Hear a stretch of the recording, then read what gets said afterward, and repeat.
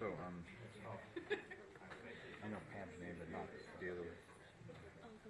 Okay. Yeah, so. Chief Deputy DA, HAM, and Ms. Nancy ER. I think that's well, not bad. Just friends and family.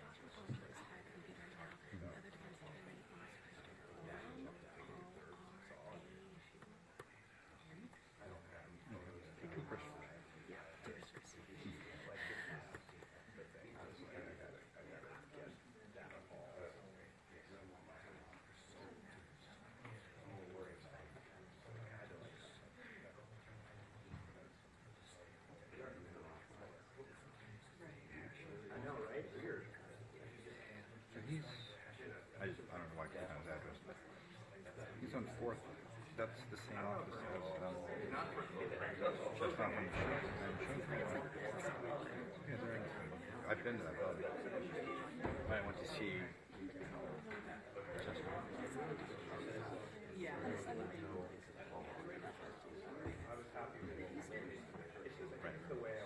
I read your article. But yeah, I've been in that office before. It's Schoenfeld.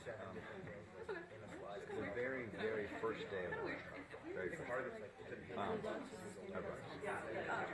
Oh, right. So, Visa was in court. I was outside of court, and I got walking in his car with this woman. And so I took the photo, and I went to see Chestnut. I just highlighted. I was there. We still use it.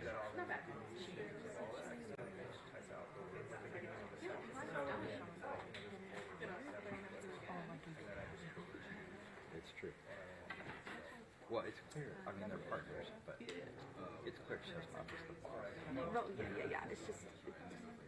It's the funniest. See him in court. He's like, "We'll be talking about that later. You know, we'll say this in court about something that David did. I didn't do."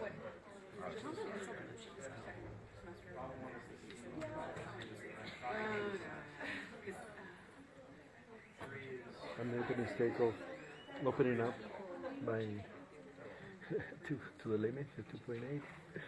So I have to follow focus every walk back and forth.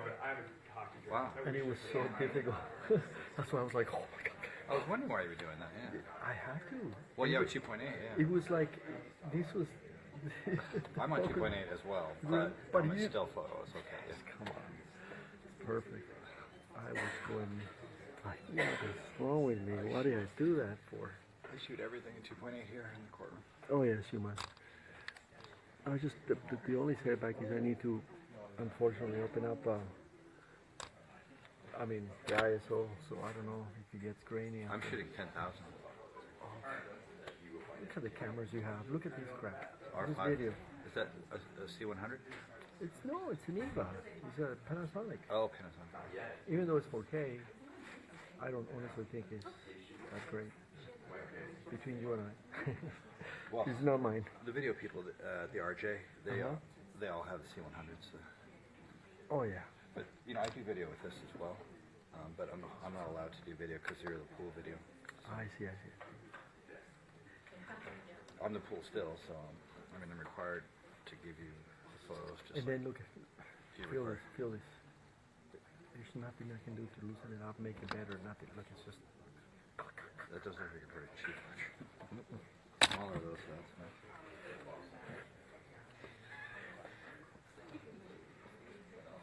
Look. There's nothing I can do about it. I feel bad for the pool people, but.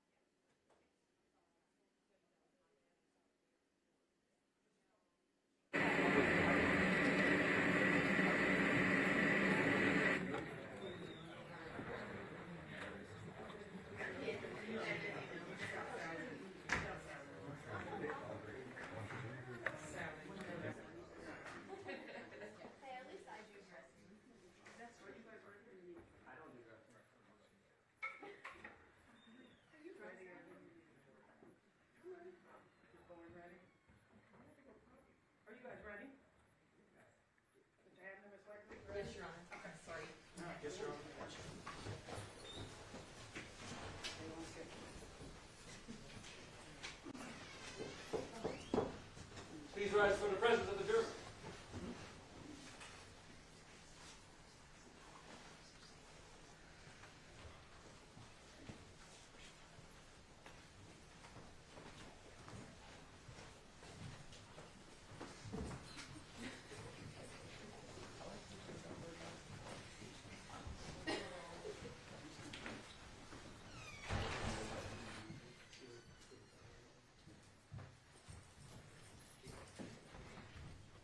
Fellows present, Your Honor. Okay, you may all be seated. We are back on record at CG 50966, stating that versus Thomas Randolph, made the record reflect that Mr. Randolph is present with his attorney, Deputy District Attorney on behalf of the state. Will both parties state in the presence of our jury? Yes, Your Honor. Yes, Your Honor. Defense, you may start your opening statement whenever you're ready. Thank you. The brief moments of laughter and levity that we had during jury selection are over. We're about to see some of those very serious photographs we talked about, and we're going to hear about some really serious things. Because after all, ladies and gentlemen, this is a murder case. And make no mistake, you're going to hear evidence about a murder. And you're going to hear evidence about the murderer who committed that murder. You will hear convincing, overwhelming, uncontroverted evidence about the man who committed that murder, about who he murdered, and why he did it. We're going to learn that on May 8th of 2008, that man, that murderer, entered the home of a married couple, husband and wife. And he did so with the intent to steal their earthly possessions. And when the wife, in that husband and wife relationship, came home just a little bit too early and surprised him in the act, that man, that murderer, took a .38 caliber revolver loaded with high velocity plus P rounds, and he leveled it directly at her unknowing, unwitting, unaware head. And then he pulled the trigger, and he buried a bullet into that woman's skull. That, ladies and gentlemen, is what you will hear during this trial. But that man, that murderer, is not Thomas Randolph. That man, that murderer, won't be in this courtroom. You will hear evidence about the man, the murderer, that committed that unthinkable, unbelievable, unfathomable act. That man, ladies and gentlemen, is Mike Miller.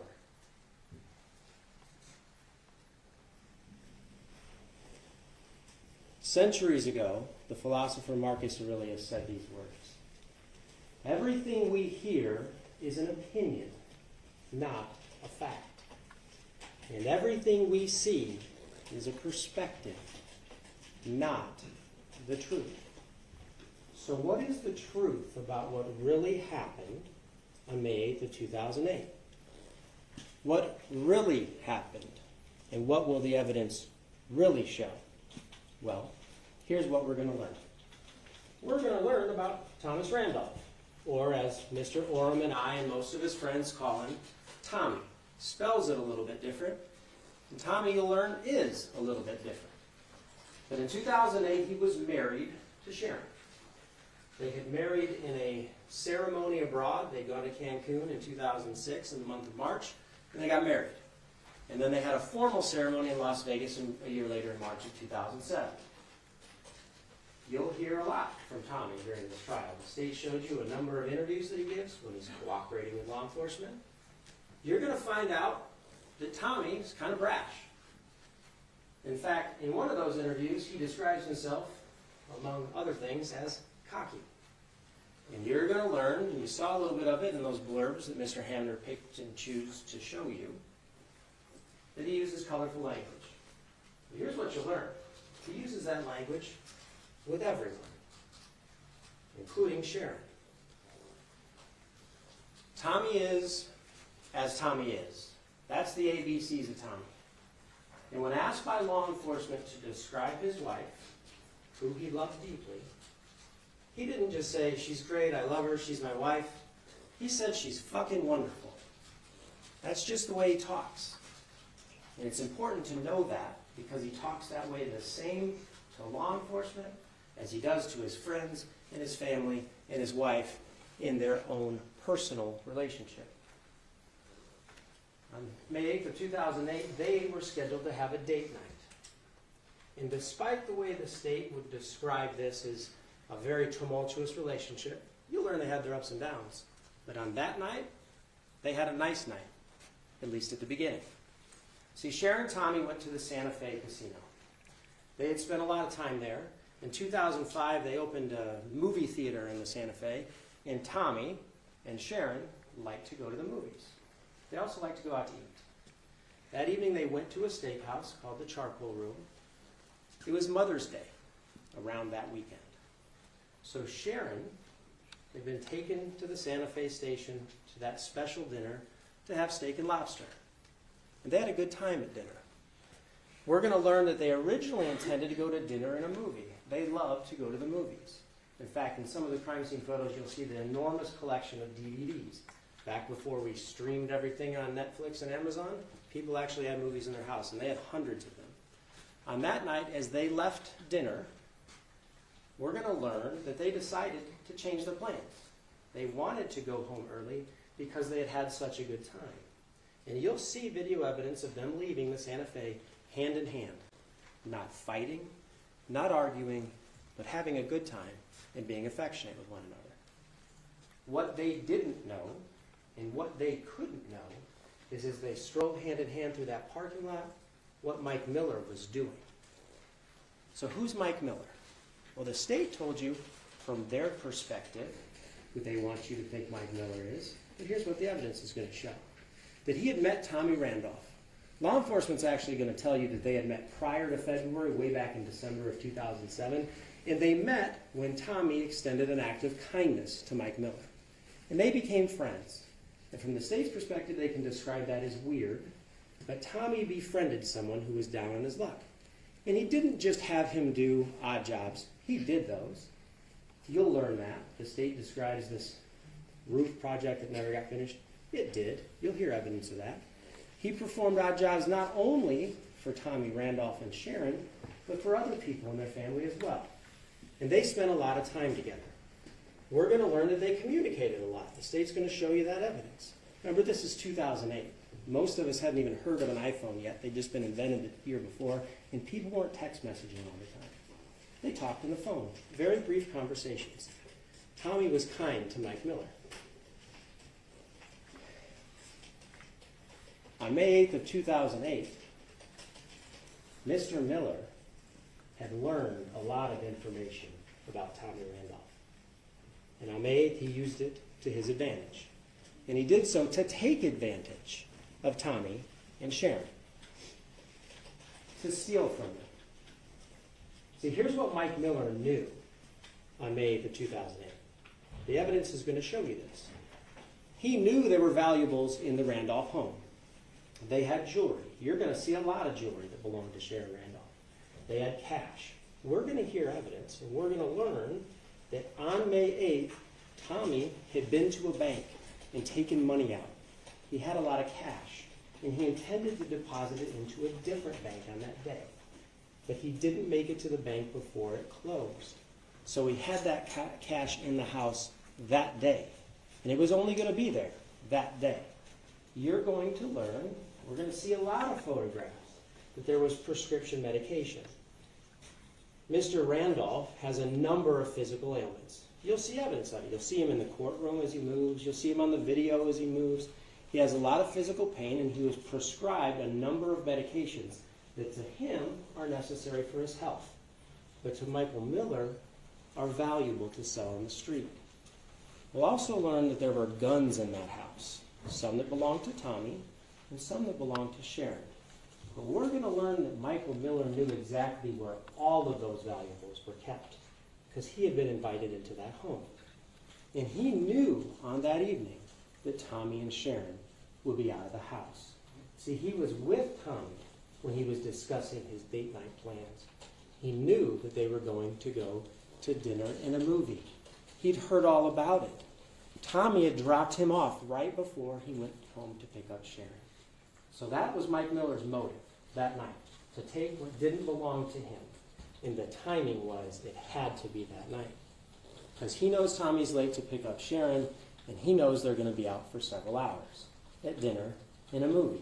It doesn't take a rocket scientist to know he's got to stretch a time to get in the house, get what he wants, and get out. So Mike Miller's dropped off by Tommy. He makes his way back to the Randolph home, knowing they won't be home, and he gets inside. As I mentioned, Tommy and Sharon decide to come home early. They decided to skip the movie. And we're going to learn exactly why that was. See, in everybody's personal life, when they have a significant other, there are times when those people desire to be alone and intimate. And they probably talk in a way that you wouldn't talk in front of other people. We're going to hear evidence that that night, Tommy and Sharon were going home to be alone, to be intimate together. And we're going to hear it described in the unique way that Tommy and Sharon talked. What they didn't know is what would happen when they got there. So they pulled into the driveway. This is a photograph obviously taken after the homicides. There's crime scene tape up, but you can see the cars as they're parked in the garage. Tommy's car on the left, and Sharon's SUV on the right. You can see that in that garage, there's not a lot of extra space. So as Tommy desired to pull in, he had to, as many of us probably do, let Sharon out in the driveway. She walked inside. You can see that there wouldn't be room for Sharon to get out on the side if he hadn't done that. So he pulls in the garage. And then he walks inside the house. This is where the events happen that cause us to be in this courtroom, at least in part. What we're going to learn is that when Thomas Randolph opens the door, we're going to learn that it's after a few minutes. One of the things that we'll know at the conclusion of this trial is that Tommy Randolph loved rock and roll music. Saw pictures of him with long hair. Almost always had really long hair. Loved 70s rock music, listened to it all the time. In fact, some of the most memorable dates that Sharon and Tommy had were going to rock concerts.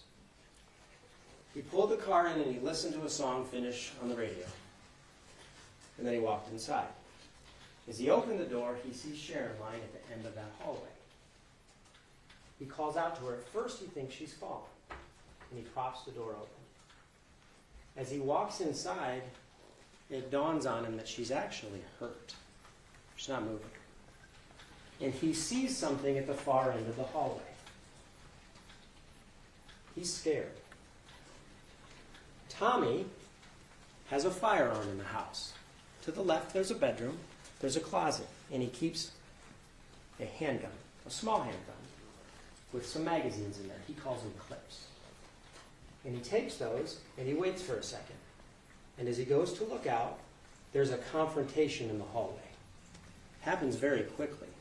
He runs into someone, and you'll see him describe it on video. You'll see him try to remember exact details of things that would be impossible for anyone to remember in that situation.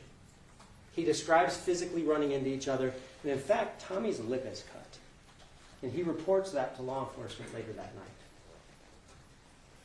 There's some space made, and make no mistake about it, at some point, Tommy Randolph shoots that gun at the intruder who has murdered his wife in a brutal fashion in their own home.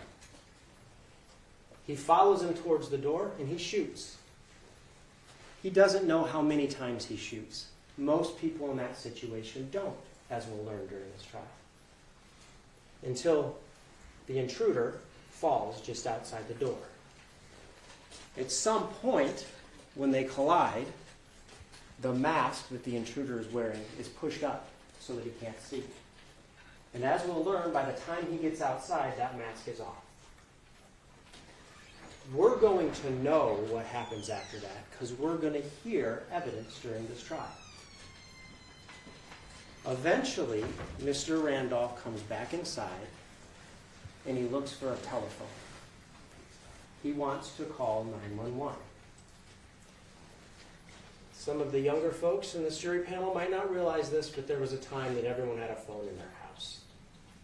He goes to get his cell phone, his house phone, and he picks it up. At the time, there was a subscriber by the name of Byer. Some of you may remember. That service was kind of the gap between old school landlines and the cell phones we use today. And sometimes that service would go out. Tommy picks up the phone and he dials 911. There's nothing there. He tries again. He begins to look for his wife's cell phone, continuing to dial 911. The third or fourth time he tries, the phone rings. And you're going to hear that phone call during this trial. And you're going to find that as Tommy attempts to perform CPR on his wife, it's a lost cause. That is a brutal injury that Mike Miller inflicted on her. And there's no coming back from it. But he tries. And there on her legs, when law enforcement arrives, is that telephone. And you'll be able to see the 911 that he had dialed and the inadvertent pressing during that process of the number 4. That's what gets law enforcement to the house. What's interesting is the state points out this inconsistency that he said he didn't hear, or that he didn't know that there had been shooting in the house when he walked inside because he didn't hear anything, but then on the 911 call he says shots. He does say that. He says, all I hear is shots. 5 of them. Which ultimately we will learn are the shots that he shoots. That's all he heard. He didn't hear the one fatal shot that killed his wife. So that's the evidence. Sharon was murdered. Mike Miller murdered her. How about the why? Well, you're not going to have any doubt in your mind at the conclusion of this trial why this murder takes place, because the evidence is overwhelming. Just outside the door, exactly where you would expect him to be if he was shot and killed by Tommy Randolph, exactly as Tommy described, you will see the body of Mike Miller. His feet are just outside that door. Next to his feet are a couple items of evidence. We're going to talk about those in just a second. But one thing we're going to learn is that when someone's killed in a homicide, they're taken to the coroner's office, and there's a thing called an autopsy that's performed, where a medical examiner determines the cause and manner of a person's death. When that's done, their clothing is removed and inventoried. And you'll see what Mike Miller was wearing on May 8th. You'll also see what's in his pockets. In his pockets, you'd see things that you would expect to be in Mike Miller's pockets. Matches, lotion, pocket change. But you'll see something else. In his left front jeans pocket is a ring, a lady's ring. It's called an eternity ring with channel set diamonds. It ain't his, but you'll know exactly where it came from. In his back pocket on the left-hand side is his wallet. In that wallet, you see things that you would expect to see. His ID, his social security card, membership cards with his name on it. But you'll also see something that you wouldn't expect to see. There's an ID in his pocket under the name, same first name, Michael. But it doesn't take a genius to see that's not Mike Miller. You'll also see in his pocket, bearing the same name of Michael Hogue on the driver's license, a Golden State Advantage card. You will learn during this trial that that's an EBT card, a food stamp card, ironically titled Golden State Advantage, in the pocket of the person who was taking advantage of the Randolphs. We'll also learn something very interesting that will be telling about exactly what transpired in this case. See, as he lays on that garage floor, no longer with us, Mike Miller is still telling us what he was doing there. Because on his body are gloves. In May, in Las Vegas, you do not need to wear gloves unless you're working in the garden. Mike Miller was attempting to take home a bountiful harvest that night, but it wasn't flowers and it wasn't vegetables. He's wearing gloves in that house for a reason. And I want you to pay attention to something else in this photograph. If you look just above the right hand of Mike Miller, you'll see something on his wrist. We're going to learn during this trial what that is. And you'll find out that that's something that's used by emergency medical responders as they're there trying to resuscitate him. That'll be important in this case, as will those gloves. Because we'll know at the conclusion of this trial exactly where those gloves came from and exactly why they're on his hands. We're also going to hear about this ski mask that the state brought up in their opening statement. It's going to be crucially important in this case, not for the reasons that Mr. Hamler told you. This ski mask is an unusual one. First of all, there aren't a lot of ski masks in Las Vegas, but this one has something rather unique about it. It has an exceptionally large mouth opening. So when you see it in evidence during this trial, you'll see it's been sewn shut with something that resembles fishing line. That's going to be important because at the conclusion of this trial, we're going to know why Mike Miller had that, and we're going to know exactly what that mask was for. Now let's get back to this evidence I mentioned at his feet. There's two bags. One is like a plastic grocery-style bag. The other is also made from plastic, but it almost appears like a black-colored fabric. Those are both grocery bags from the biggest retail store in the world, Walmart. Inside and around those grocery bags is the answer to the question of why Mike Miller was there.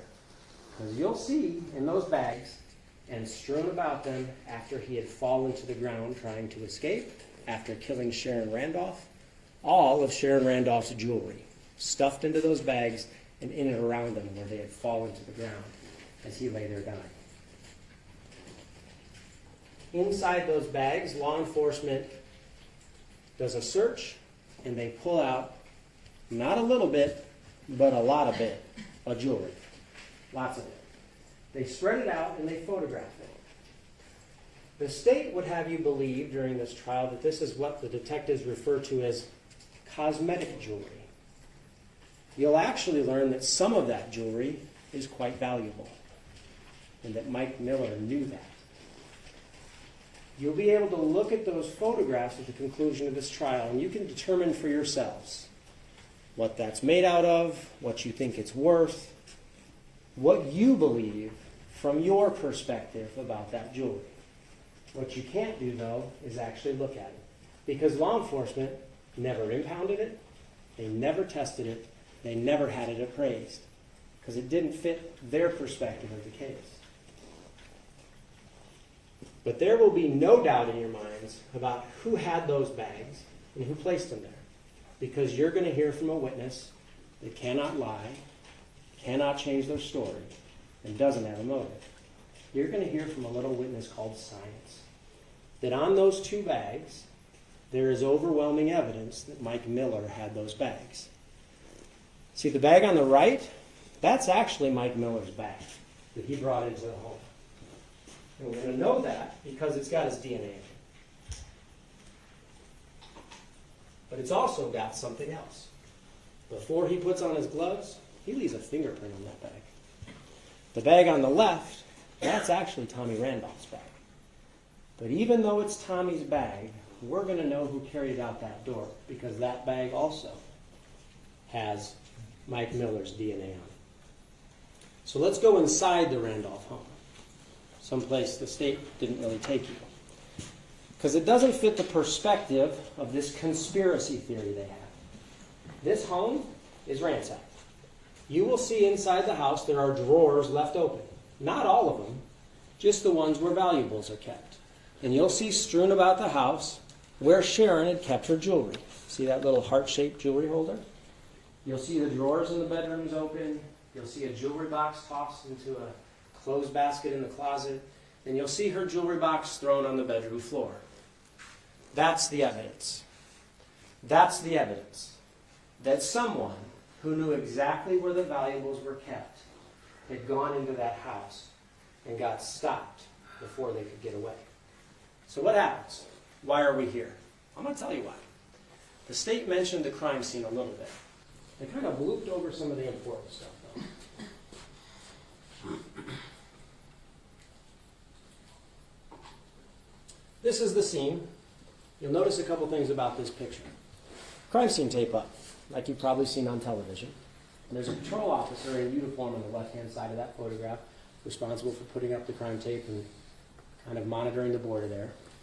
Inside the crime scene tape, so inside the crime scene, you see two individuals. The one on the left is a guy by the name of Lou Roberts. He was a homicide lieutenant. He's now retired. The guy in the middle, next to Tommy Randolph's car, is a detective by the name of Dino Kelly. You're going to hear from him during this trial. And you're going to hear from his perspective what this evidence means. Crime scene analysts are ultimately called to that scene. And Mr. Handler showed you this same diagram. Here's what is on the diagram, and then I'm going to talk to you about the diagram. In the top left-hand corner, you're going to see an event number. That's the number that the LVMPD assigns to this particular call. You're going to see the date, the address where it occurs, 6517 Rancho Santa Fe. You're going to see the personnel number. That's the initials and the ID number of the crime scene analyst who prepared this diagram. And you'll see the names of the two decedents, Sharon Randolph and Michael Miller. In the middle of this diagram, well, let me just start here. The purpose of the diagram, you will learn, is to document, collect, and preserve accurately what happens in a crime scene. Why? Because we can't come into court and make representations about it unless we know exactly where things were and how they were found. In this particular case, there were 3 crime scene analysts that were called. One is a woman by the name of Chelsea Collins. She's a crime scene analyst in the top there at number 1 on the left. I don't know if she'll be called during this trial. The second one is a crime scene analyst, senior crime scene analyst, by the name of Jeff Smith. I expect that the state will call him during this trial. The third one is a crime scene analyst supervisor by the name of Gary Reed. The state will not call him during this trial. On this diagram created by Ms. Collins, you will see what we call a legend. It's a numeric listing of everything of importance that's in that scene. It's not just the bodies that Mr. Hamner showed you, but it's also the evidence. We should not have an expectation, ladies and gentlemen, that crime scene analysts will be perfect. But in cases like this, we should have an expectation that crime scene analysts can at least count to 10. If you count the numbered items in that diagram, you will see 1, 2, 3 cartridge cases. That's going to be important. You'll see a receipt from their dinner, a knife on the kitchen table, not 1 but 2 bullets. Remember, the state told you they found 4 in the garage. You'll see the mask and a hat. You'll notice that nowhere on the diagram and not within the legend are the numbers 10, 11, 12, and 13. That's going to be important. You'll see 14 and 15 following that. The reason this is important is because the state is going to tell you during this trial that those shell cases, they're not called casings. The casing is what goes around the outside of sausage. A case, a shell case, is what's left behind when you shoot a gun. And the state's going to use that critical piece of evidence to have you see the case from their perspective. You'll see there's 1 shell case, 2 shell case, 3rd shell case directly in front of the door. What you'll learn is those shell cases are exactly where you would expect them to be if this shooting happened like Tommy Randolph described. What's really interesting, though, is we're going to find out during this trial that law enforcement makes up their mind that night. They make decisions that very evening about Tommy Randolph. And it's on the evidence that they perceive that night at that crime scene. Remember, there's 4 bullets, but only 3 cases. We will learn that the shell cases are very important. And we will learn the problem with that evidence that the state just described to you. Here's a problem. See, there's a lot of people at that scene.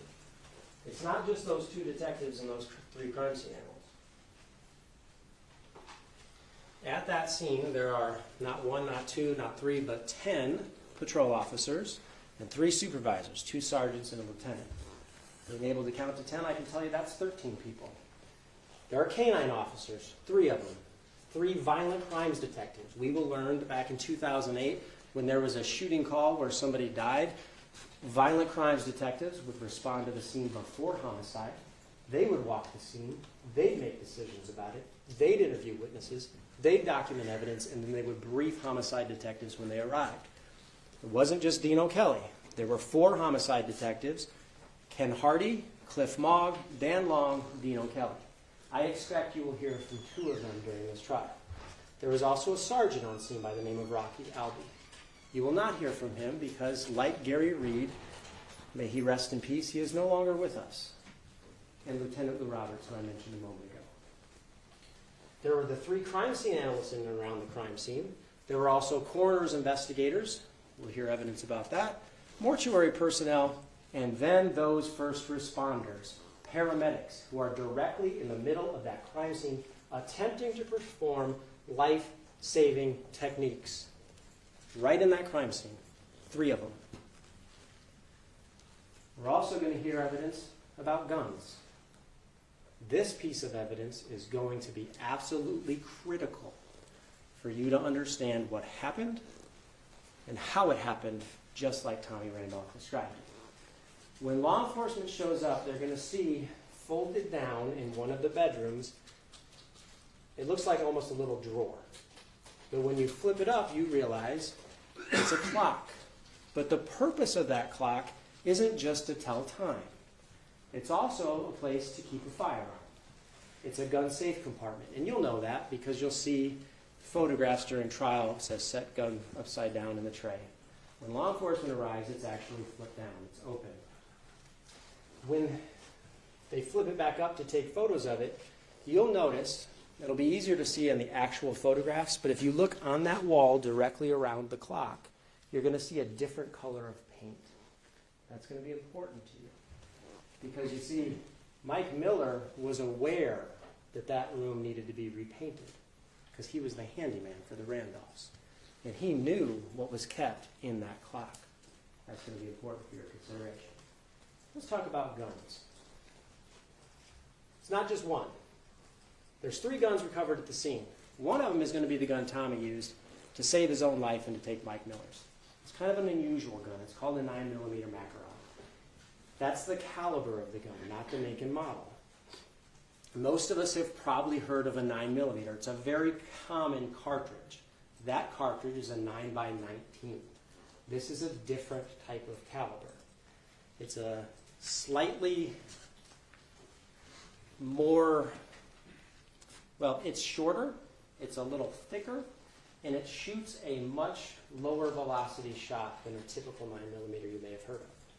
This particular magazine holds 8 rounds with 1 in the chamber, meaning the capacity of that gun as fully loaded is 9 rounds. Remember, Tommy Randolph says he didn't know how many rounds he fired. There's going to be 3 left in the gun, 1 up above it that was in the chamber.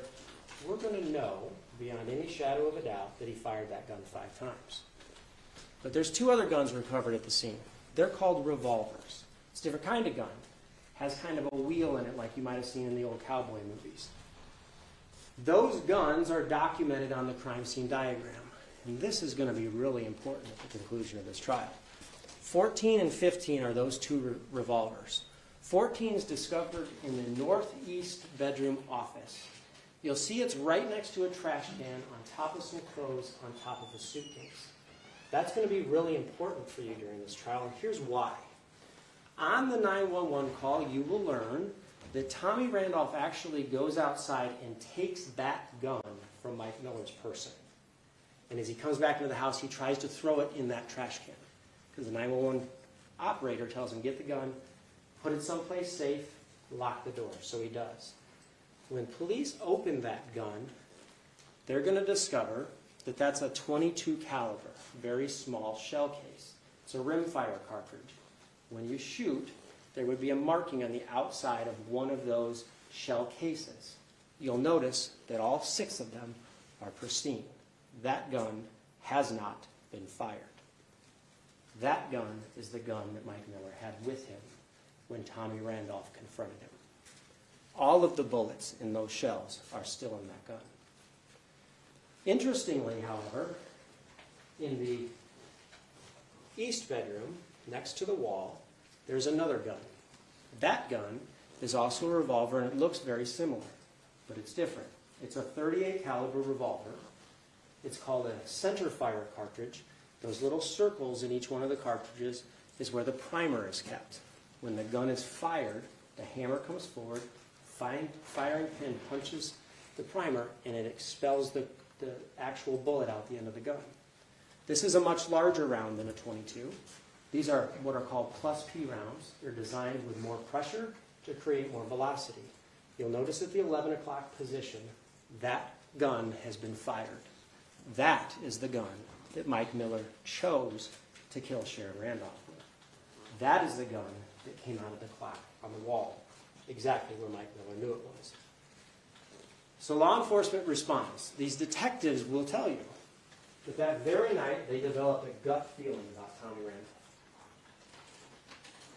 The problem with a gut feeling, we'll learn, is it impacts your ability to see things from an open perspective. They have a feeling that night that Tommy's to blame somehow. Law enforcement's already made up their minds and decided Tommy's involved when they do this walkthrough. Now, this is the first screen you'll see when that walkthrough video is played during this trial. I expect the state to play it. It'll last about an hour. That walkthrough is an extremely unusual thing. Here's why. It happens a full week later. The crime scene has changed dramatically. It's been cleaned up. It hasn't been sealed. Number of people in and out of it. The LVMPD have Mr. Randolph come back to the address, and they do a walkthrough with him. And they record it. And then they go over and over and over again, trying to get him to say little minute details that it is an impossibility for any human to remember. In fact, we'll learn that law enforcement, when they utilize their weapons in the field, they never do a recorded walkthrough like this. And the reason is because it's impossible to recreate that dynamic, pressure-filled event in real time. But you're not going to have to take my word for that. You're going to hear from a witness during this trial named Jeremy Stafford. He's an expert witness. The defense is going to call him. And he's an expert in the use of force. He's got a very long resume that allows him to be an expert in that field. He was a United States Marine Corps veteran, and in fact, you'll learn that he was awarded the Bronze Star for valor in battle in a situation where he had to utilize his own weapon to save his life and the life of others. What'll be interesting about that is he's going to talk to you about the science behind what happens to the body and mind when you're put in that situation. I'm going to give you great detail and cite scientific studies, but he's also going to be able to tell you that from his own perspective, because he's lived through these events where it is impossible to recall every detail. He also worked for the LAPD, retired from there. He was their firearms subject matter expert for the whole LAPD, and he is the handgun editor for the largest magazine in the world dealing with firearms, Guns and Ammo Magazine, and he's the host of the Best Defense on the Outdoor Network. He is an expert, and he will be critical to your evaluation of the evidence in this case. But Tommy Randolph, on that walkthrough video, attempts to cooperate. He answers all of their questions, and he attempts to recall every detail. And he spends hours at that scene with law enforcement a full week later on the 15th of May. Why is that important? Because you're actually going to hear evidence, believe it or not, during this trial that the LVMPD goes back to that crime scene. After the walkthrough, a full week has passed, 35 people are there that night, many people are in and out the intervening week. A hazmat crew has actually come out and done a cleanup. You'll see the carpet cuts out where the blood had been prior. And they go in there and attempt to recreate a crime scene, having already made up their minds about what happened and attempting to use that as actual evidence. In fact, you'll see and you'll hear from another crime scene analyst by the name of Randy McPhail, who will go through painstakingly and put these little arrows on what he would describe as evidence in this shooting. It's going to be real important. Because that evidence is swabbed, it's impounded. This happened in 2008. They never tested until 2023. And as you sit here today during this trial, they won't even be able to tell you that's blood, and they certainly can't tell you whose blood that is. But here's what they'll tell you. A week later, after the walkthrough, after detectives and 100 other people have been through that scene, they walk it again. They're in a clean garage without the body of Mike Miller, Rocky Albee, the sergeant who can't testify, goes into that garage and he finds 2 additional shell cases. See, law enforcement in the state will attempt to tell you during this trial from their perspective what all this evidence means. But there's actually going to be evidence that we don't know how it got there, when it got there, or how it has any relation to the shooting whatsoever. That's the problem with the physical evidence in this case. The state also talked to you about a timeline. And I tell you that's one of the big problems in Tommy Randolph's case. Law enforcement's decided Tommy's responsible, and so they take pieces of evidence or their interpretation of evidence to establish a timeline based on their perspective. And they do it, as Mr. Hamner told you, with one perspective of a video. That Funny's gas station video. They tell you a specific time that car leaves a pump. I want you to pay attention during trial, because you're going to see on that video an entirely different perspective. It tells you that their timeline is inaccurate. They're going to give you an estimate of driving time, while not including certain facts that you're going to have to know when you make this important consideration. They're going to talk to you about Mark Bartlett. His testimony is going to be critically important in this case, but not for the reasons Mr. Hamner told you. He's going to tell you things that are going to let you know beyond any shadow of a doubt that that timeline he mentioned is wrong, and that 911 call. They're going to talk to you about things on that 911 call and ignore others, a different perspective that's going to let you know beyond any shadow of a doubt that timeline is inaccurate. As Mr. Hamner says, there's a problem. There's a problem with the state's timeline, and it's the actual evidence that you're going to hear during this trial. I tell you, there's a problem with the relationship that Tommy had with Mike Miller. There is.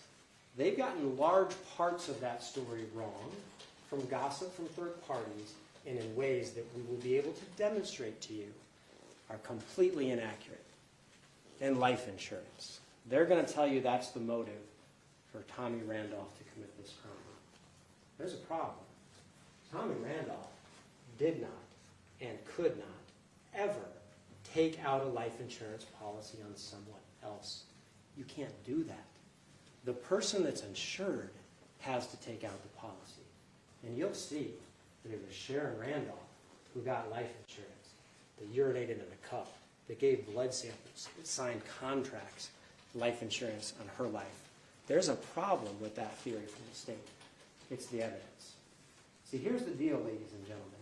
This case really is about perspective. The state will call witnesses and they will present evidence to show you their perspective, that there is one murderer in this trial and that there are 2 victims. The state would have you believe that Mike Miller is a victim along with Sharon Randolph. The problem with that, ladies and gentlemen, is the actual evidence. And when you look at the case, when you've seen the evidence, when you've heard the evidence, and you look at it from the perspective of that evidence, you will know there is but one murderer. His name's Mike Miller, and there's actually 2 victims.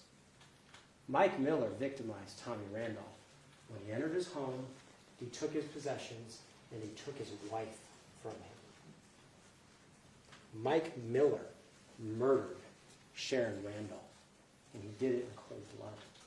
And when you look at the evidence in this case, from the evidence perspective, you will know that Tommy Randolph is not guilty.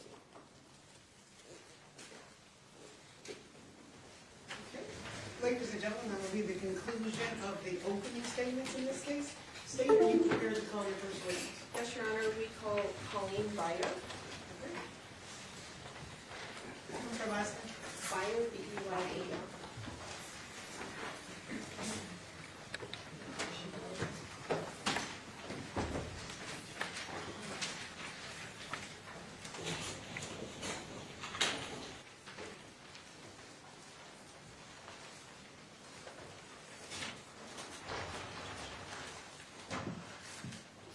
Can counsel approach while she's coming in?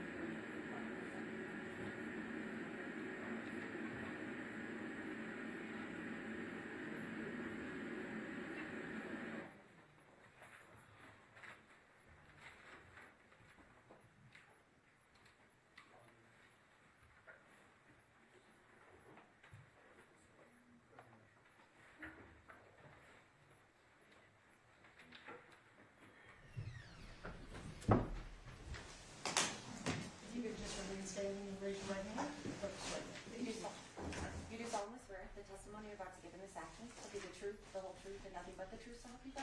Yes. Thank you. Please be seated.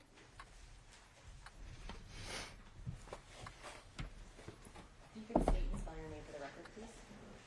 Colleen Byer, Colleen, Byer, Beyer. Thank you. Ms. Byer, Sharon Randolph was your mom. Yes. Can you just give us some sense of how long you and your mom lived in Las Vegas? Since 1978. So you grew up in Las Vegas? Yes. Okay. Did your mom, during your childhood, was she married? Yes. Who was she married to? Philippe Cassé. Philippe Cassé. Cassé? And then is that spelled, well, actually, you told me. How is that spelled? Causse. It's French. Do you know how long her marriage to Philippe was? They were married in August of 79, and he passed away in June of 05. So a number of years. Was he your biological dad? No. Did you kind of consider him, though, your father figure? Yes. You said he died in about June of 2005? Yes. During the time they were married, did they have a residence on Rancho Santa Fe Drive? Yes. Was that the house you grew up in, or is that a house they got later? That's a house they got later. Okay. In 2005, though, and prior to that, they were living at that house? Yes. Okay. And after he died, did your mom stay in the house? Yes, she came back to the house when he died. Okay. And that house, did it belong to her sort of after his death? Yes. Are you aware of whether or not your mom inherited any money as a result of his death? 100,000 life insurance and possibly a 401k. Okay. So she would have gotten that money around June of 2005 or maybe into July of 2005? Yes. Okay.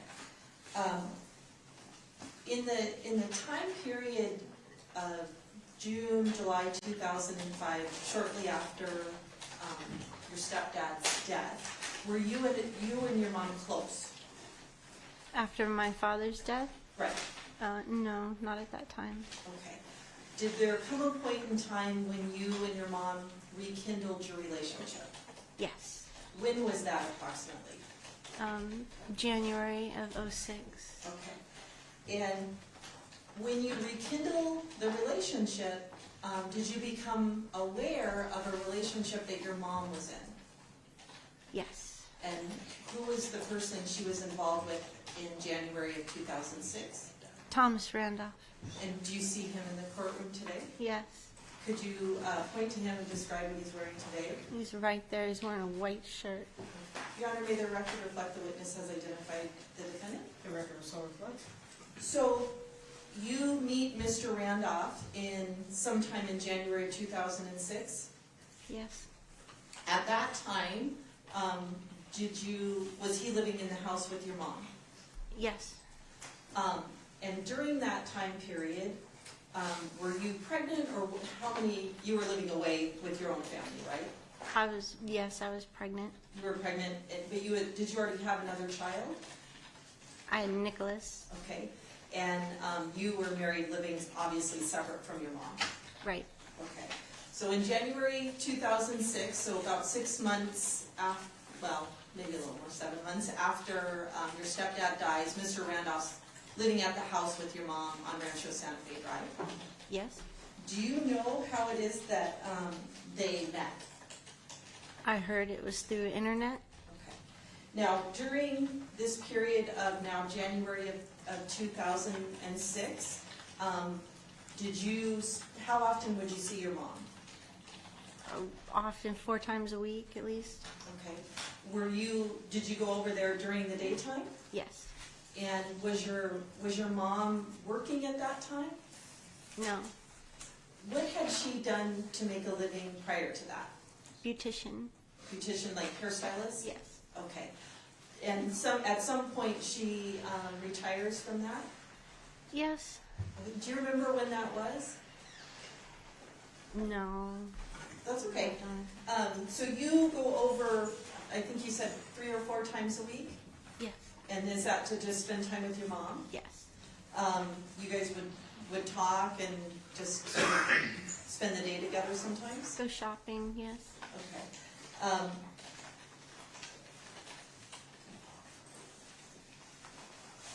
When your mom was first involved with Mr. Randolph, were you aware of any kind of activities they did? When I first met them, he had a boat and a motorcycle. Okay. I think they were using those. Do you remember if they went to concerts or heard music, went out to eat? Yes, they went to go see a local lounge band quite often. Okay. So they were out doing a lot of things. Yes. Do you remember them ever going on a cruise to Mexico? Kind of. I mean, I heard about it. I don't remember the date. Okay. Do you think that was early on in sort of the rekindling of the relationship with your mom, or what's your Yes. best estimate? Okay. Do you remember them putting in a pool at the residence? Yes. Do you remember when that was, or do you have any sense of that? I don't remember the date. Okay. When you were visiting your mom during those days, was Mr. Randolph home at the time? Yes. Did he work, or was he retired, or what was your understanding? Retired? On those occasions, did you ever notice whether or not he had any physical disabilities? Sometimes he had back pains. Okay. But he had a boat and a motorcycle and those types of things? Yes.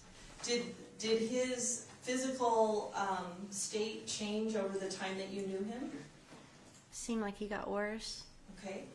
How about their social activities? Did it seem like were they going out to all these activities and boating and doing things at the end, or? It seemed to dwindle. Okay. Maybe more at the beginning. Yeah, more in the beginning. When you were visiting them, do you remember Mr. Randolph ever bringing up the topic of life insurance? Yes. How frequently would he talk about life insurance? Oh. Well, quite frequently. I mean, I don't know exactly how many times, but Was this early on in the relationship? yes. Before they're married? I don't know about that. Okay. But it was something that he brought up a lot? I think so, in my opinion. Okay. Something that he talked about maybe more than one time? Yes. More than 5 times? I don't know. Okay. Do you remember him talking about his and her earns? Yes. When was that? That was early on. When they're dating? Yeah. Okay. During this time period, which is about 2 years, right? From 06 to your mom dies in 08. During this 2-year period, were you aware that Mr. Randolph had another relationship? Yes. Did you actually talk to him about that relationship, and did he acknowledge it? Yes. Were you aware that there were times that he would leave your mom and go to this other person? Yes. How many times were you aware of that happening? I can't give an exact number, but I would say more than 5. Okay. And does that mean like, hey, I'm leaving for the weekend, or did he like pack up all of his stuff? I'm not sure about packing up all of his stuff, but he would be gone for quite some time, a couple weeks. Okay, and then he'd come back? Right. Okay. Did he, well, let me ask you this. When that happened, What was your mom's reaction emotionally? She was very distraught and upset, When, crying. Crying and upset. When did it tend to happen? When would he go?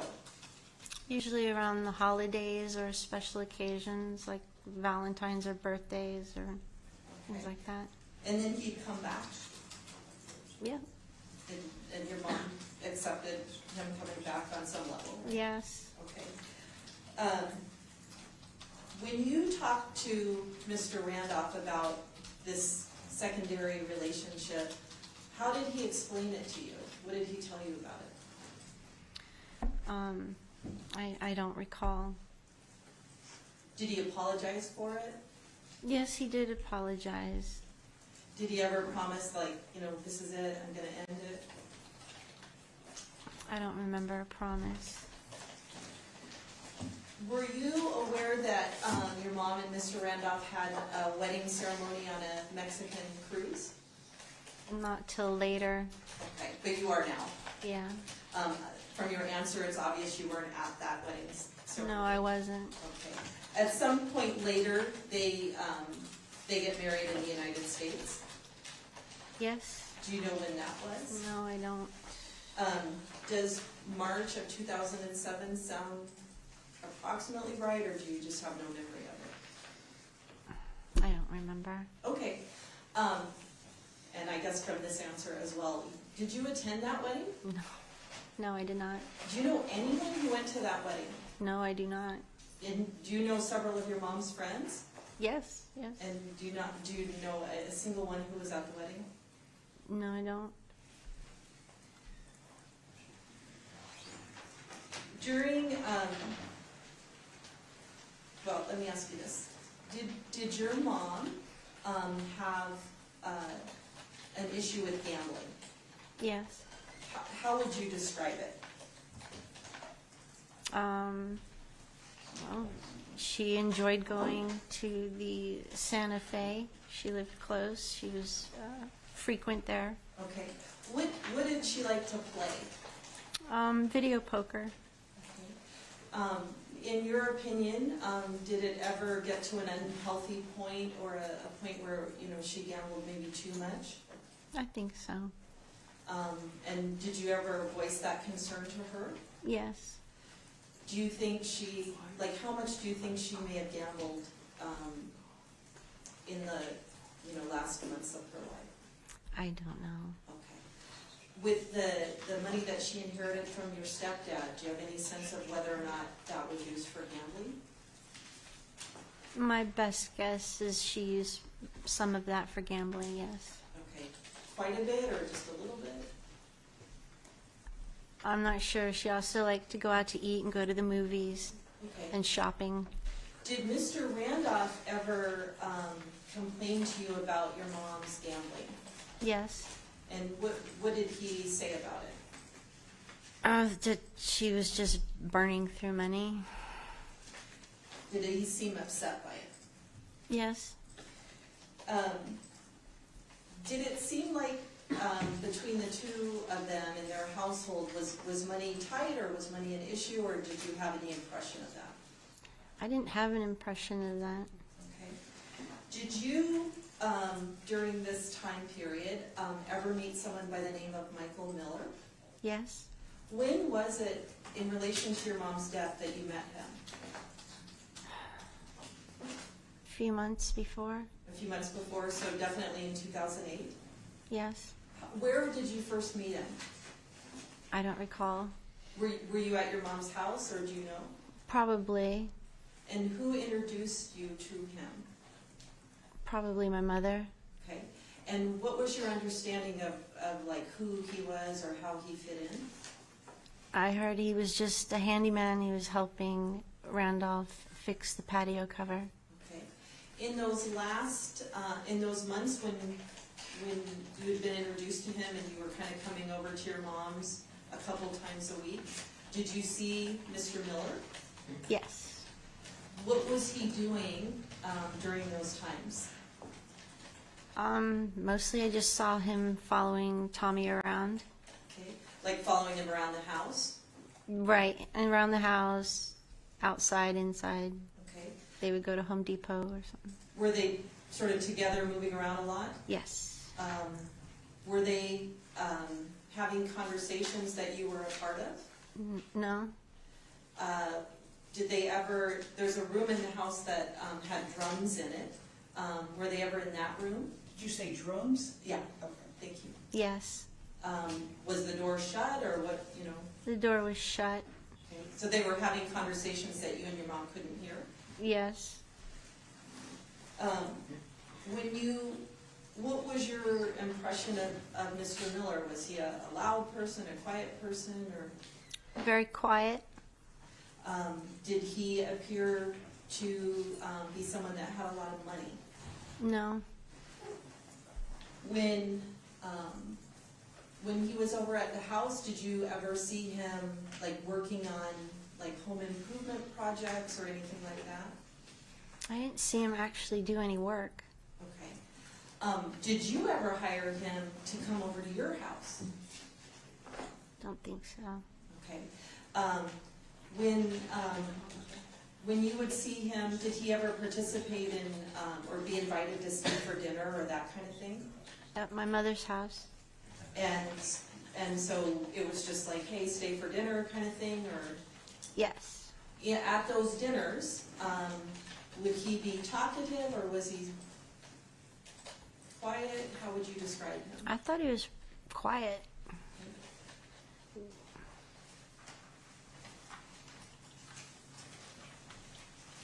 Do you remember shortly before your mom's death,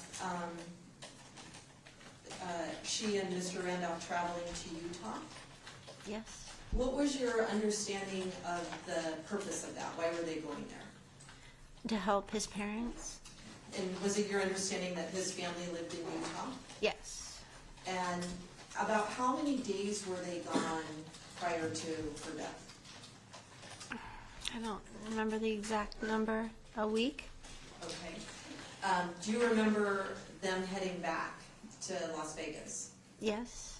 And what was your understanding of their travel plans?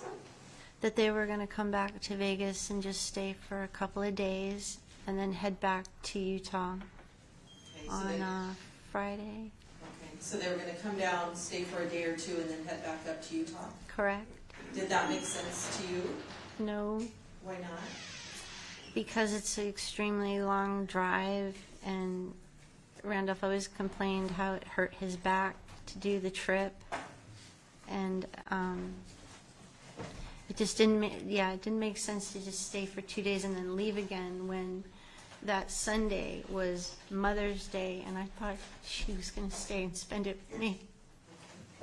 So when they're heading back from Utah and coming to Las Vegas, are you contacted by Mr. Randolph?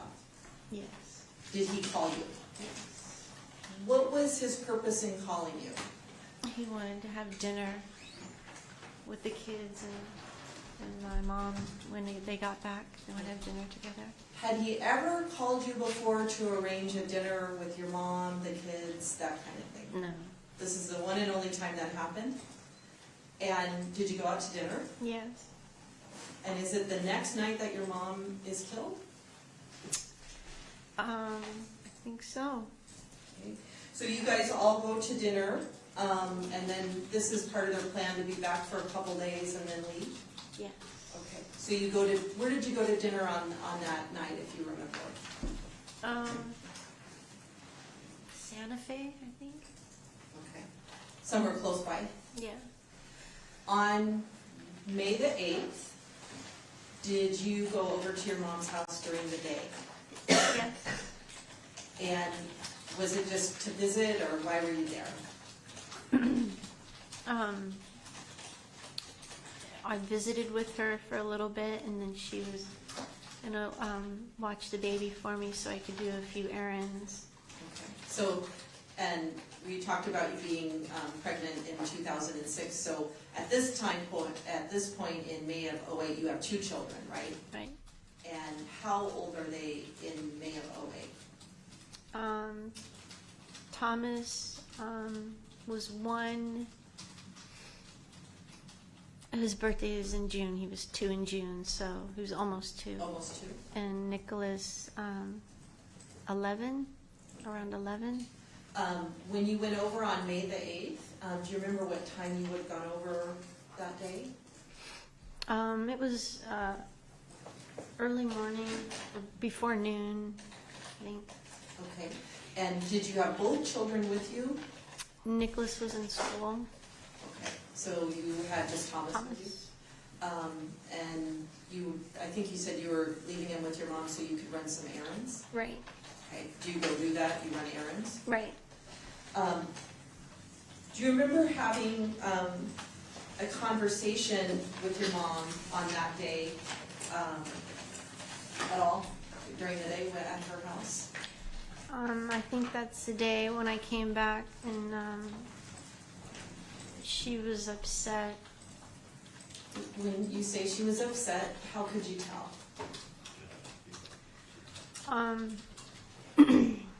She seemed very anxious and she was smoking a lot.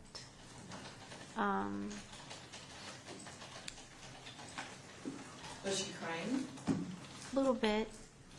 What did she tell you about what was upsetting her? That Randolph was talking about divorce over something about being married was Just can we approach real quick? Yes.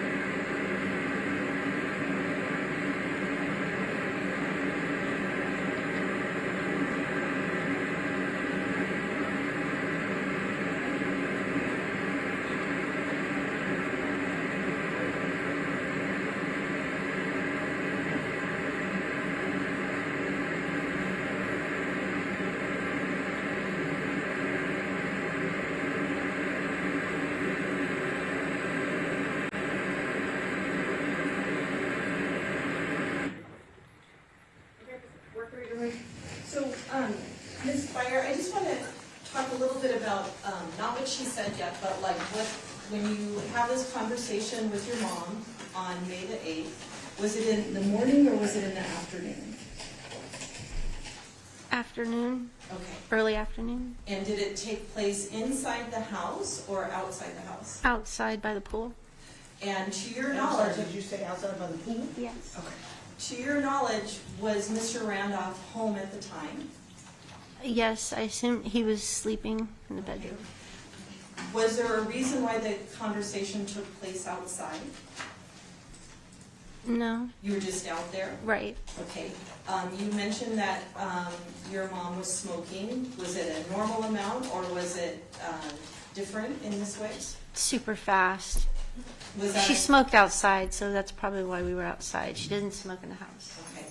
The super fast, was that normal or is that an unusual habit for her at this point? Unusual.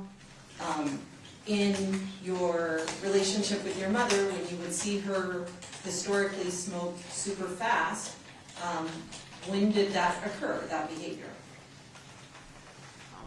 I think that's one of the few times I've seen her. My mom wasn't a huge smoker. Sometimes she would only smoke half. Did you perceive her to be upset? Yes, Did you perceive her to be under stress? yes, Could you, when she was talking, hear stress in her voice? yes. You said she was crying. Did you see like tears in her eyes, or what did you see? It looked like she was crying. Her eyes were red. Okay. How was the rest of her body? Was she relaxed, or was she tensed up, or what was happening with her? Oh. Well, she wouldn't sit down. Was she pacing? I guess a little bit Okay. while she was talking. Okay. And what did she tell you was going on? Judge, can I go? Yes.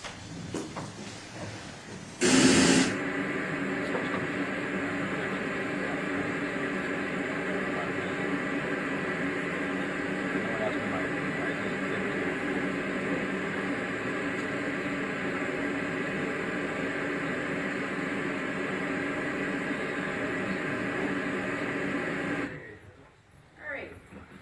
What did she tell you was going on? Oh, she mentioned that Tommy felt he wasn't getting enough on his taxes by being married, and it was hurting his medication, his prescription, Medicare or something. So That effect? something about being married was costing him on taxes. Yes, Was there mention of divorce? I think so. Did you give an interview to the police way back in 2008 about what happened with your mom and Tommy? Yes. Would looking at that, I mean, it's been 15 years, help you refresh your recollection as to what was said? No. Do you remember exactly what she told you? About, you mean outside? Yeah.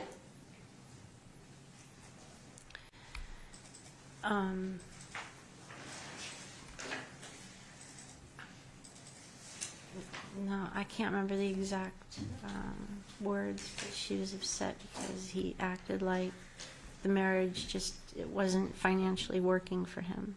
Okay. And did you relay that? Did you tell that to the police? Do you remember? I think so. Okay. And so that was after your mom had died, you relayed that information to the police about this conversation on May 8th, I think so. that the marriage wasn't working for him Right? financially. Did your mom in that conversation indicate that she wanted to get a divorce? No. It was him? Yes. Later, well, I assume you collect your child and you go home at some point that day. Yes. Do you ever hear from your mom again that night? Well, I took Thomas back. I picked up Nicholas from school, and then I took Nicholas back over to my mother's house that afternoon so he could go swimming. Okay. And was that sort of a regular activity with your children? They would swim at your mom's house? For Nick, yeah. Yeah, obviously. And then at some point, do you leave your mom's house? Yes, I just dropped him off. So you leave Nicholas with your mom, Correct. and because he's a little older, so he's going to swim. Correct. And then you take Thomas and go home, right? Yes, Thomas ended up being sick. Okay, and he's the 2-year-old? Yeah, he was almost 2. Almost 2. So Nicholas is with your mom, and he's swimming. Is that right? Yep. Was that a normal activity for your mom? Yes. And you go home with Thomas? Yes. And at some point, do you see your mom again? Yes, she brought Nicholas back to me at 6 o'clock. Okay, so at about 6 at night, your mom drops off Nicholas, who's been swimming. Right. When your mom drops off Nicholas, do you know whether or not she was with Mr. Randolph? I don't think she was. I'm pretty sure she told me he was off with Miller and that she was in a hurry to get back home because they had a dinner reservation. Okay, so when your mom drops off Nicholas, it's your impression that she was by herself, but she was headed back home. Right. And they, yes. Do you ever hear from her again that night? Yes. What time was that? About 7:30. Okay, and is that in person or by phone? She called me on the phone to check on Thomas. Okay. So she was just checking up on your youngest at that time because he wasn't feeling well earlier in the day. Yes. How is it that you learn of your mom's death? Friday morning, a friend of mine named Tony called me and said she was watching the news and there was just shooting on Rancho Santa Fe and she knew that was my mother's street. After you learned that, did you make a phone call? Yes. And just like I can clear up when she said Friday morning, what is the date on Friday? The May 9th? Midnight. So after you talk to your mom's friend, do you make a phone call? Yes. Who do you call? I tried to call my mom again. I've been trying to call her all morning. Did you reach her? No. Who did you talk to? I think I called Randolph next. And did you have a conversation with him? Yes. What did you say? He said, "What did you do to my mother?" And what did he say? He said, "Michael shot and killed your mother." And then he just hung up on me.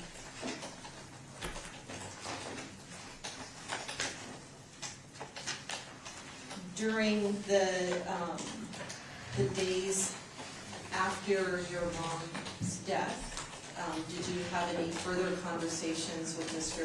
Randolph? I'm sorry, say again? You said you had that conversation where he hangs up on you. Are there other conversations that you have with him in those days following your mom's death? I think so. A few days after. Okay. And I'm so sorry. I don't Can you know tell how me many. the microphone, I can't hear you. Okay, sorry. Could you repeat what you just said? Sure. In No, the- not you, Miss. Oh, I'm Her. sorry. I can hear you. Okay. I'm not sure how many days after that conversation that we spoke again. I'm not exactly sure. Okay. Did he ever have discussions with you about your mom's house and her property? Yes. What did he say in those discussions? He said he didn't know what he wanted to do with the house yet. Okay. Did he make any suggestions about it? Yes, he said he could sell it or hold on to it because the market was down and wait till the market went up and then sell it, or he might move into it.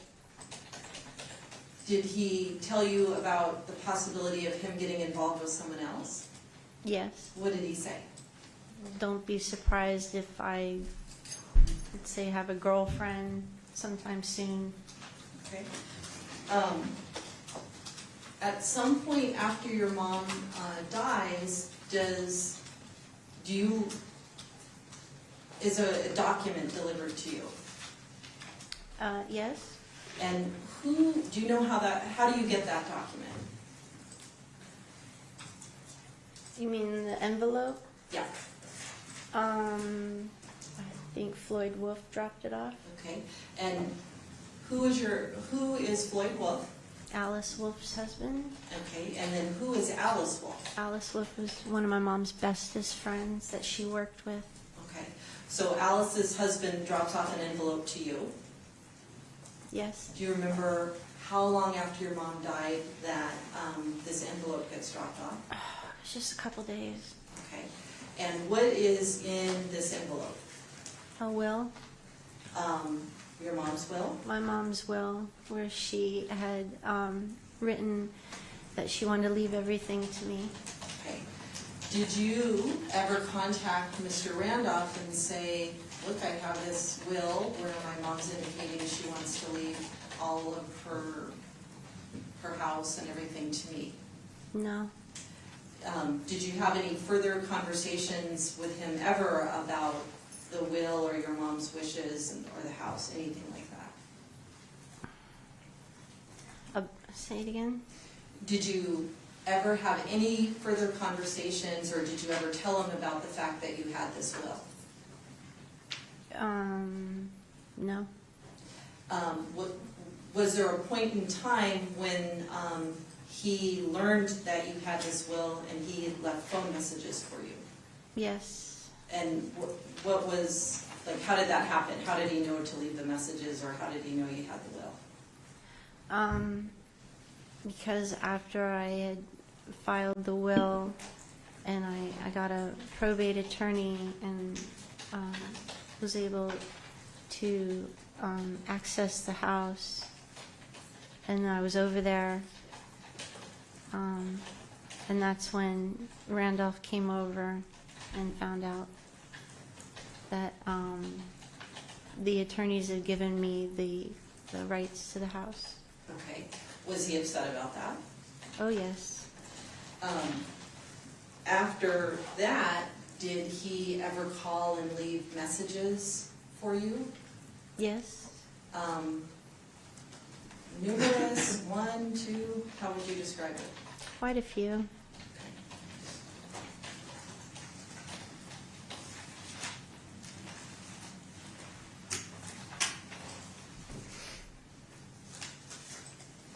May I approach, Your Honor? Yes. And I showed these to defense counsel on our last break, so I just want to show them to her. I don't think there's an objection to them.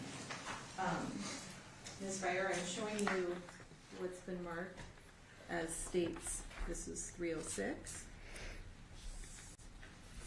This is 307. 308. And then this is 309. Do you recognize these documents as your mom's will and documents associated with her house and property? Yes. State moves to admit those exhibits, Your Honor. Any objection to 306 through 309? Okay, wherever you need it. Okay. Now I want to focus just on 309. Is that the document that was delivered to you by Alice Wolf's husband? Yes. With regard to 306, 307, and 308, did you ever see these documents until you were in probate court? Like before you were in probate court, I should say. I think Randolph showed me this one just before my mom's funeral. Okay, and that's what I want to talk about then. This is 308 for the record. So just before your mom's funeral, Mr. Randolph showed you 308? Yes. 308? Yes. Yes. And that looks like a last will and testament, right? That's what the document says at the top. Yes. And it looks like it's dated in 2006, correct? Yes. Okay. Now 309 is the one you get from the Wolves, right? Right. And it looks like it's dated January 2007. Yes. Okay, so this one, the one you get from the Wolves comes after, right? Yes. 306, when did you see that document? I don't recall. Okay, was it sometime, well, I just don't recall. you don't recall, that's No. okay. But you know it's part of the documentation of all the wills. Is that yes? Yes. Okay. With regard to the phone messages, did you keep a recording of them? Some of them. And did you tell detectives that you kept a recording? Yes. Did the detectives ever come over and collect the recordings, the phone calls? Yes. How did they, this is 2008 technology, do you remember how he did it? Nope. Okay, did you just play the messages and he took care of the recording? I don't recall. Okay, but you gave him access to the ones on your phone? Yes. Were the recordings that you gave the detective all of the ones you had or just the ones you'd saved? I'm going to say all of them. And, Your Honor, we've already given defense counsel a copy of this. This is state's proposed 305. I don't think there's an objection to it. Any objection to 305? There's not. Okay, 305 will be made. If I could just have a full court's indulgence for 1 second.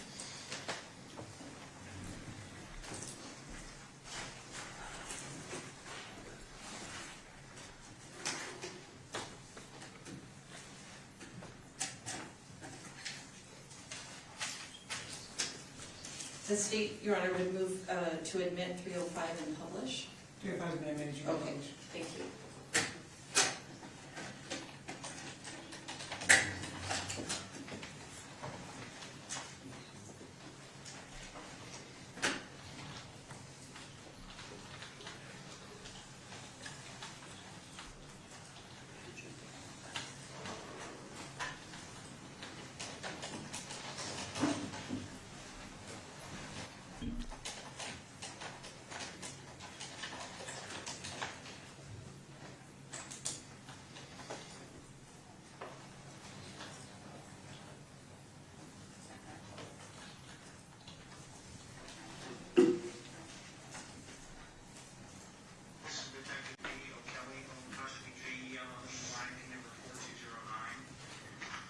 Conducting a recording of some cellular phone voicemail messages that were left on Colleen Byer,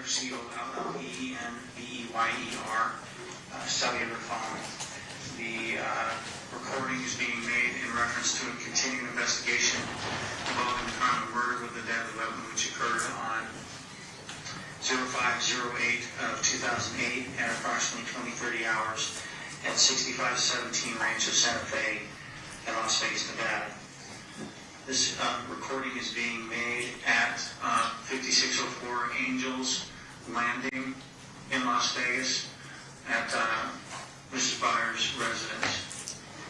The date is 7/1 of 2008 at 15:22 hours. If you go ahead and start the recording.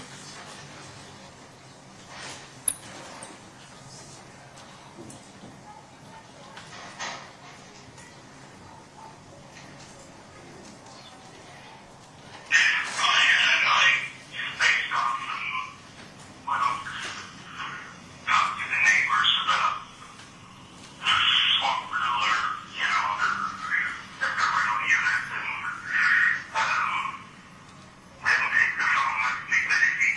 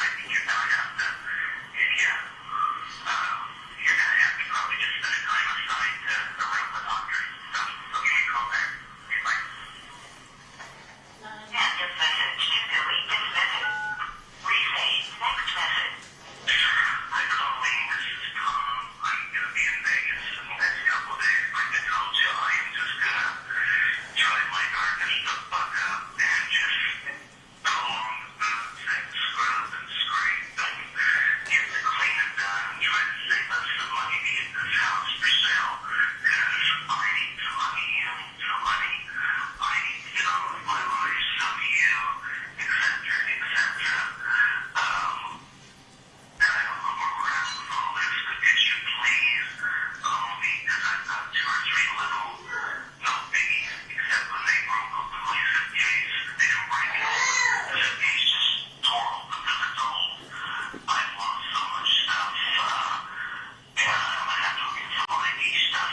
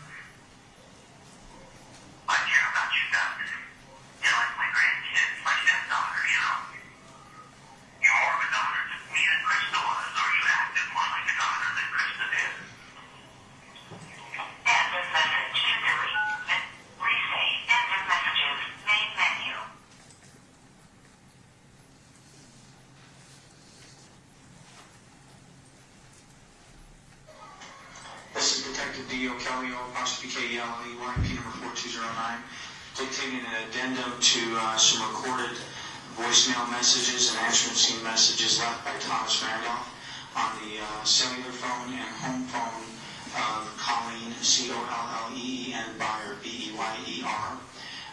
The phone messages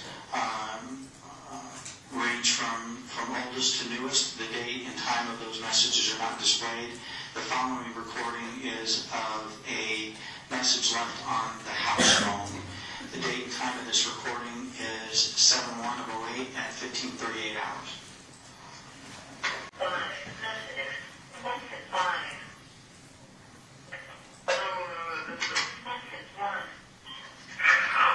I was actually calling to apologize for getting so upset with you, but that's what happens when people look me in the eyes and lie to me. And as it turns out, we're just exactly where we was at before, except now the lawyers are going to get all the money. Because I still get half the house because I'm married to your mama. I get the money, in fact. But we can do that with the lawyers. My lawyer says it'll probably be about $15,000. And that's if I decide I want to sell the house. But I did want to know if Mike wanted to buy the drums, because I don't think I want to keep them with me. But I forgive you. I'm sorry I called you bad names or lawyer. And your mom, I did love you. And I still love you. I still care for the boys. But if you want to somehow work this out amongst us and not pay these lawyers $20,000 or $30,000, you're going to give me that much on the house anyway. I'm willing to work out a pretty good deal because I just want to go get on with my life because this has been a pretty crappy 2 years for me overall. See you. Bye. Messages from Mike. Messages from Mike. Okay, that is going to be the end of this recording. So, who is Mike? My husband. Your husband. There's a reference in the very first call to Mike, your husband, and music. Is his occupation or does he do something in music? He's an audio engineer. Okay. And Mr. Randolph talked about possibly investing in his business. I guess so, but my husband works for the union, and Okay. he works contract gigs. Okay. He didn't have his own business. I'm sorry. It's not like we have a business. Okay. But he did mention something about Mike's business music Yes. thing. Your mom, did she have a lot of jewelry? Yes. Was it fancy jewelry, expensive jewelry? How would you describe it? She had both. Both. May I approach her? Yes. I'm showing you what's marked as States Controls 168. Do you recognize those items as your mom's jewelry? Yes. State moves to admit 168. Any objection to 168? None at all. 168 will be a minute. The jewelry that you said your mom had sort of a mixture of expensive jewelry and less expensive jewelry. Yes. Is it like 50-50 or what pieces did she have that you would describe as expensive? She had a golden locket that had some pearls and turquoise on the front, and when you opened the locket, it had 4 photos of my grandfather, my grandmother, and my 2 uncles. Okay. Any other particularly expensive piece? A bangle bracelet, a chain with a large gold puffy heart. Puffy heart? Yes. Okay. A gold watch that was solid gold watch, antique. Anything else? Earrings. Okay. And then would the rest of it be just regular jewelry? Costume jewelry, like a Christmas bracelet. Sure. Or a watch just to wear to work. And in this, well, I'll go back if I could, Your Honor. I'm going to show you 168, which is laying out all the pieces of jewelry. Do you see those more expensive items that you were talking about. That looks like the gold watch. The gold bangle. I'm sorry, Ms. Weber, it's just really hard to hear. Sorry, I recognize this looks like the gold watch, the gold bangle. Real earrings, but that's obviously fake. Rhinestone, rhinestone. Okay. So Costume.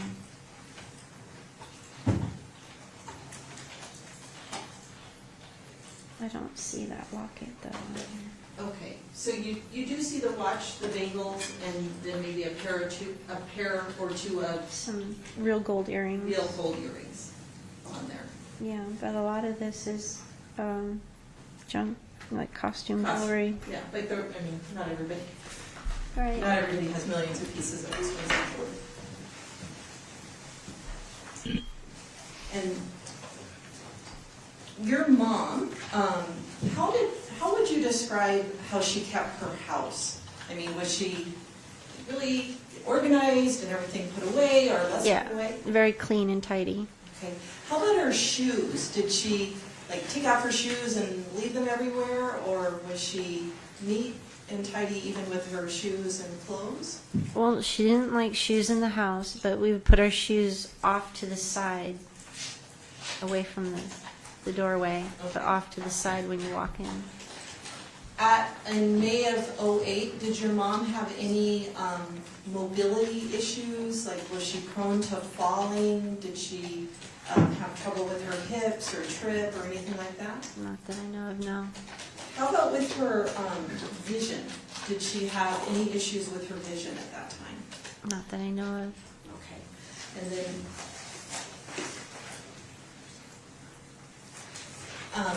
if your mom was going into the house, like through the garage, you know what I mean, like through that door, Yes. what would happen with shoes at that point? I think she'd take them off, leave them in the garage. Okay. And then if she was going through the front door, what would be her habit? There's a space off to the right, kind of around the corner to put the shoes. Okay. How about when she was going in the house through the garage? I assume you've come home from errands and going out to dinner and stuff like that with your mom on those occasions. When she would first go in the house through the garage, what would she do? Would she just walk right in, or If it's dark, she'd turn the light on. is there a light switch right there? There's a light switch right there. Where is it? Pretty sure there's one right on the right side of the wall, and then the laundry, the washer and dryer were directly on the left side, and right there also was a light switch. Okay. And you would come home with her occasionally at night and see her flip on the light? Yes. Lastly, I'm showing you what's Martha states 288. Is that a photo of you and your mom? Mm-hmm. Do you remember when that was taken? Yeah, Nicholas took that.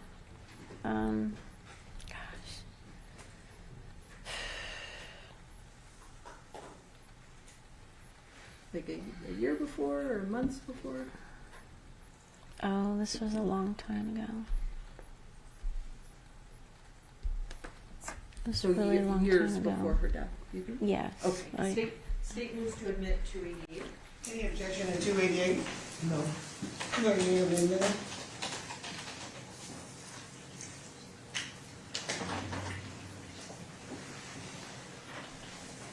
I'll pass the witness your mic. And counsel approach.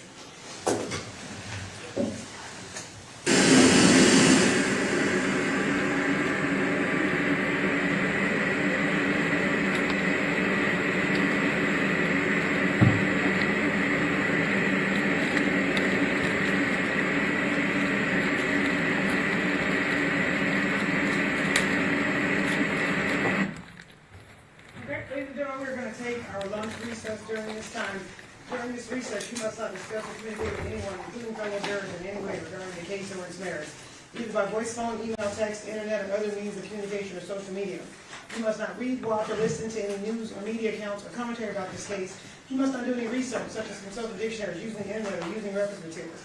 You must not make any investigation, test, the theory of the case, recreating the aspect of the case, or in any other way investigate and learn about the case on your own. You must not form or express any opinion regarding this case unless finally submitted to you. Ladies and gentlemen, it's 12:15. We'll be in recess till 1:30. Please rise for the jury.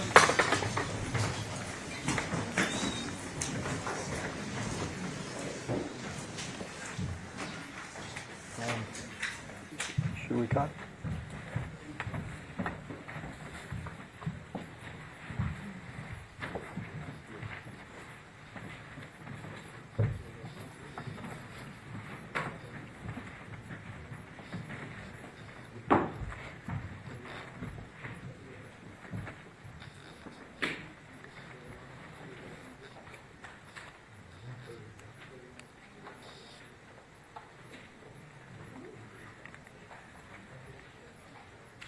Just so we're good, you guys were not taking pictures of the jury. Oh, of course. Okay, just making sure. 35 years. Okay.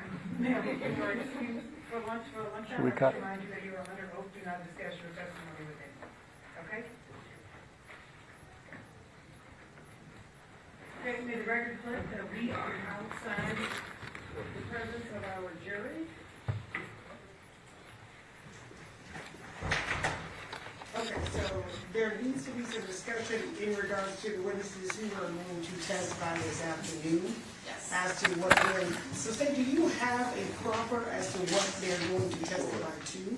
Sure, just give me 1 second. Okay.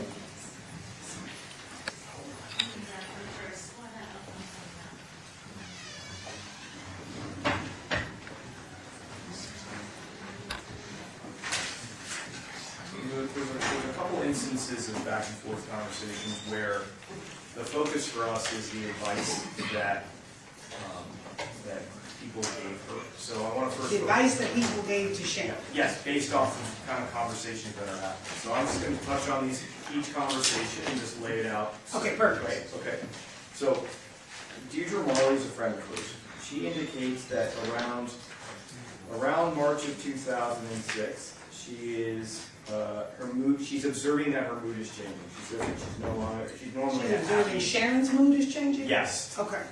But she's no longer happy and giddy, and that's normally her typical personality. And she says, I didn't see that gleam in her eye, and to her, she was left with the impression that Sharon was depressed. And she was asking her what was wrong, and she was indicating, she said that Tom said that if I didn't marry him, that he was going to leave her. This is in 2006? Yes, so this is before the Mexican ceremony. Okay. She had said that he was sleeping on the sofa and no longer would sleep with him. When she heard all of this, And who's no longer sleeping with him? Sharon is no longer sleeping with Tom. Okay. Tom is sleeping on a couch, Okay. she's sleeping in the bed, and he doesn't want to. You'll hear Deidre gives her advice, Sharon, you should really let him go. Right? She doesn't think it's a good study. She makes a suggestion to Sharon. Go to Mexico and go have some sort of like mock ceremony. Maybe that will kind of shut them up. And ultimately what happens is they go to Mexico and they have this ceremony. So that's one conversation. Okay, well, we gotta do these one at a time. Okay, so let's do Okay, that. so in regards to that conversation, what's your position in regards to that? 2.5 years beforehand, before the Mexico marriage, we're going to hear what Deidre Marley says that Sharon said. And the court said the Supreme Court said in Tavish regarding state of mind, it has to be relevant to the crime charge. In Tavish, they were trying to argue that the man had died, Binion died of a drug overdose, and they brought out that Binion told his lawyer, if I end up dead in the next few days, you're going to know it's Sandy Murphy. That caused reversal. That's a problem. So I don't understand what the state is saying. 2.5 years beforehand, Sharon, what does that have to do with this concept? That has to do with maybe they went to Mexico. If there was something that maybe happened in the cruise in Mexico 2.5 years beforehand. But this is just so far afield, and there's no precedent. So we have had courts and precedents that talk about in domestic relationships, the state of mind of people in a marriage is relevant. I mean, one of the cases that we found I know it was this, I wasn't a party, I mean, noted on the email when I didn't review it, but we have an 11th Circuit case, USC Chokers, that talks about the fact that one member of this relationship wants a divorce, potentially taking all their money.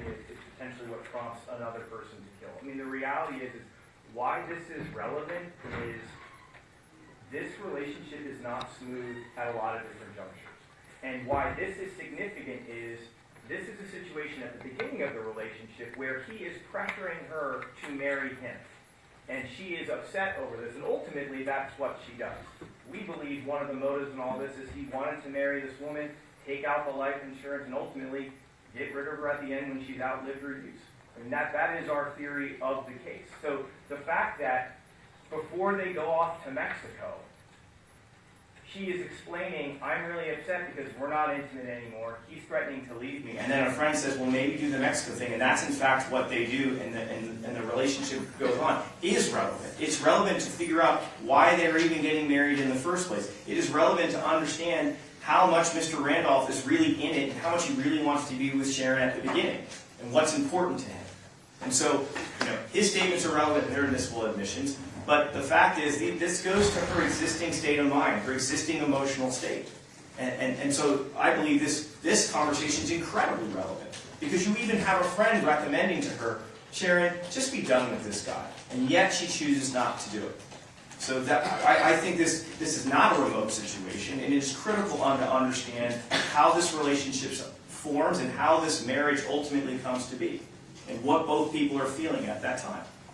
Well, I mean, here's the situation. I think what Deidre said is absolutely, I mean, she can absolutely testify. I told Sharon she needed to leave him. She can testify to Sharon's demeanor when she saw her. But a statement that Sharon made 2.5 years prior to when Sharon was murdered is not going to be considered relevant to her current state of mind in 2008. But Deidre can talk about anything she said. She can absolutely talk about anything that she observed. But Sharon's statements are not relevant to state of mind when they occurred 2.5 years before the murder. Okay. Could I also be heard on that? Just Yes. Deidre Marley, they didn't even take a recorded statement from her. They didn't put her on in front of the grand jury. They didn't call her last night. I'll tell you why they want Deidre. Deidre knew a man named Joseph Matvey, our expert.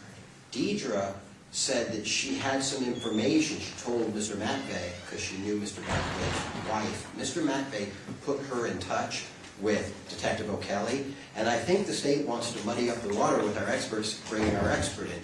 There's no relevance to that, so we want to make sure that they stays away from Mr. Matvey. Anything Mr. Matvey would have said would be clearly hearsay.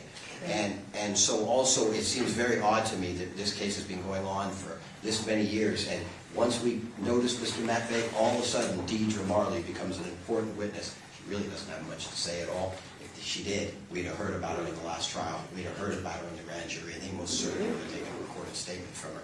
So we'd ask that no mention of Mr. Matvey come in. There is no relevance to that at all, just that he put them in touch. I'd like to respond to that. Okay. I really appreciate that Mr. Warren has looked into the minds of me this regularly, understand why we do certain things, but the reality is this. I didn't try the last case, and I don't really care what witnesses we called the last time. This is our burden in this trial, and that's not one of the reasons why we're doing it. It can be a factor. If Mr. Matvey testifies and she has information relating to Matvey, we're free to relay that. But that's not the reason why we're doing this. This is just one conversation. I'd like to get to the other ones. Because Well, she's going to be allowed to testify in regards to her relationship with Sharon because she's Sharon's friend, so she can testify about that. The fact that she didn't testify in the last trial has absolutely no bearing on whether she'll be called today. In regards to Matvey, she can't testify to anything he said because that's a hearsay statement. But if there's something that he says and you guys want to call her in your rebuttal case, I can't stop you from doing that. So I've had a discussion about, and with Mr. Tomczyk, about another conversation Deidre has with Sharon when she observes bruises on her body. Have you guys made a determination as to what you want to do with that? I haven't had a chance to talk to him about it. Okay, so one of the things that I was this morning kind of at least addressing with him is that one of the things that Deidre notices at one point while they're married is she comes in one day and she notices she has bruises on her body. Okay, you gotta stop saying she and tell me who I'm she sorry. is because we're talking about Deidre and I Sharon. apologize. Deidre notices Sharon has bruises on her body. Okay. She asks Sharon, how did you get those? And she says, Tommy and I were out on his boat. And he was speeding and he turned and I fell in the boat. Okay. Okay? her response, meaning Deidre's response to hearing that story was, Sharon, I believe he's trying to kill you.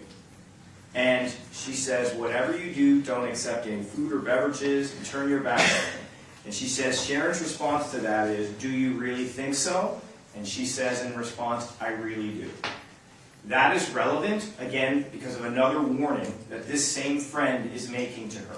What I don't want to do is if you omit that middle portion, it could create the impression that there's a DV situation. And I'm not trying to suggest that. In my opinion, to eliminate the risk of an insinuation there was domestic violence, you have to bring in that context of it's just an accident on the boat. But if they, because I can literally just go, hey, what did you observe? I observed bruises. What did you do? I think he's trying to kill you. That is a very different story that would be told than rather giving context. So in my opinion, to protect Mr. Randolph, it is appropriate to lay that background, not for the truth of the matter asserted, but to give context of to just why she's saying what she's saying. Okay, Mr. Your Honor, if I just heard that correctly, there was something on a boat that she fell over. And now the state is saying that Sharon said something, and this woman who didn't see it, didn't hear about, or just only heard Sharon saying this, concludes, oh, this must be an attempted murder situation, and you should get out of it. This is a bad act. We should have litigated it before. Where's the clear and convincing evidence of it? There's absolutely nothing to this. And what I would tell the court is, some of these witnesses that are going to come up, they gossip, and when I say it, I mean they really just spend pages and pages saying, I heard from this person, and then after, I heard from this person, and I talked to the hairdresser who told me this. And that's what we're getting into. This is not, what does this have to do with what happened in that house that night? Some kind of boating incident where now the state is saying that the evidence that something was awry is coming from a witness who saw some bruises. Even Sharon didn't say anything was wrong with it. Sharon just said, oh, you think so? And now they're bringing this out. They're really muddying up the waters. And so I would ask that that be kept out. It's hearsay, and it's a bad act, and it is highly prejudicial, and the probative value is extraordinarily limited. Well, I mean, it's not a bad act because it's absolutely not going to be insinuated in any way that Mr. Randolph committed a domestic violence. And I got to tell you, when Mr. Hammond first started speaking, that's exactly, I was like, seriously? We already litigated the bad acts. But based upon the fact that the testimony is that she fell in a boat, if this woman then gave her some form of advice, again, going back to the court's original ruling, this lady can testify to advice that she gave to Sharon because she can testify to something that she said in relationship to Sharon and Mr. Randolph's relationship, which is absolutely an issue in this case. So that will be allowed because there is no insinuation that Mr. Randolph had a domestic violence against this woman. This witness is going to say Sharon said she fell on the boat. Yes. Okay. The next conversation, time-wise, is a week before the murder. She states that she is on. Who is she? I apologize. I know. It's okay. It's okay. I apologize. Deidre states that a week before the murder, she is on her way home and she receives a phone call from Sharon. She says that she can hear in her voice that she sounds depressed. She says that Sharon told her, Deidre, I'm not doing well. What's wrong? I need to get a divorce. And her response to that, meaning Deidre's response to Sharon is, well, that shouldn't be hard. You didn't marry him. And she was like, well, Deidre, I actually did. Sharon says, actually. Because she actually just thought all that happened was the Mexican ceremony. She didn't realize that they got officially married. And so what she gives Deidre's advice to Sharon at that point, she says to Deidre, Sharon says to Deidre, I don't have any money left, Tommy went for my money. Deidre's response is, don't worry, I know lawyers and paralegals, I'll find a pro bono defense attorney. She says that Sharon had relayed, I had him on the house, but I took him off. And Sharon says there's a life insurance policy on my life. And Deidre says to me that, in my opinion, that was a red flag. And when I heard that the life insurance policy, the advice that she gave Sharon at that point was Sharon, I want you to come with me and stay with me. I want you to be safe. And Sharon's response to Deidre was, I don't want to leave my home. And Deidre says, I can't force you, but I want you to be safe. But please be aware, don't take any food or drink or beverages from him. So that is a conversation 1 week before the murder. I think that elicits Sharon's existing state of mind. on this. All of that time-wise is incredibly relevant. And again, to me, an important thing is, once again, there is advice from Deirdre to her friend, come live with me, don't be with him anymore, 1 week before this, because she is really worried, and then 1 week later, Sharon's dead. This is Tavish Murphy. This is exactly letting the lawyer get up and talk about what Binion said.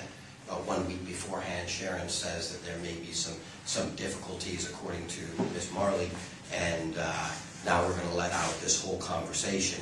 And I think this is completely, or this has been addressed by the Nevada Supreme Court. What is, again, the relevance to the issue of this case, given what she's saying? And the state could argue, well, it goes to the state of mind. Well, it goes to Binion's state of mind that he thought that maybe Sandy Murphy was going to kill him. And that's why he's telling the attorney. He says, if something happens to me, make sure that you know that it's Sandy Murphy who's done it. That's the exact same thing. They're just changing the names and changing a little bit of facts, but it's right on point. All right, I'm gonna have my law clerk, Byer, extend, pull up the Tavish case for me, because that was not one of the cases that I read this morning. So- I'm sorry. No, she's getting it for me.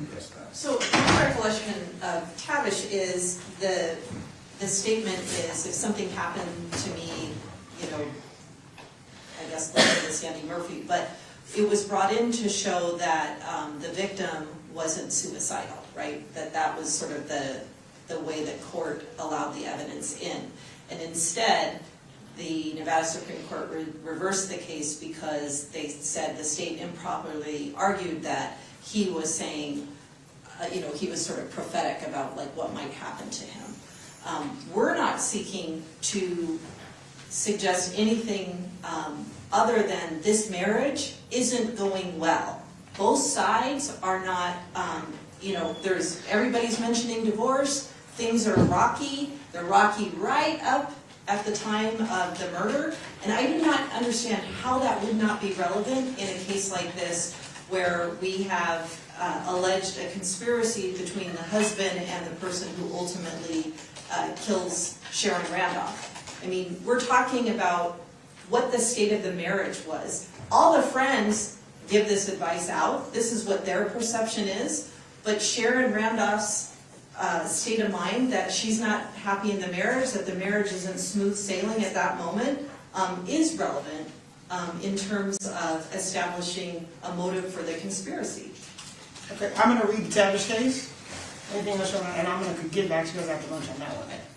And Tavish relies upon Schultz, which Ms. Weckerly did send to the court. And it does say that it has to be relevant to the crime, the state of mind to the crime. And it just isn't at all. And you notice they're saying, wow, it was only a week before, but about 20 minutes ago, Mr. Hamner was telling us why 2.5 years before was just as relevant. So what they're doing is they're just muddying up the waters. It's almost like a divorce proceedings. They're fighting here, they're fighting there. And all these different sort of gossipy conversations that these people come up with after the fact is irrelevant to the case charged, and under both Schultz and Tavish, it is inadmissible. Okay. Again, Your Honor, this is not mudding up the Well, no, waters. I've heard arguments. I thought you had another conversation. Because you two will argue about this till lunch is over. That's probably true. Yes, so we've heard argument. I'm gonna read Tavish and get back to you. I thought you had another conversation. I think it would be similar. I don't think anything is as significant as kind of the ones that are through Deirdre. I mean, there's a friend in Victoria, but I think even if that's the court's ruling, if there's advice being given, I think that'll be fine. If there's something that they said to her, they can testify about what they said. Okay, Okay. Thank All you right. very much. So I'll read Tavish. I'll get back to you guys on that after lunch. thank you. What time do you want us back? Your Honor, I want to 1:30. alert the court that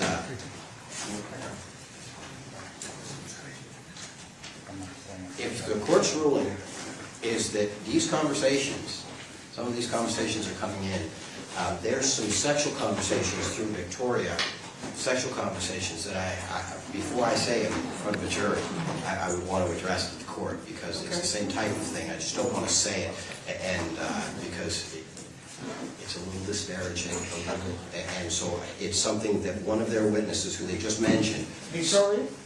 Yes. Okay, well then what we'll do is, when we come back from lunch, you guys can take this witness on cross. If there's any redirect, I'll let the jurors ask questions, whatever that goes on. Is Deidre the next witness? No. Victoria's gonna be called before her? No, Mr. Byer. Michael Byer, Colleen's Okay, husband. before Victoria hits the stand, then we can address it. Yeah. Make sure you remind me, we'll take a break and we'll address that outside. Yes, thank you, Okay? Your Honor. Josh?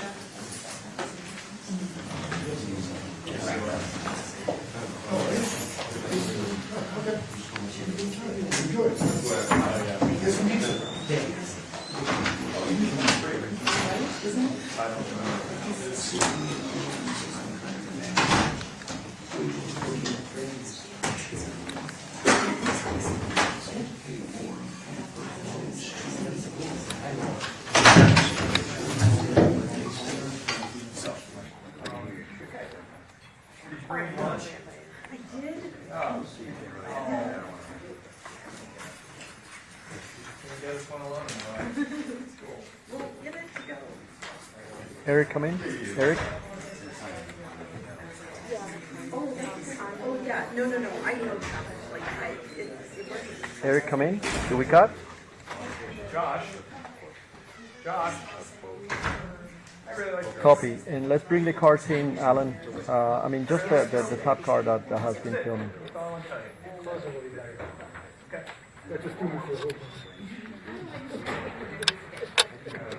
Oh, hey, boys. No, one of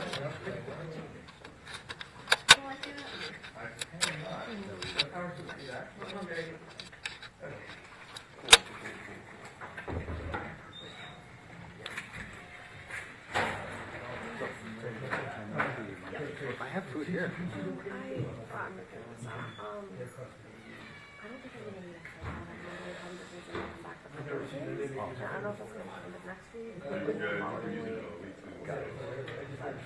Have a good lunch.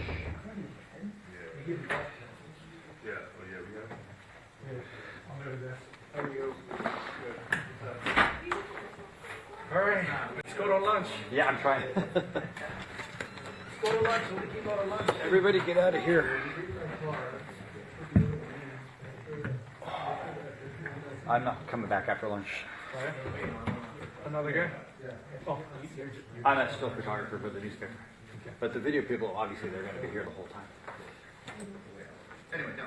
So I saw something a lot clearer. Yeah.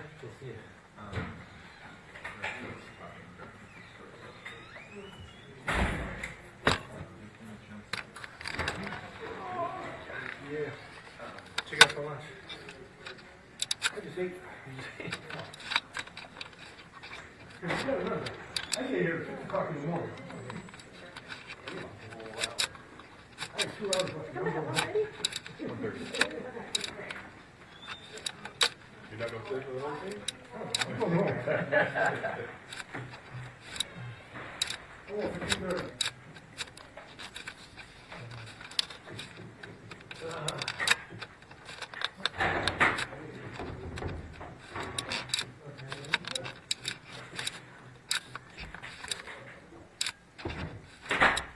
That bottom card doesn't want to stay.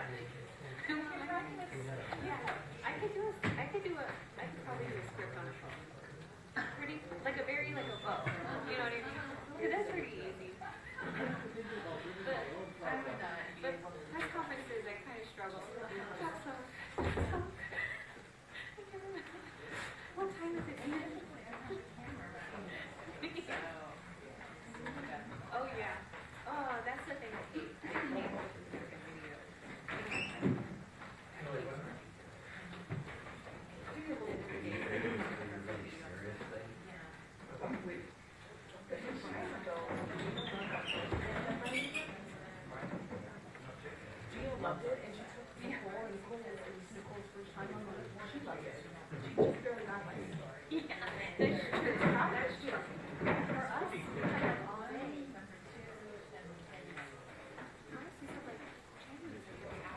Hey Dave, I'll be back. I'll replace my battery. Okay. There's one on Adam's desk.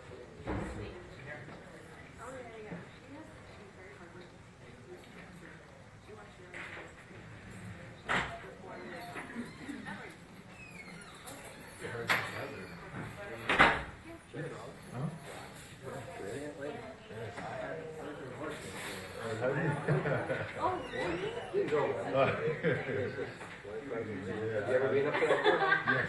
That is one I did the court. I was shocked the first time I ever went. I remember when that courthouse was built, and it was, she was over at the first courthouse, the Foley building first. Yeah. And then they built the lawyer's room. That's when I was there. Oh, yeah, when she moved, to the, which building though? Oh, to the school, that one too, yeah. That's what I said. That's beautiful. I've been to court. Yeah, whenever when I was little, whenever she would travel to go to court, I would usually go to something, Pasadena, Portland, Alaska, Peru. Oh, which She travels to court. Yeah. Because when she's here, she just does the memos and things like that. Yeah, I actually really prefer it. Oh, really? Yeah. Okay. I just was so impressed by the court, you know, like that's what I meant with it. Chris, where's my daily hug? I haven't got a hug yet today. You're not getting it. Why not? You waited till I had a dangerous area. I would walk there, man. I didn't know San Francisco. Beautiful. Isn't it a beautiful day? Some homeless people just can't kick the sign into the star. Yeah. I knew about this Something I'm like, man, this is.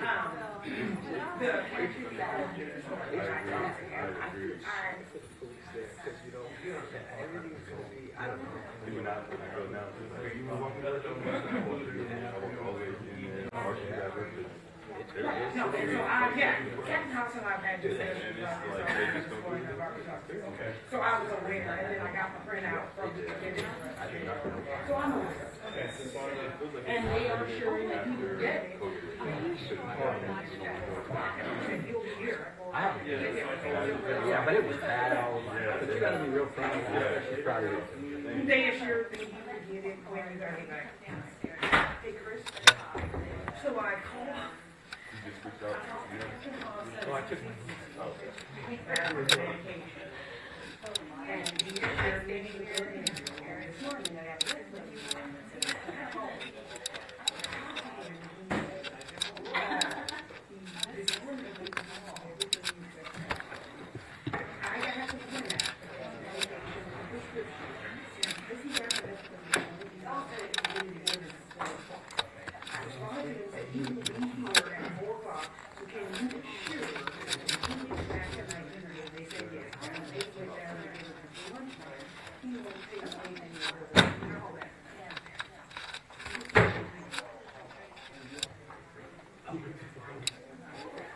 I work in a building for the fire. I could be running 2 freaking buildings. I didn't know what was going on. I was doing Jordan Bridges. Here, I'm walking to the parking garage, and before this guy walked down the bridge, no shoes on, no socks, barefoot, making nothing. And he went to coach him to keep the girls running.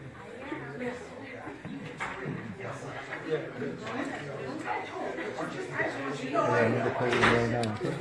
Okay, that's fine. Okay, that's fine. But it looks like Monday, 10:30 is when we start.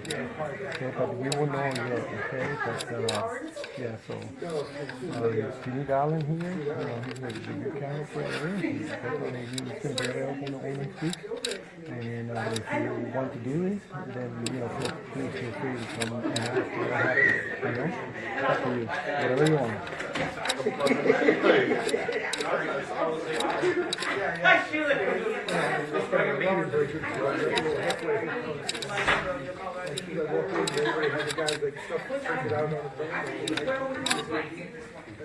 You hear about this guy?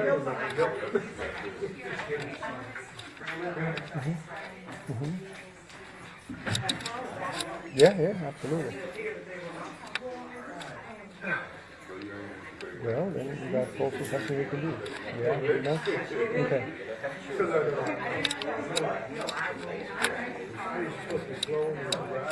right, cool. Bye. It's like a little bit like Luke Skywalker and Darth Vader. Like, I can see him. Okay, can you confirm just, but I will have him recheck it, can you confirm? Because I will have to make sure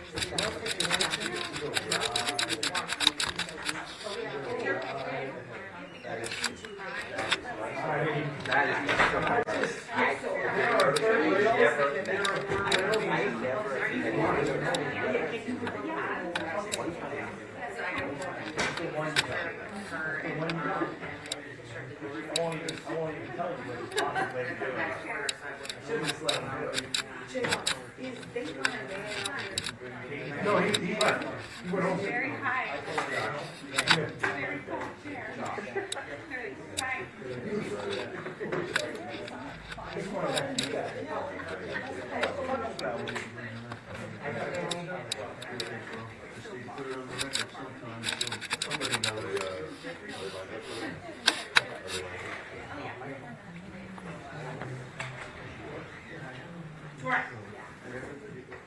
Out. Yeah. Anything we do about the record? Oh, we do need to go on the record. All right, let's go on the record and see 250-966, David versus Thomas Randolph. May the record reflect Mr. Randolph is present with his attorneys, deputy district attorneys on behalf of the state. We are outside the presence of our jury. Okay, so I did have an opportunity over the lunch hour to review the cases that you cited. And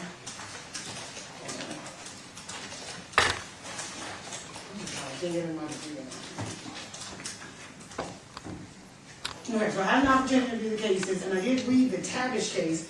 And the issue in the Tavish case, I think, is different than the issue that is here, because I do find that these statements do go to Sharon Randolph's state of mind at the time. However, pursuant to the reasoning that the court gave in the Tavish case, we will need a limiting instruction in regards to the fact that these statements are only being elicited for the purpose of determining Sharon Randolph's state of mind. Yep. Okay, so if you guys can get together and draft that, see if it's something you can agree on, and then if you cannot, I will make the necessary edits. Okay. Yes, sir. Anything else we need to do outside the presence? No, Your Honor, Mr. Randolph has just told me that he's concerned about his medications. I informed him that the court had called over and talked with the jail, but he is Calm down. Can you move back? They just didn't bring them again. They said it's 4 o'clock. The ones they give me, I have to take with the other ones. So we're just right back, and then when we get back, it'll be 4 o'clock, but we're in court. 5:30, they'll say you should have done them. 9 o'clock, they'll say it's too late, and then at 1 o'clock, they'll say it's too close, and we'll have no meds again. By Monday, when I stroke out or whatever, just say, he did put it on the record. That's all. Well, I talked to the captain over at the jail yesterday. I also spoke with him this morning, and I have been in email conversation with the lieutenant at the jail. They have forwarded me the doctor's orders that say that the next time you're supposed to receive a dose of methadone is at 4 o'clock today. I immediately responded to that email and informed them, you will be in court at 4 o'clock today, so you are to receive that as soon as you get back to the jail tonight. Okay, we'll try that then. Yeah. Thank you. And I sent that to them this morning. But they are, so did you refuse medication this morning? No, I just refuse the Tylenol because I take it, that's why I take it, because it gives me such a headache. So no sense taking it now, then I won't get it at 4 o'clock or 5 o'clock. They'll say you already had it. Okay, well, in regards to the methadone, they know you're supposed to get it at 4 o'clock. They know that you're going to be here. The lieutenant the lieutenant of CPC has responded and assured me you will get it when you return tonight. All right, thank you. Okay. Do you guys know, are these microphones have the microphones on the council table been removed? Yes, they have. Your Honor, yes, they have, Your Honor. Okay, because I see some cords. What are these cords? Are those for, oh, that's Mr. Tomczak's laptop cord. Okay, so there are no microphones on the council table. That is correct, my Okay, Honor. I just wanted to confirm that. Okay? Anything else that we need to do? No, Your Honor. Thank you, Your Honor. That's what we said. No. All right, bring it in there. Yes, Your Honor. And state your witnesses here, correct? I went up the back, I assume so. Would you mind just going out there and check this out? These rise for the jurors.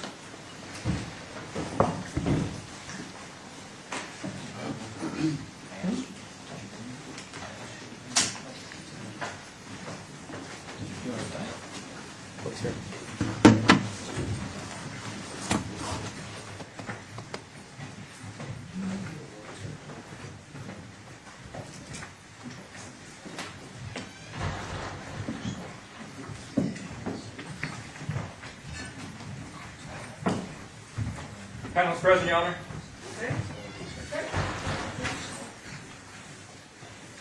You may all be seated. We are back on the record in C-250966, stating that Mr. Thomas Randolph. In the record that Mr. Randolph is present as his attorney, deputy district attorney on behalf of the state. Do both parties stipulate the presence of our jury? Yes, Your Honor. Yes, Your Honor. State, you can remind me the name of the witness. It's Colleen Byer, Your Honor. Okay, Ms. Byer, can you recall her? Is Colleen Byer?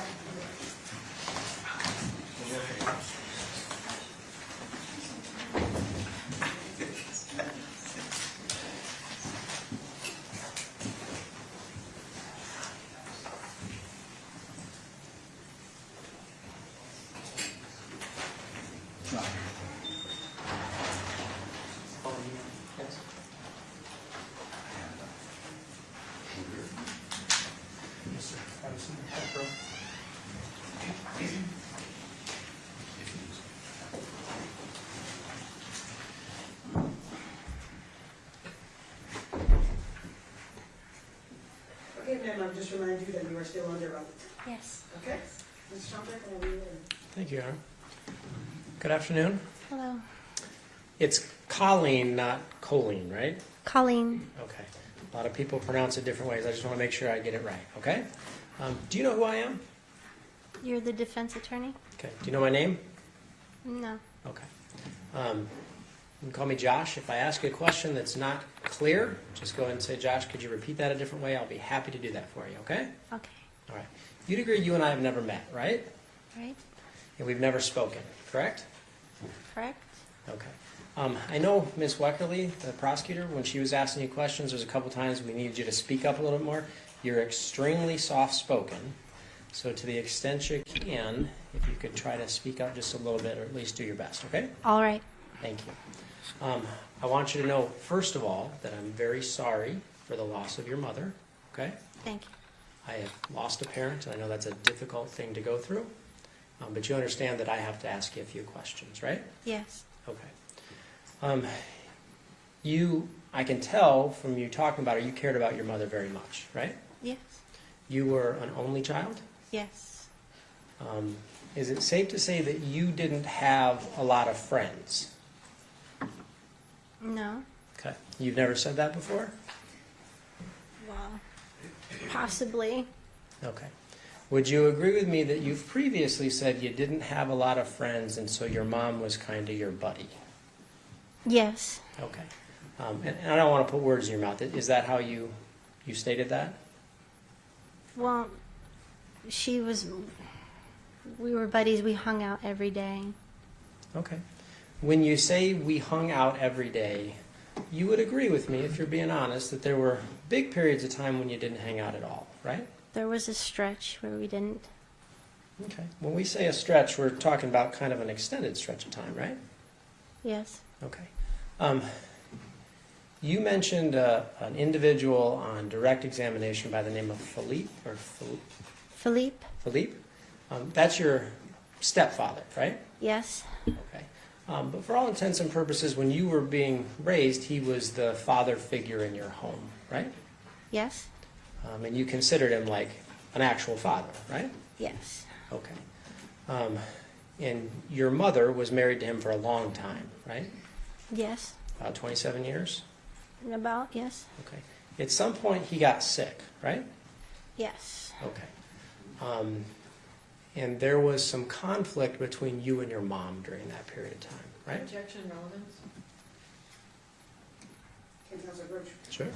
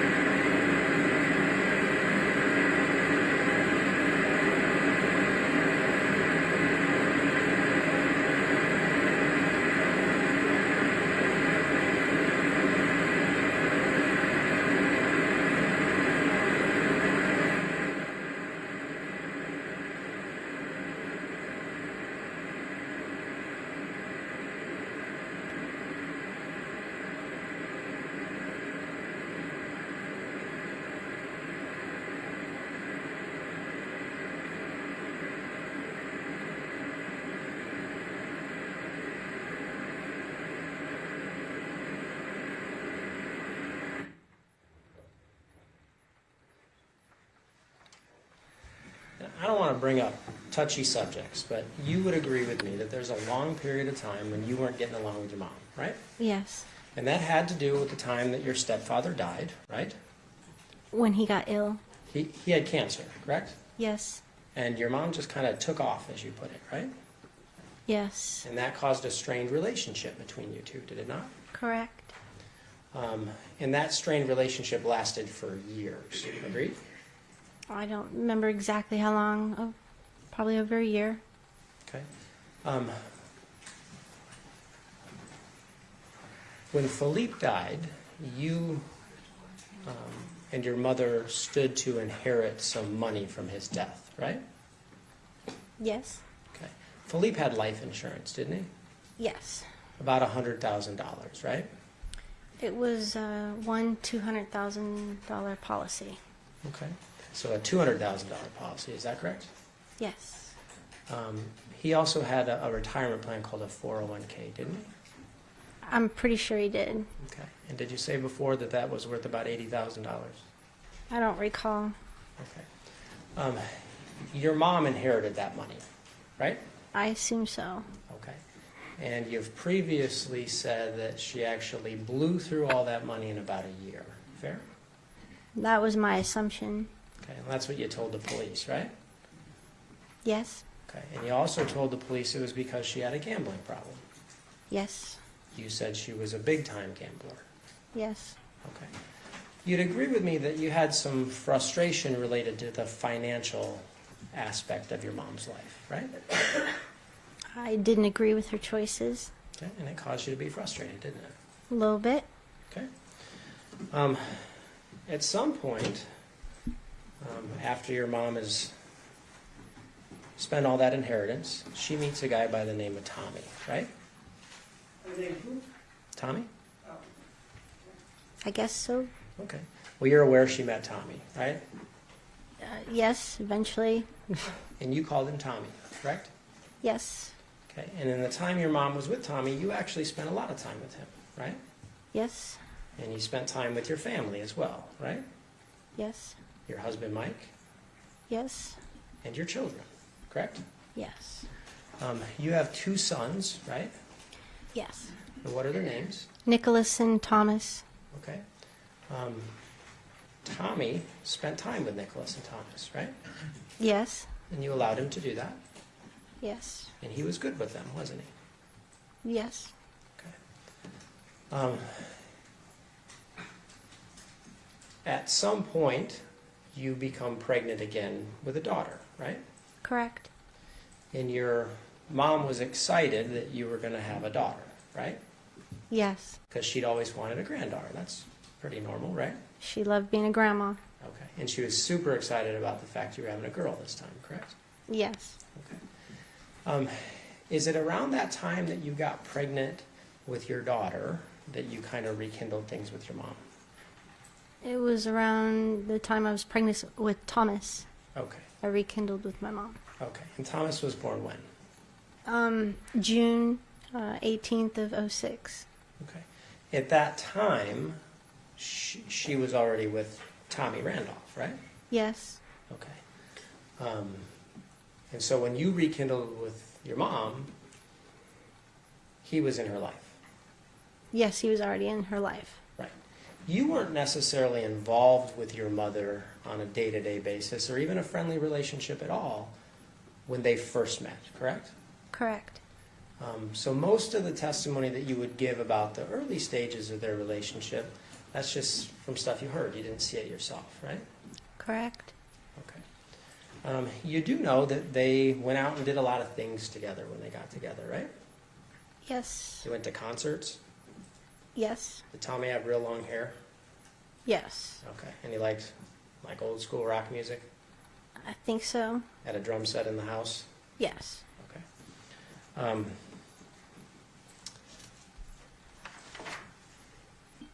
Your oldest son, his name's Nicholas, right? Yes. He has some special needs. Fair? He has autism. Okay.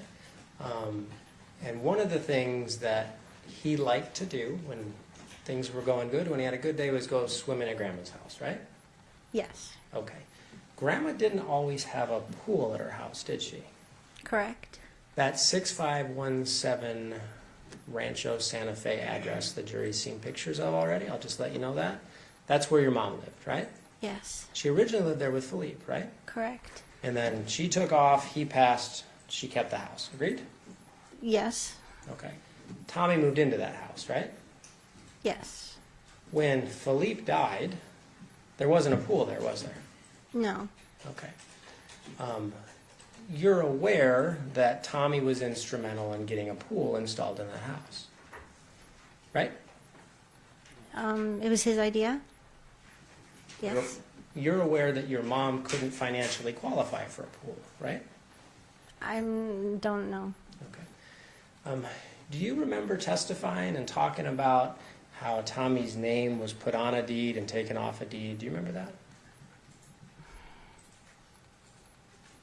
No, when? Okay. Like, Do you, just a yes or no, do you remember that?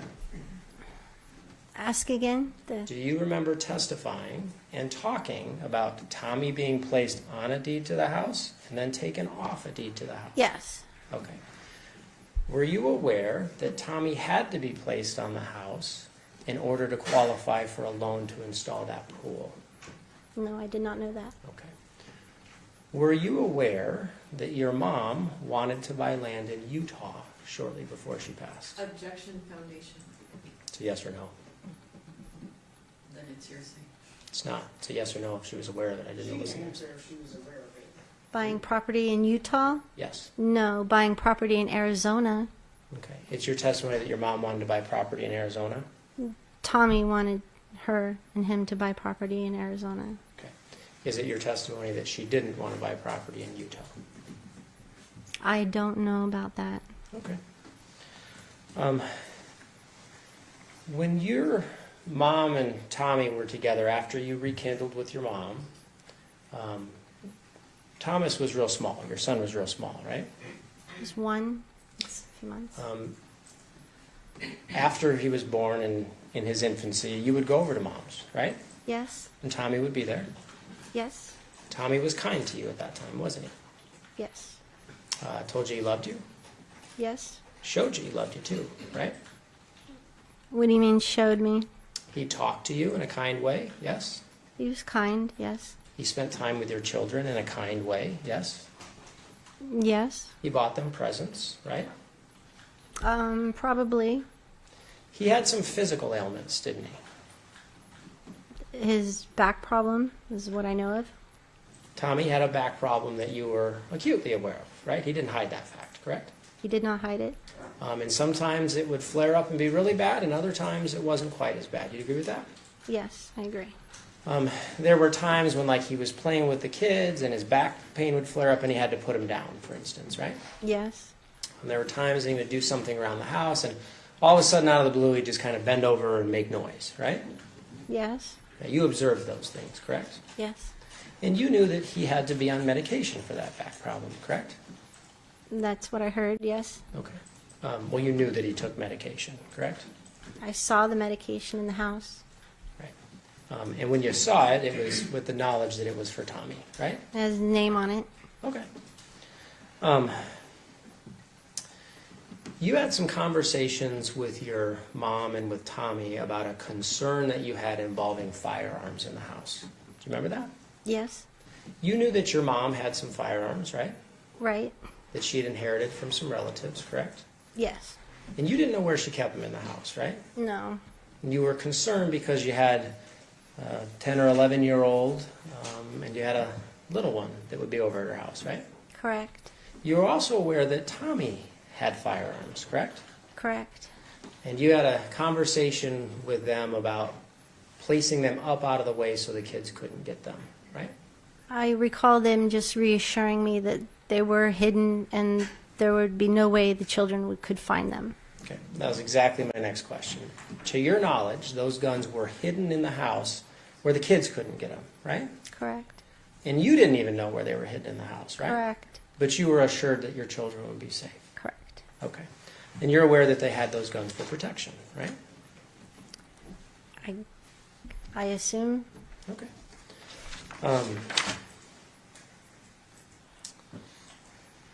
You met an individual through Tommy and your mom by the name of Mike Miller, correct? Yes. Okay. I think you told the jury on direct examination that when important holidays would come up, Tommy Randolph would just kind of take off and go be with this girlfriend. Do you remember that? Yes. Okay. I want to clear something up. When you observed Tommy and your mom talk about this girlfriend, you were aware that was a situation in their relationship, right? Yes. Tommy talked to you about it, didn't he? About? The fact that he had dated someone else in a different state, right? Yes. And there were times when he and your mom weren't doing so great and he would go be with that person, right? Yes. And in fact, when he would come back, he would talk to you about it, right? He did once. Told you he missed you, right? Yes. And he cared about you, correct? Yes. And he wanted to come back, right? Yes. Okay. You'd agree with me that by doing that, he wasn't hiding the fact that he had a relationship with that person, correct? No. You're aware that he talked to your mom about it too, right? Yes. And he didn't hide that from her either, did he? No, he did not. Did your mom and Tommy have a pretty open communication from your observation? I don't know. Okay. Well, shortly after they got together, they talked about how they were going to live, how they were going to die, things like that. Big conversations, agreed? Is that when they first got together? Sure. I assume so. Well, you're aware that your mom actually went out with Tommy and bought, as it was put on direct examination, his and her urns, right? She went with him? Yes. I don't recall. Okay. You're aware that you've talked about that before, though, when you did recall, right? Right. I've heard them talk about getting the urns, but I didn't know they were actually purchased. Okay. Maybe my question wasn't clear. This is a good example of that. You know that they communicated with each other about that process, right? Yes. And they did that in front of you, correct? Yes. That wasn't a secret either, right? No. And it wasn't like morbid or weird. They were just talking about their plans for the future, right? I guess. So it sounded strange to me so early on, but... But didn't appear as strange to your mom, did it?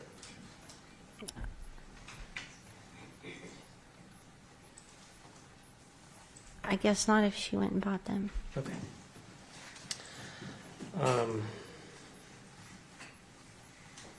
Okay, I want to go back to Mike Miller. You actually spent some holidays with Tommy and your mom, right? Yes, probably. Yeah. Couple.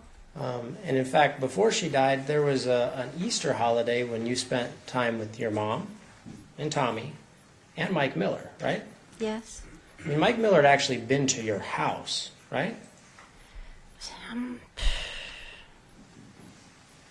It's the part I can't remember. I think he was, if he came over, he didn't come in the house. He was outside. I don't remember if it was him or Tommy that came over to help me with just put chicken wire on the roof for the pigeons. Okay. That was it.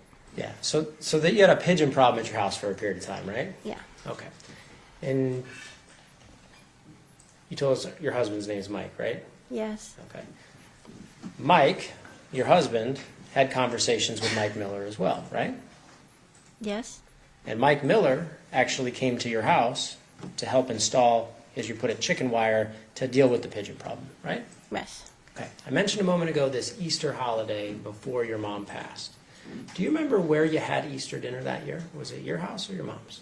My mom's. Okay. You were there? Yes. And your husband was there?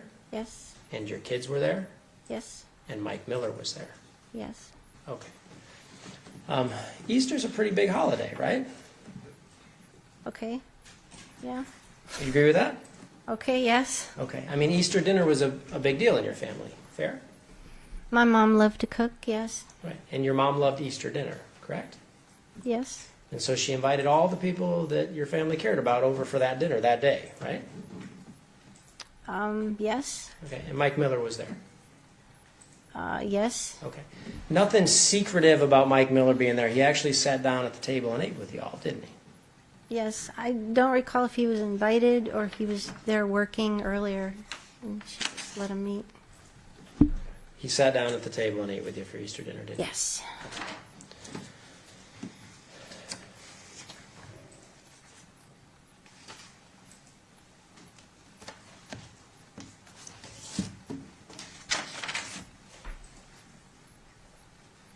Okay.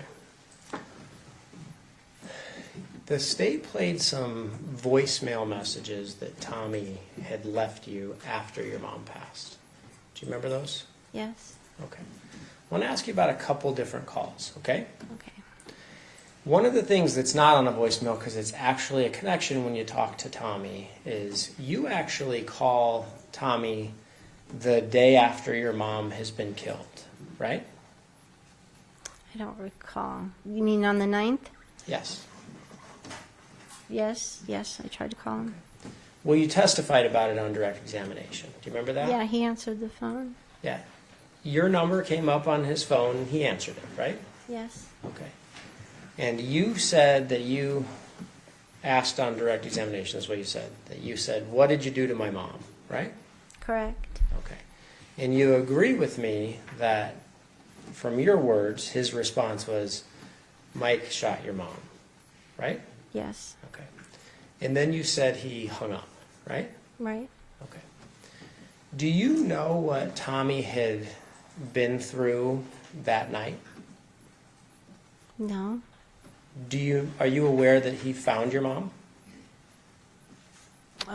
Yes. Are you aware that he shot and killed Mike? The next day, I don't. As you sit here right now, are you aware that he shot and killed Mike? Yes. After Mike shot and killed your mother? Yes. Okay. Are you aware that he had to go to the police department? Wasn't aware. Okay. And that he was interviewed for hours. Were you aware of that? Objection assumes facts not in evidence and a foundation.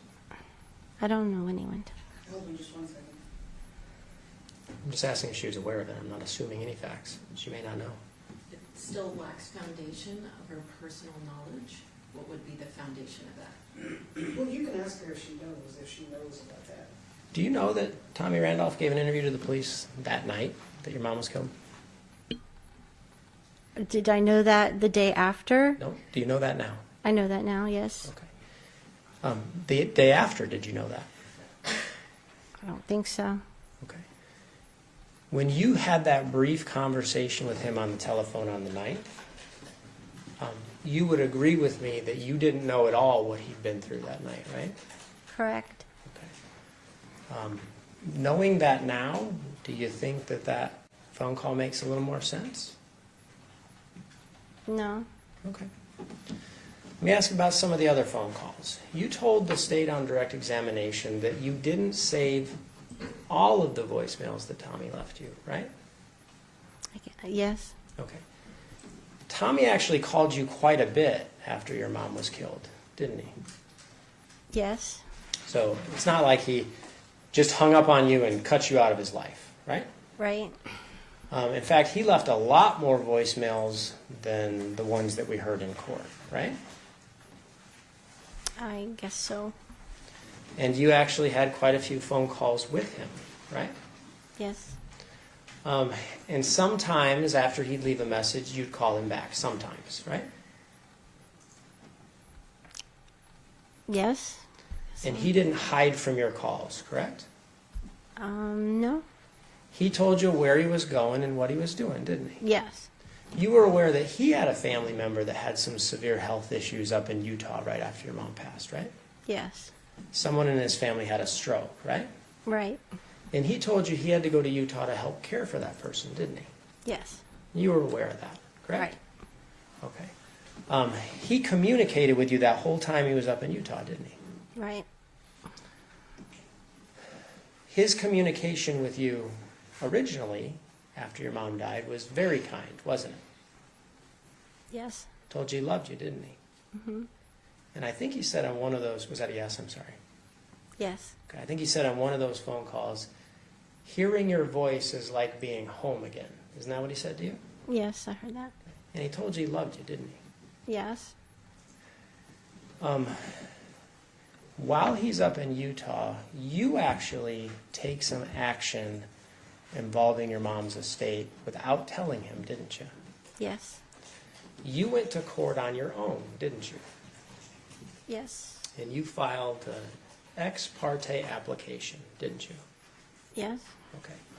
Were you aware that on June 3rd, right after your mom died, Tommy Randolph gave an interview to the LVMPD? Were you aware of that?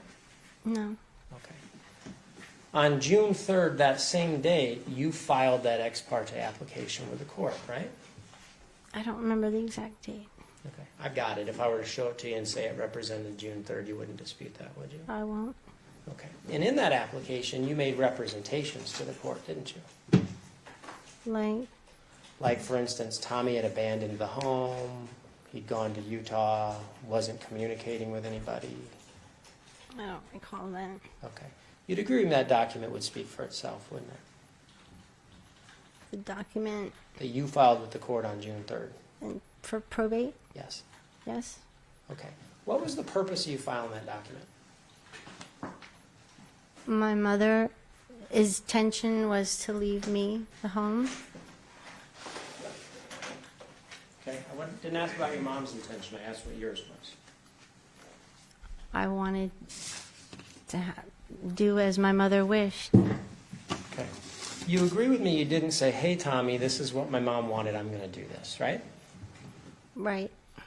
He was communicating with you, being kind to you, and you were taking some action for a financial reason, right? Right. Okay. Ex parte petition means you don't tell the other side about it. You just file it directly to the court. Did you know that? No. Okay. You had a lawyer, right? Yes. Okay.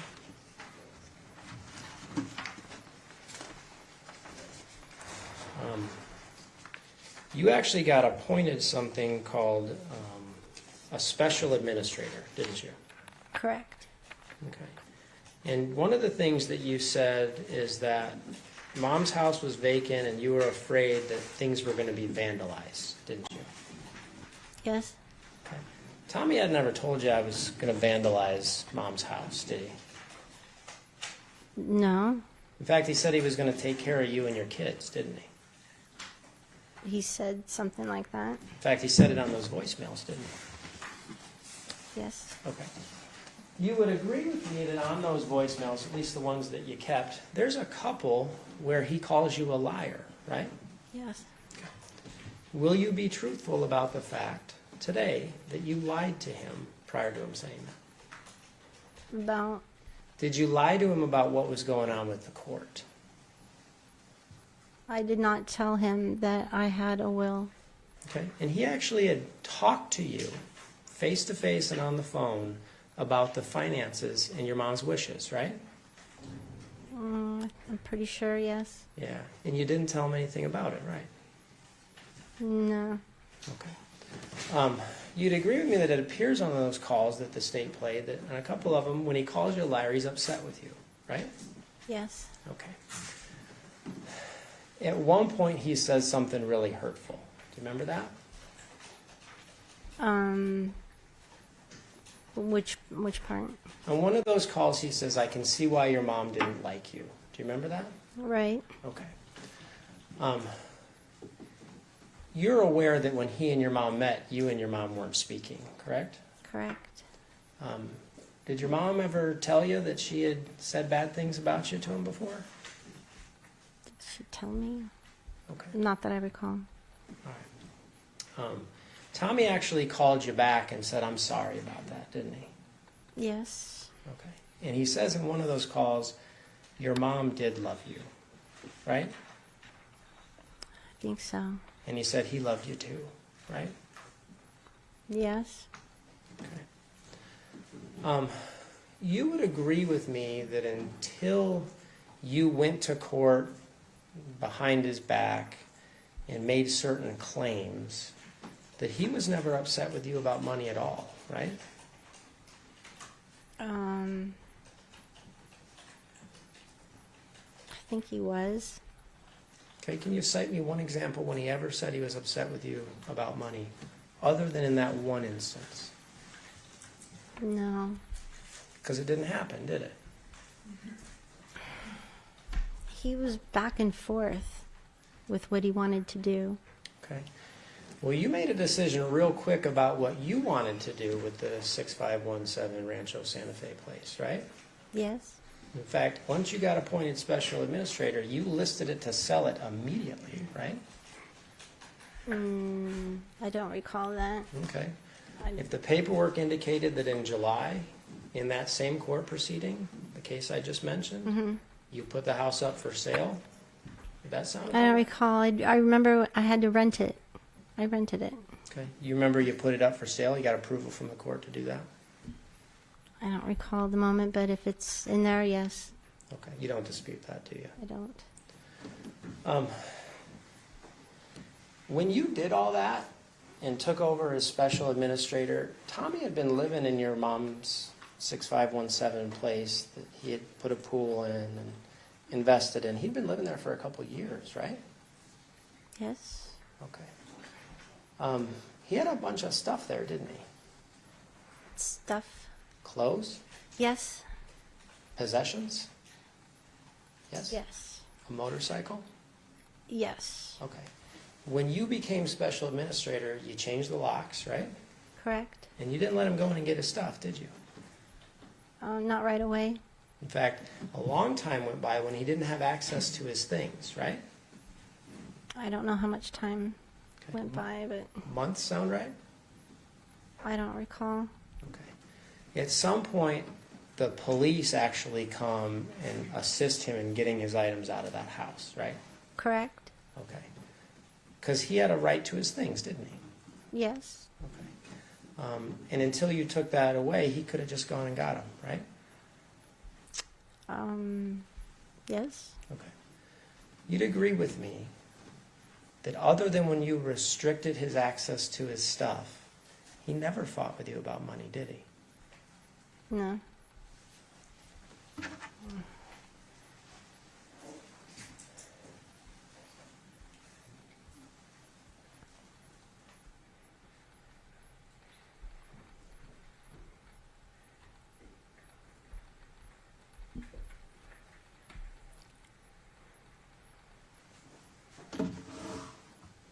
Almost done, okay?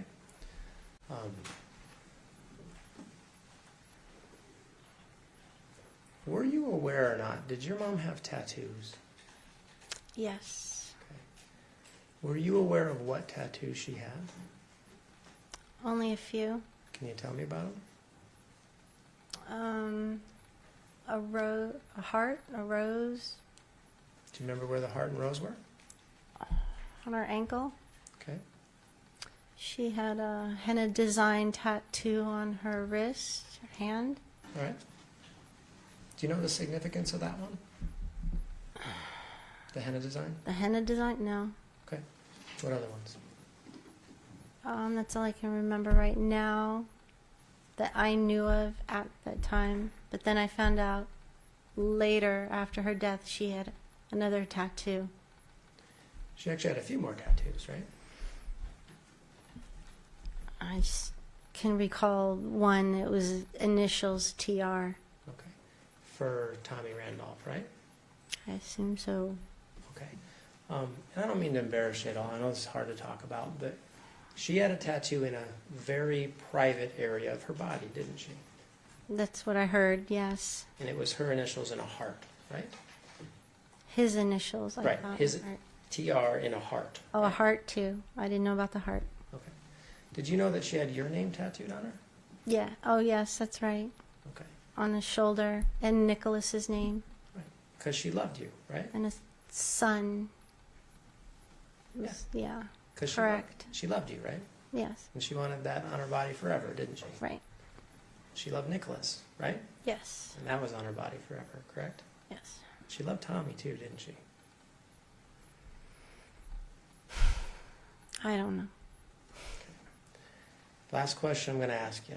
As you sit here today, you can be honest about this. You do not like Tommy Randolph at all, do you? No.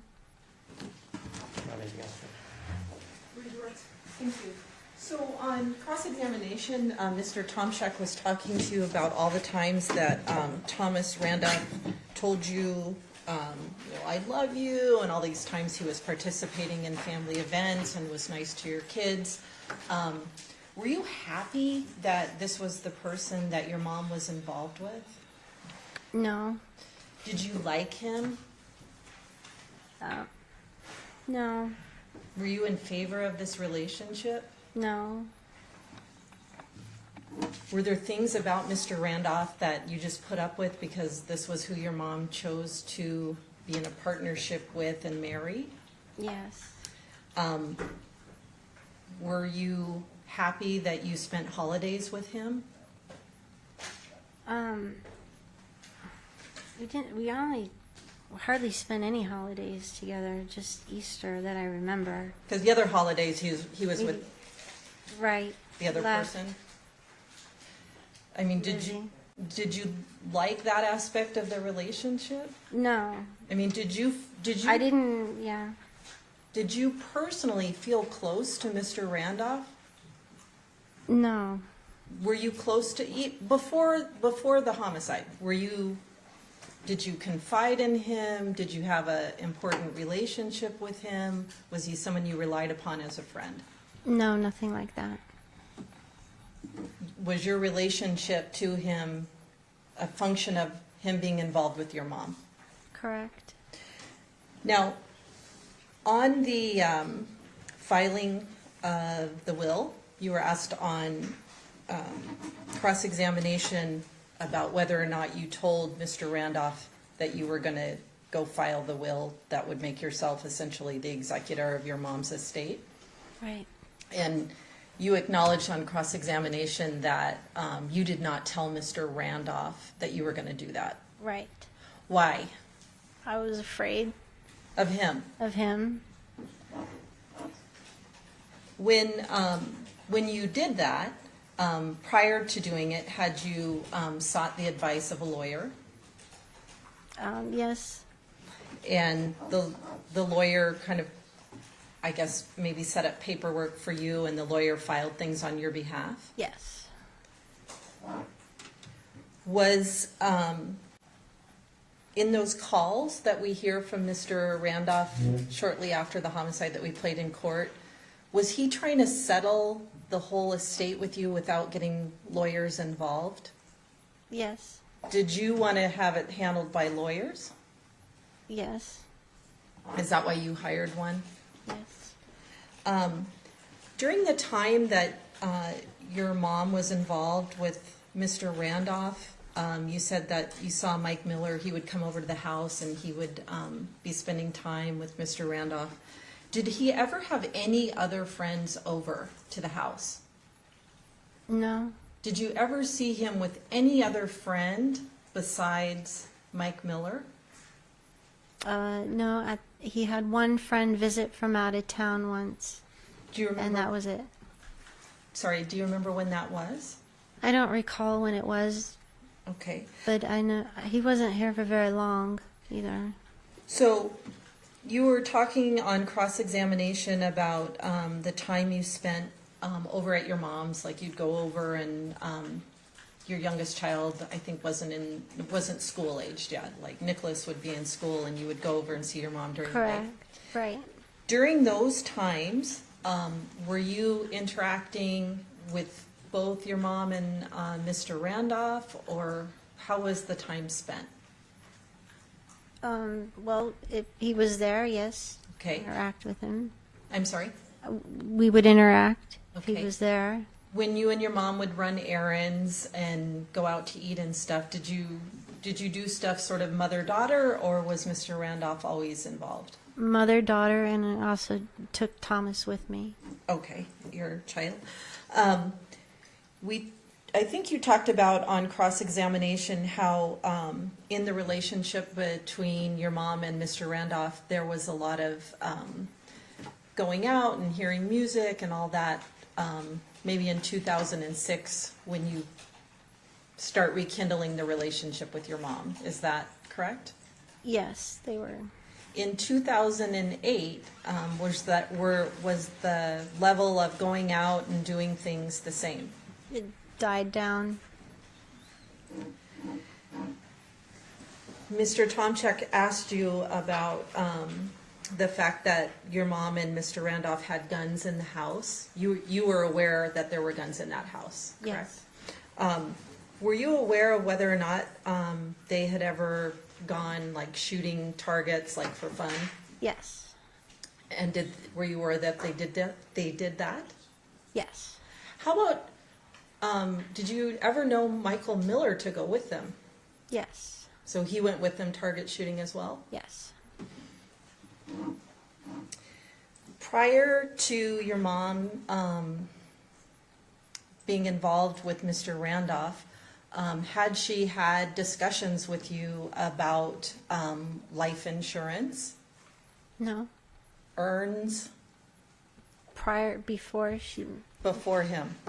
No. I mean, was she When talking? she was married to my Philippe still? Yeah, when you were, I mean, obviously when you're an adult, I mean, was this something that she was talking about quite a bit, life insurance and earns? And... No. It's never a concern or a thought.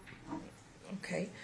The call that you had with Mr. Randolph on the 9th after you learn of your mom's death, do you recall what time that was?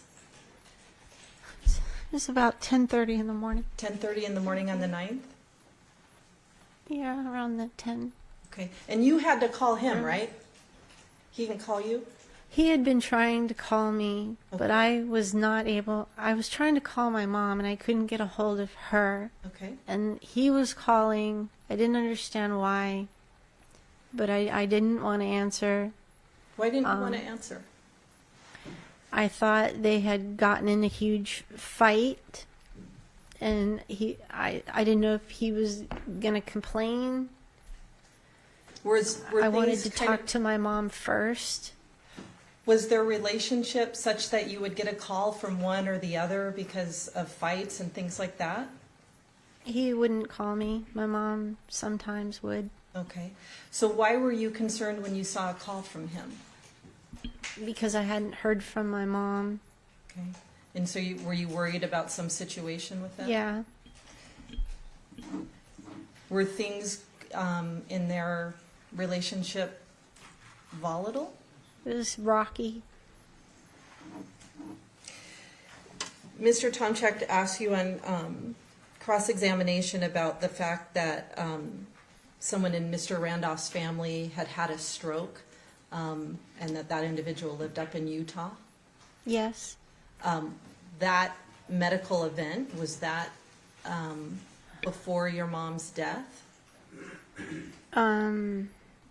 Yes, I think so. Is that what they were doing the week before, or in those days, I should say, before the 8th? Yes. Court's indulgence. Thank you, Your Honor. Service.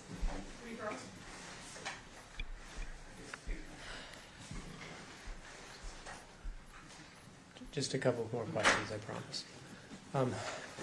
I just want to clarify. The day following your mom's passing, so the morning of the 9th, Mr. Randolph actually tried to call you a number of times, right? Yes. And you just didn't answer his calls, correct? Correct. And at some point, you call him, Yes. and he answered yours, right? Yes. And he told you Mike had shot your mom, right? Yes. Okay. Were you aware that he had actually also repeatedly called your husband, Mike? Yes, I found out later. And you also found out later that he had told Mike, your husband, exactly what had happened to your mom, right? Right? And Mike, your husband, never called you and told you, right? Right. He just called me and asked me to come home. I think he wanted to tell me while I was not driving. Okay. So Mike, your husband, answered the call, and Tommy explained to him what had occurred, right? Okay. Right? Yes. Okay. Last thing I'm going to ask you about. Your older son, back in 2008, Nicholas, went to school, correct? Yes. You're aware that he had kind of a, well, let me ask you, did he have a special, like an IEP or anything at school? Yes. Okay. And one of the things you have to let the school know is who's acceptable to you to pick up your child from school, right? Right. And on that list, you include people that you trust to take care of your child, correct? You mean at the school's front office is where you give the emergency contacts Yes. information? You give emergency contact information and also a permission list of those individuals that you trust enough to pick up your child, right? Yes. You included Tommy Randolph on that list, didn't you? I don't recall, but okay, yes. Okay. I won't He dispute it. He actually had the ability to go pick up your child, right? Yes. And you trusted him with your child, didn't you? Yes. Nothing further. No, Your Honor. Do the ladies and gentlemen of the jury have any questions for this witness? Okay, seeing no response. Ma'am, you are excused. Thank you very much for your testimony here today. State, you may call your next witness. Your Honor, I just want to make sure he's out there. Okay. Just give me 1 second. Sure.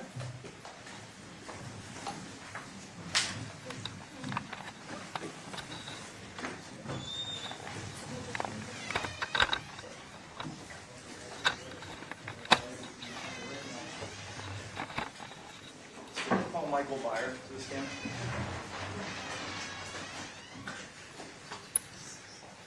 So, Your Honor, while he's coming in, could I approach with the defense counsel? Sure.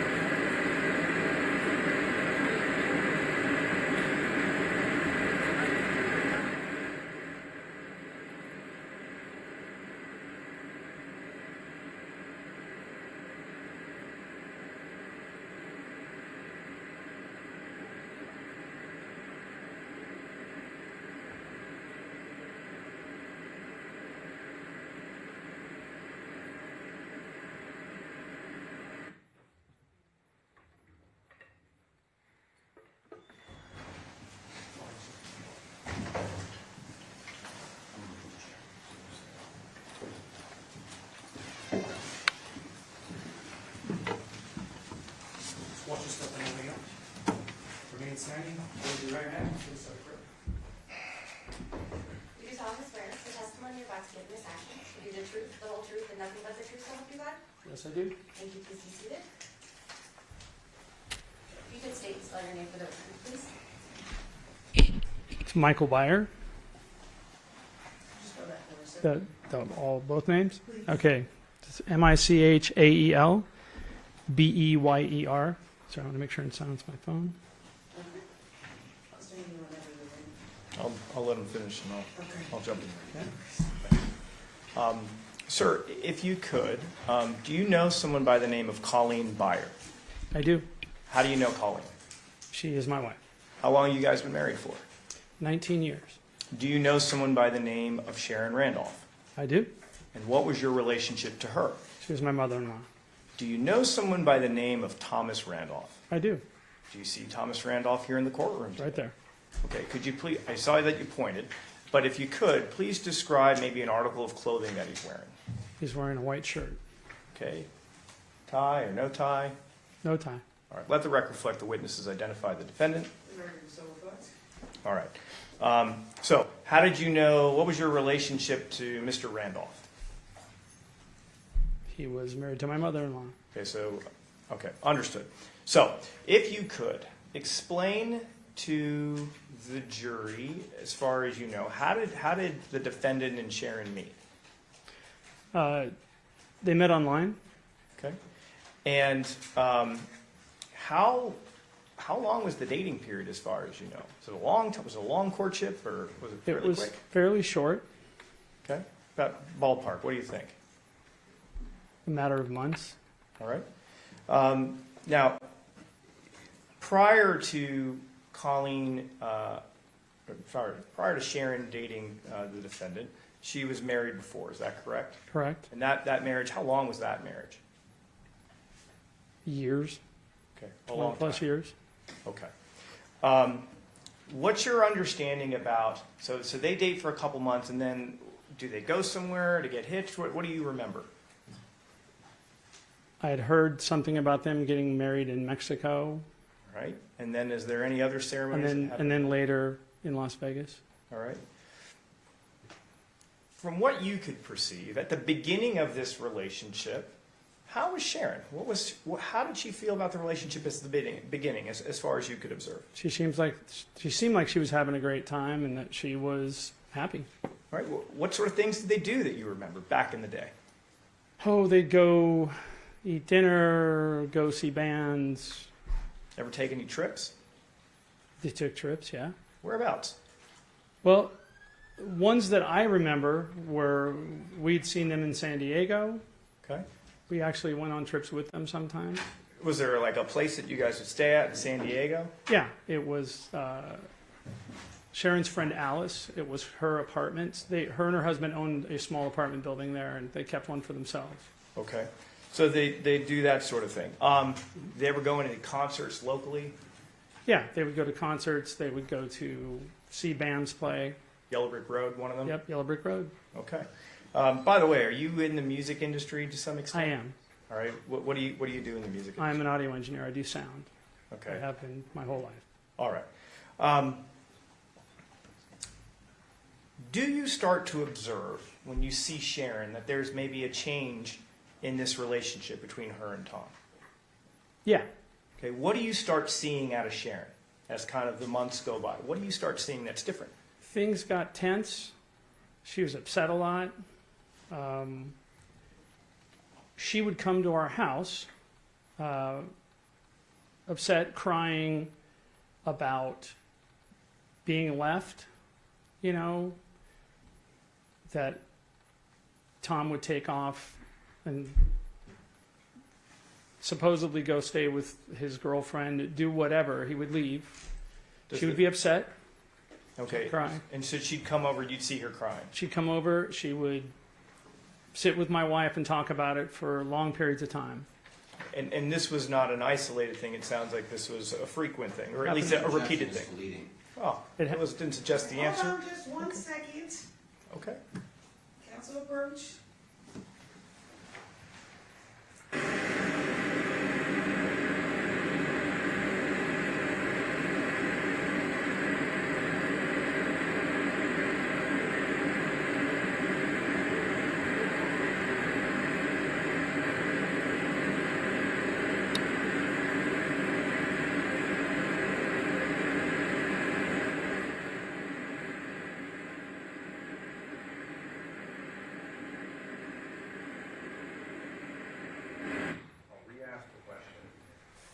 How often did this happen? It happened at least several times that I remember. Okay. Including over Christmas, around the holidays.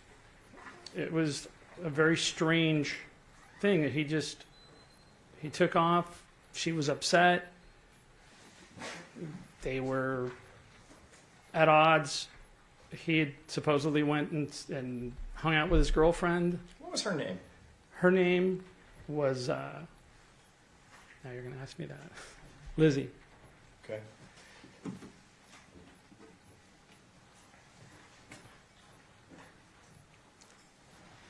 From what you could observe, did that upset Colleen as well, to see her mother like Yes. this?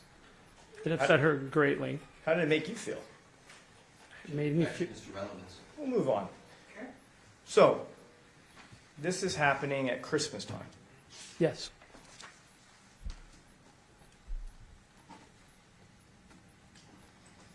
Let me ask you about the defendant for a second. Did you, where did the defendant work?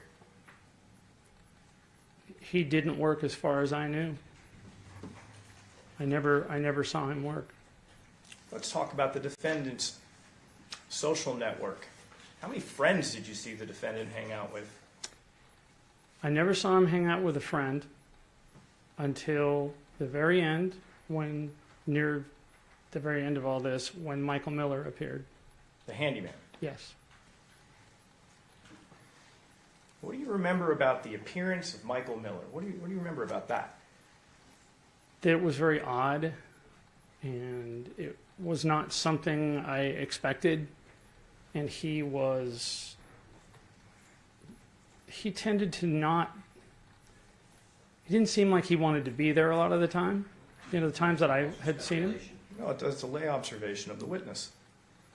He can testify to what it is that he saw. Please, repeat your answer, sir. So, yeah, he was around a lot, went to dinners, and he just seemed kind of like, a lot of times he just was distant, didn't want to be there. From what you recall, were they close in age? No, not that I could tell. It didn't seem to be. Had you ever seen the defendant bring over any other handymans to hang out? No. In all the months leading up, no other handymans came over for dinner? Nope. So when you see this man show up at, before I get to that, where would you see Mike Miller appear? Where was he? When would you see him show up? Where would you see him show up? He would show up for dinners, because that's usually when I'd be over there. And just to be clear, at whose house? At Sharon's house. Okay. So what are you thinking when you see this guy? Objection is to relevance. Well, I think it's relevant given the family dynamic. He can testify to what he was thinking. Yeah, I thought it was very odd, because I never saw him with any other friends. And this was definitely the last person I thought I would see him hang out with. And then he would have him come over and do odd jobs for what I felt were large amounts of money. I want to talk about that. Let's talk about what you're addressing right now. Mm-hmm. What type of work do you remember seeing Mr. Miller tasked to do?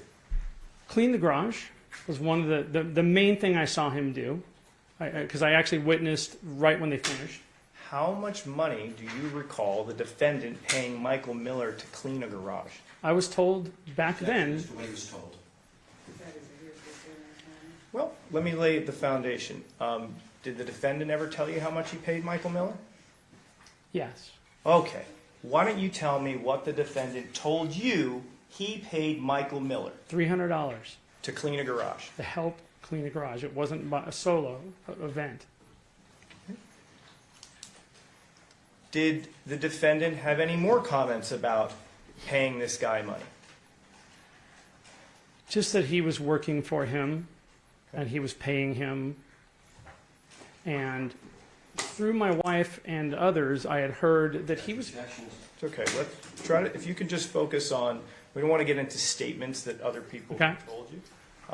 We just want to focus on kind of what you recall. Sure. That's okay. All right? Do you recall the defendant ever complaining about having to continue to pay Mr. Miller money? No. All right. Were there any other projects that you remember happening at this house?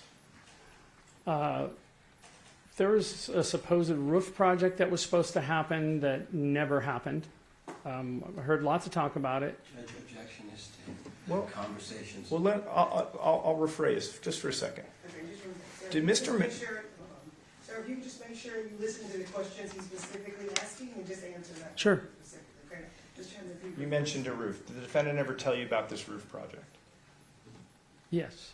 Okay. What did he tell you about the roof project? That they were going to fix the roof. They were going to work on the roof. And by they, who was he talking? Michael Miller and Thomas Randolph. So in the days and weeks of you coming by, how much improvement did you see in the roof? I did not. But would you see Mr. Miller over at that house? Yes. Why don't you tell me a little bit about the defendant's personality? How would you characterize it? It's a good question. At times, very manic. Okay. Would you characterize him as a quiet person? No. If there's maybe people are sitting around for dinner, who is dominating the conversation? Thomas Randolph would always dominate the conversation. All right. When you would see Mr. Miller sitting or being around the defendant, who dominated the conversation? Thomas Randolph.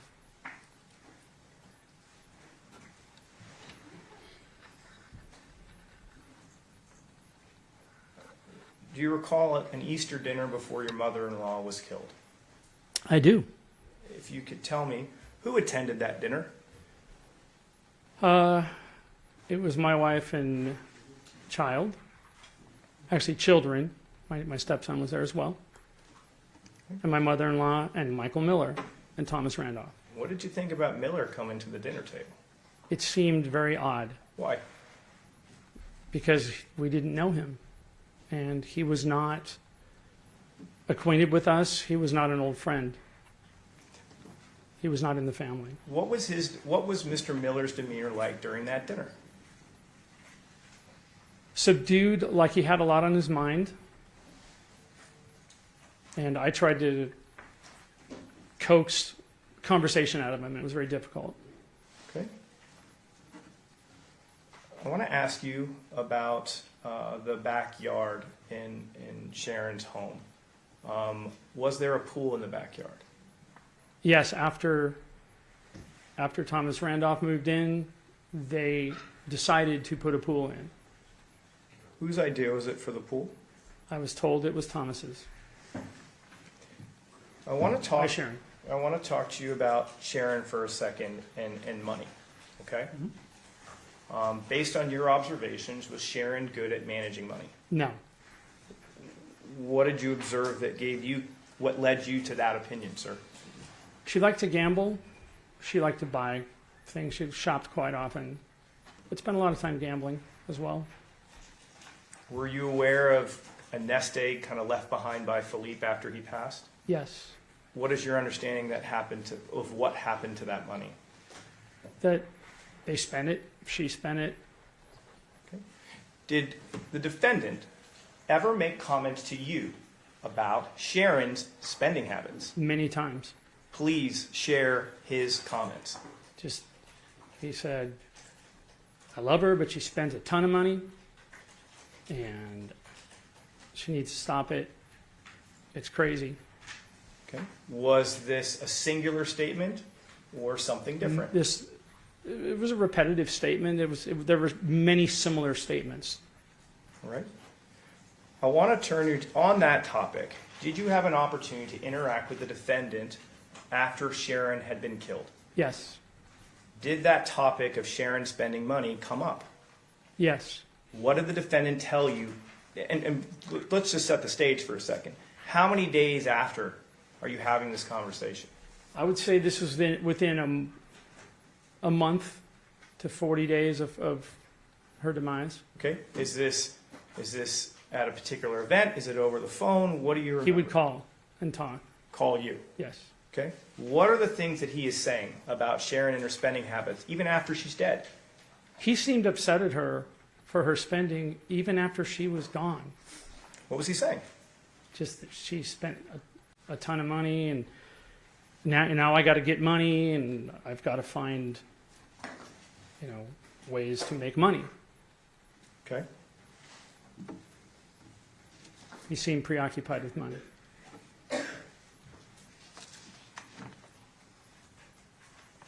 After Sharon is killed, do you start to receive phone calls from the defendant? Yes. What does he start talking to you about? He was mentioning that he was going to come into some money from the estate. He was going to spend money on us. He was going to invest in a studio with me. He kept kind of pushing that at me, which is something I had never asked about. How did you find that whole conversation? Extremely odd. At the time, had the will been settled yet? I don't know what you mean by settled. Well, There was more than one. right. These two wills were kind of floating out in existence, Yes. is that right? Mhm. Do conversations like that happen before the defendant becomes aware there's a second will? No, I'm going to once he found there was a second will, that never happened again. those conversations. Yes, those conversations never happened again. Okay, so just for clarity's sake, if I'm Sure. hearing correctly, is I'm going to invest in you, things like that. That is before he's aware that the will exists, the second will, and when the second will exists, those conversations Yes, stop. they stopped Okay. immediately.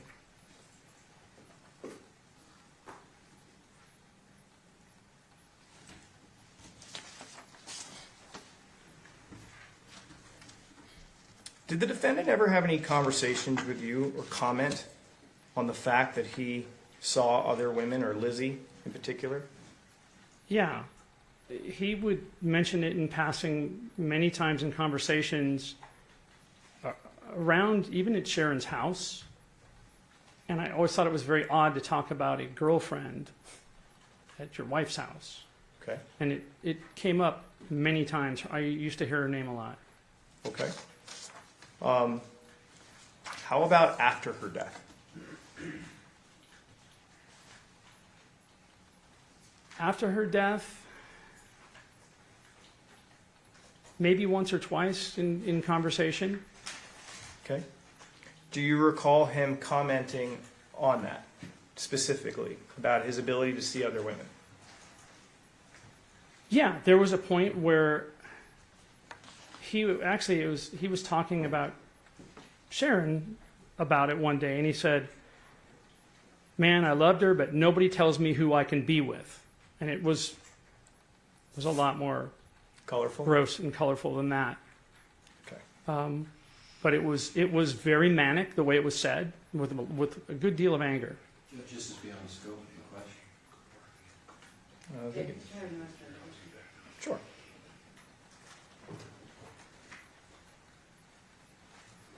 Do you recall the defendant complaining about Sharon's spending habits just days after she passed away? Yeah, definitely within a week or two. Okay. And what was he saying during that time window? Just that she spent a lot of money and he needed money. Okay. Do you recall having the opinion you felt as if he was scolding her? Yes. And this is days after she passed. Yeah.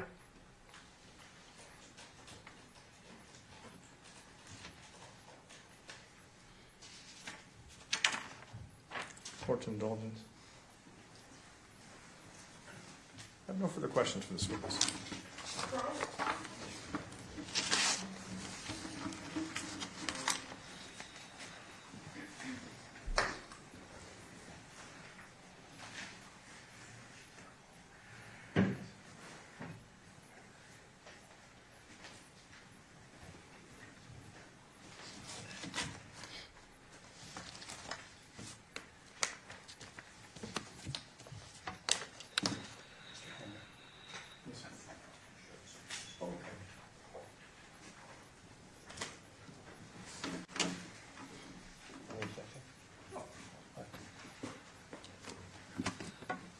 Good afternoon, sir.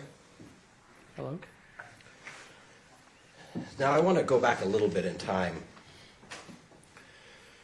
There was a situation where your wife was in turmoil with Sharon, right?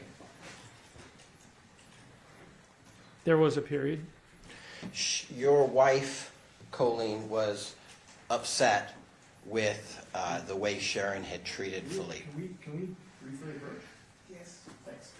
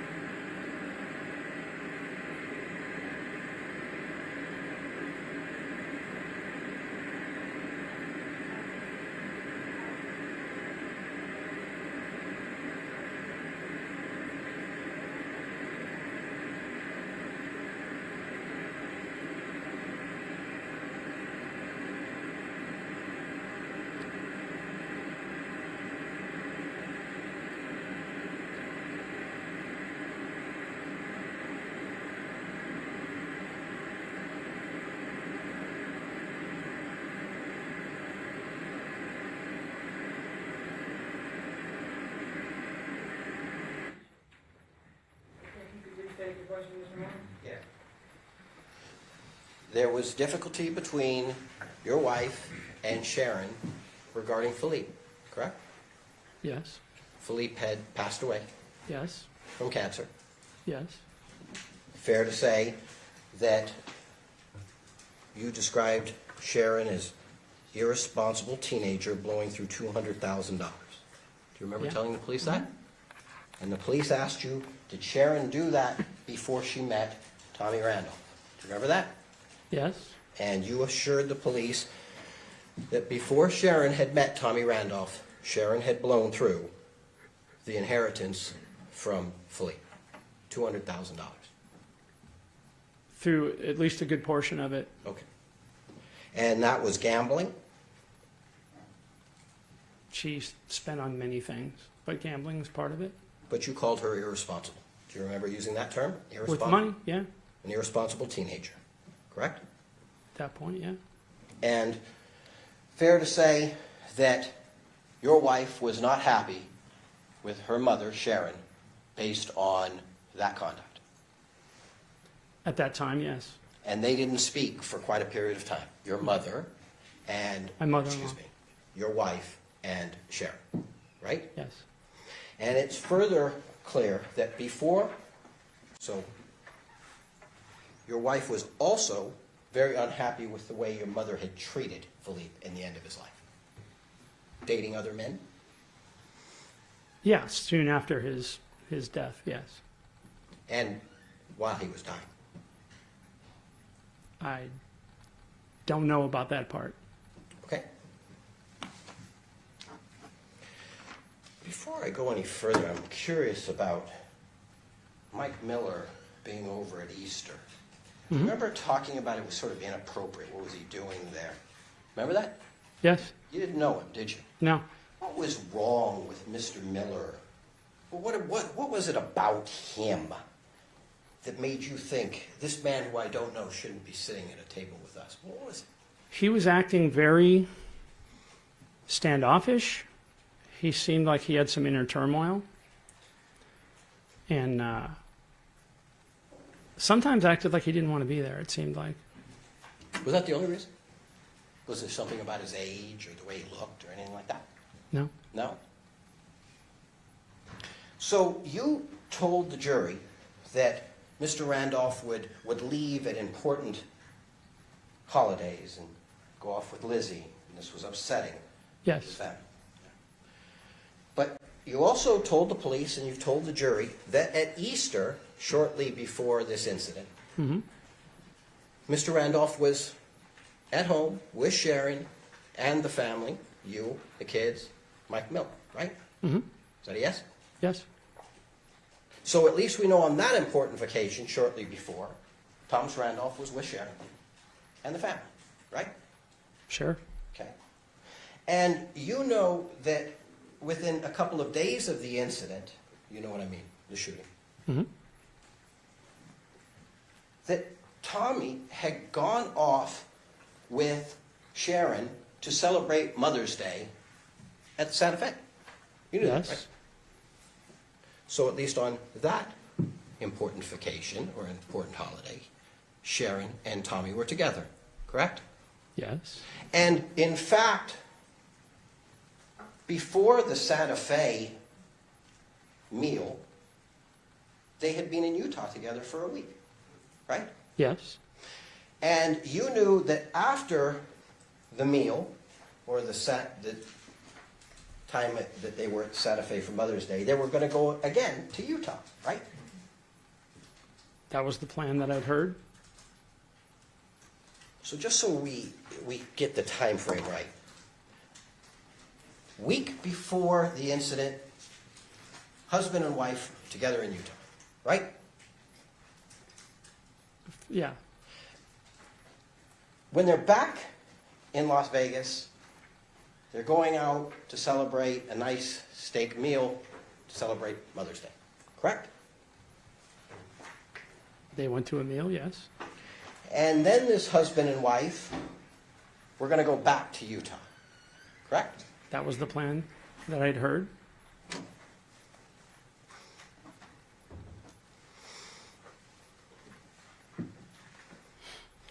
Isn't it fair to say, in fact, you did tell police, that you heard a lot of information after the incident, not just from news, but from other people, and even the police? Do you remember saying that? I had a lot of people ask me a lot of things, yeah. And you told the police that even people in the police department had given you information, right? They'd given me information that they had. I don't want you to tell me what it is. I just want you to tell me, were people providing you information? And did you tell that to the police? Yeah, they provided me some. Okay. So you were hearing a lot of information about this case that wasn't your personal knowledge. In other words, people were telling you what they thought. Not much. Not much. Do you remember telling the police that you were hearing different accounts from the news and police people? Do you remember that? Yeah.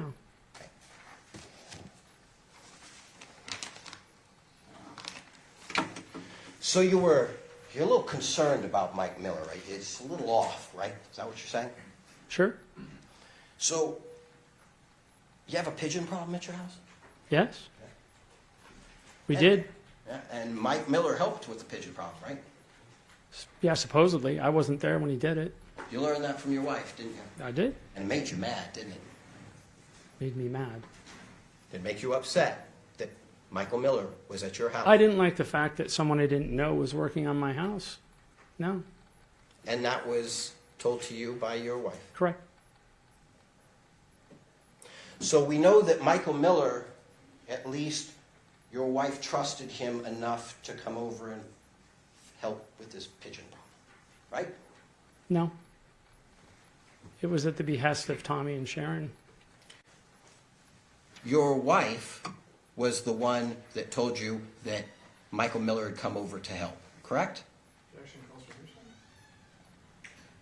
Was Michael Miller at your house to fix the pigeon problem? You already asked me that. And the answer is yes, The right? answer is yes. You talked about today that there was $300 to clean the garage. Yes. Have you ever said that before? Ever? Yes, I have. You said that in your statement? I've said that to detectives. In a statement? I've said it to detectives. How many times you talked to detectives? Several. They recorded a statement from you, right? Sure. Is there more than one recorded statement, sir? I don't know. You might want to ask the detectives. Sir, when your statement was recorded, did you actually see the tape recorder out? Did you know they were tape recording? Sure. Okay. Did you see them recording more than one time? I don't know. It was a long time ago. How many times do you think you talked to detectives? A number, approximately. I just told you several. Okay. And it depends on what you mean by that. Okay. I had to meet them over at the house several times for them to investigate. Would you say you talked to police about this case more than 5 times? Yeah. More than 10 times? No. So between 5 and 10. Yeah, sure.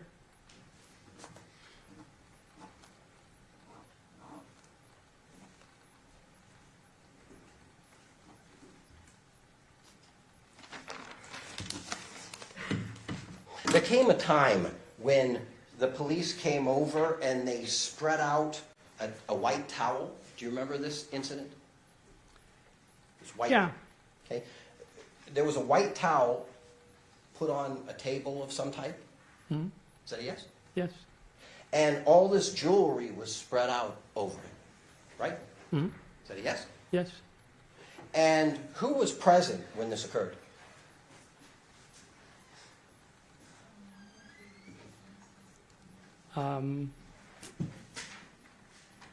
My wife was present. And were you present? Yes. And police were present? Yes. But Thomas Randolph was not present. No. And this is a time where, what happened with the jewelry? Did your wife take it, or did the police take it, or how did that happen? I don't recollect what happened with it. Do you recall the police at any point ever confiscating the jewelry? I don't recall. Do you recall your wife taking possession of the jewelry?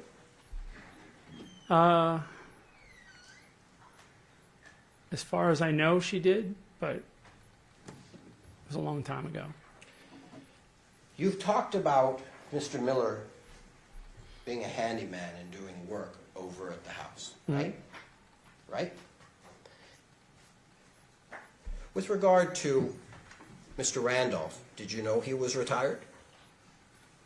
Did you know he was retired from That the who state? was retired? You knew he was retired. No, that who was retired? Thomas Randolph, Thomas Randolph. from the state of Indiana. Did you know that? No, I did not. Okay. Did you say that, do you recall saying that Mr. Randolph was in pain a lot? He acted like he was in pain. But you also said that through the pain he would work quite hard and get a lot of things done. Yeah. So, if I understand you right, he would make some noises when he was picking things up, groan, moan. Yes, of course. But he would work through it, and sometimes you're actually surprised at how much work he was able to accomplish, right? Yeah. Okay.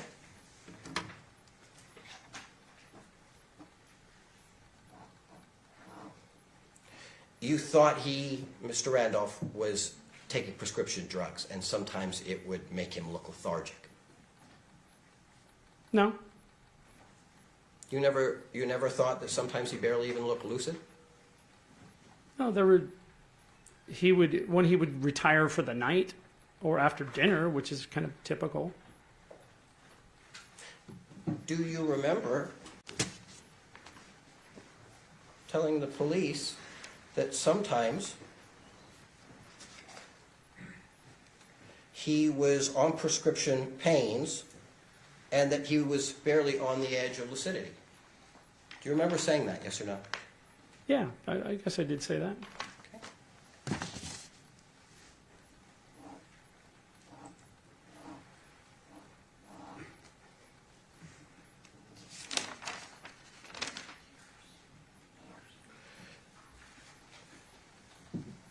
Mr. Randolph called you the day after this incident, okay? Just to refresh your memory. The incident occurred in the evening of May 8th. Do you recall talking to Mr. Randolph on the 9th? I do. He called me in the morning. And told you what had happened? Yep. He told you Mike Miller had shot Sharon. Yes. And you indicated to him that you thought maybe you should be the one to tell your wife? Yes. And did you in fact tell your wife? I did, but she already knew. He told you it was horrible. Tommy told you what happened and it was horrible, didn't he?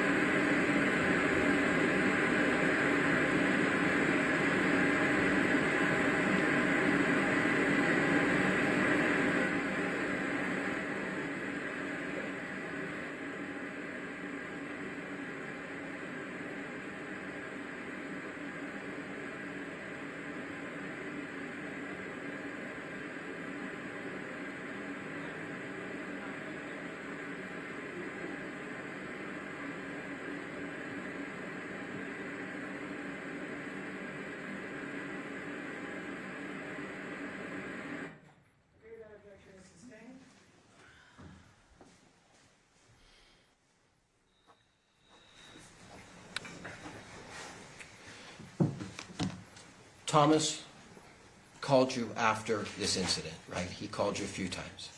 Yes. You talked to Tommy about funeral arrangements, didn't you? He called about them. He paid for the funeral, didn't he? Yeah. How much did Tommy pay for the funeral, if you know? I don't remember. It was thousands, though. It was a nice funeral. It assumes facts, not evidence. I'll rephrase it. It was a nice funeral, wasn't it? It was a funeral. And Tommy paid for it. Yeah, to my knowledge, he did, yeah.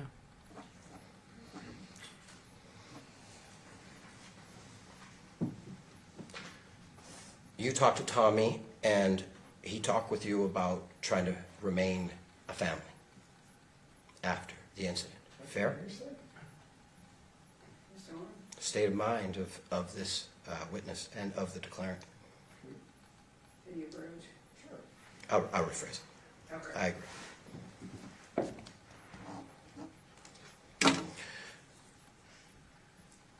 Sharon had tattoos? Yeah, she had a couple. Did she have a tattoo of... Hold on. Is your objection relevant? Yes, it is. Mr. Arnold? relevance of having TR tattooed on him? Okay. That's overruled. Do you know if Sharon had TR, being Thomas Randolph, the initials, tattooed on her? I have no idea. She had a couple of tattoos and never paid attention. Okay.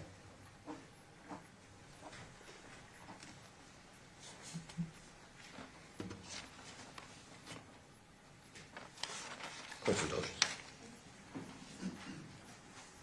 That concludes cross-examination. Sorry, could I just, one more area. You said that there was a roof problem. Do you remember that? And it wasn't fixed, right? They were talking about needing to fix the roof. What was wrong with the roof? I don't know. Have you ever seen, there's lots of pictures of the roof. Yeah. Did you ever see anything and thought, well, there's a hole in the roof and it just hasn't been fixed because you didn't see any progress? There was something odd over the garage that needed to be fixed. I remember that. I don't remember exactly what it was. Over the garage? Yes. But you don't remember what it was?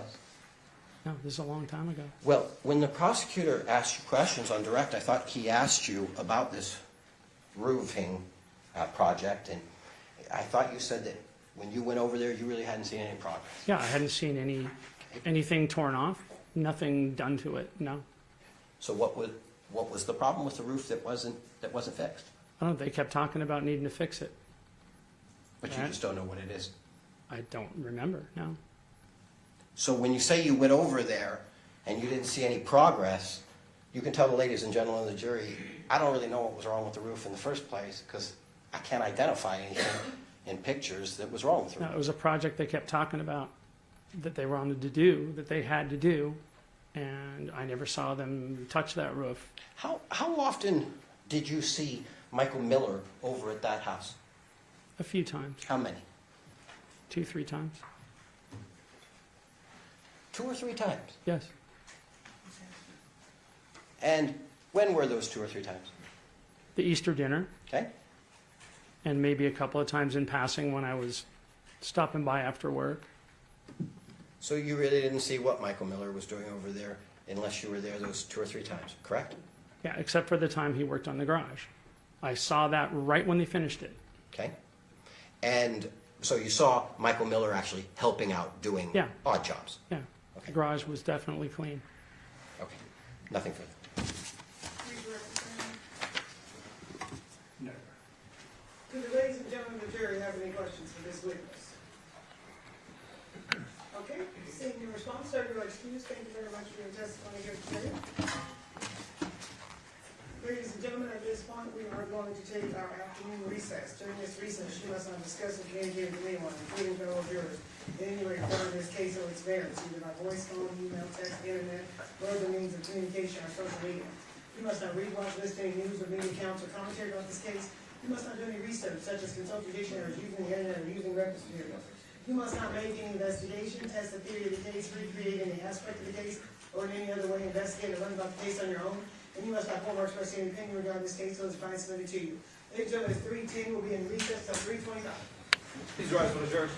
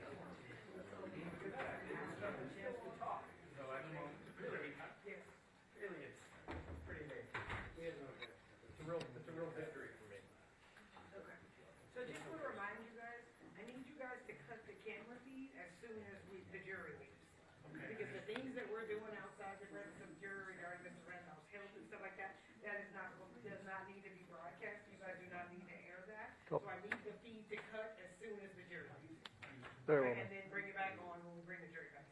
Okay, thank you very much. Thank you.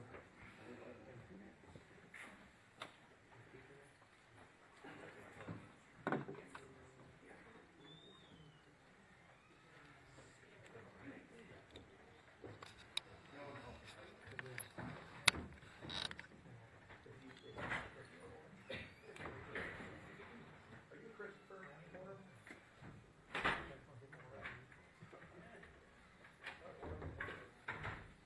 Sorry. No, not that. Thank you. That's fine. Advertise works. Deidre told Victoria out, because Alice needs the one. Every time you see me, the handwritten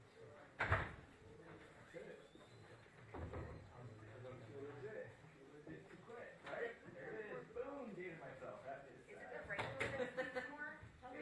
That's worse than the computer. That is older than the computer that I have. The oldest Yeah. that you've sounded so far was so when you do the twitch. I I was like, that? Come on. We'll make it work. that was rough. That was rough. If you don't want to say that was probably calculated, you'd be wrong.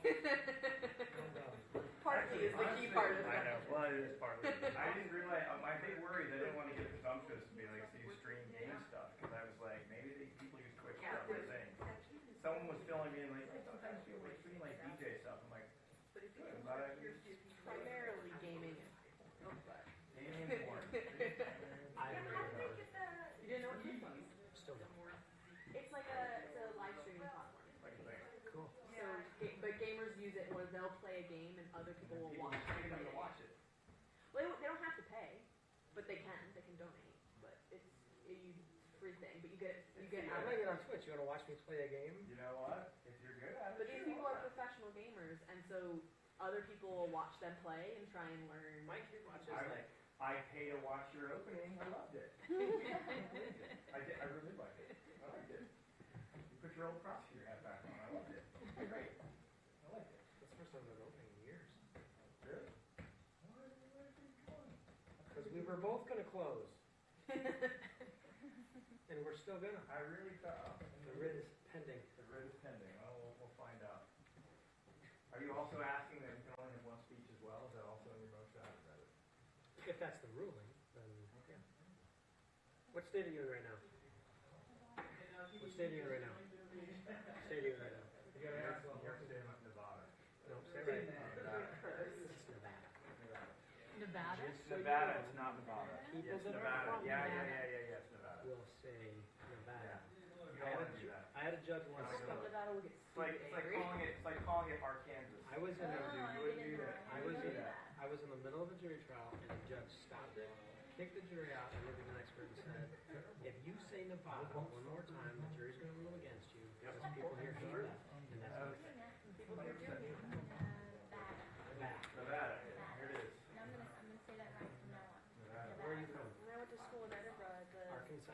Are you for real? Are you for real? I didn't even know that. Oh, so you did it There together. That's perfect. There it is. That's good. That was odd. I did my homework. Yeah. You have no idea who I am. Where at in Arkansas? North Central. Little Rock. Are you a Hawks fan?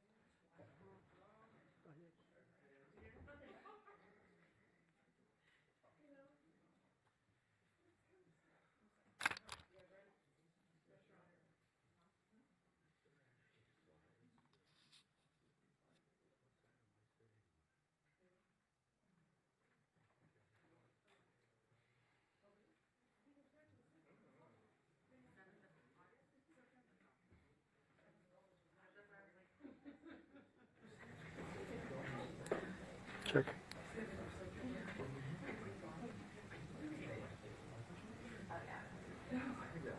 I don't know anything about these, so it's too long.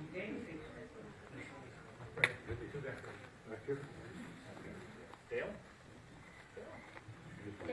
Yes? All right, just checking. How are you, Chris? You're talking to me on the wrong side. No, you're right, man. For sure. Okay.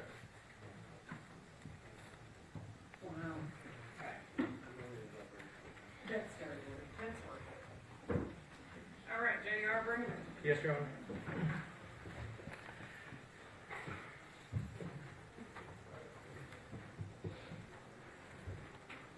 Please rise for the third.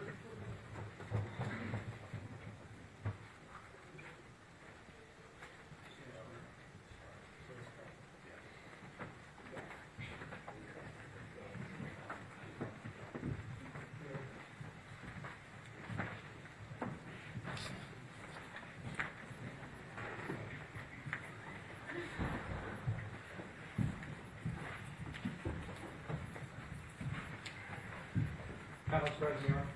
Okay, can you all be seated? We are back on the record in C 250966, State of Nevada versus Thomas Randolph.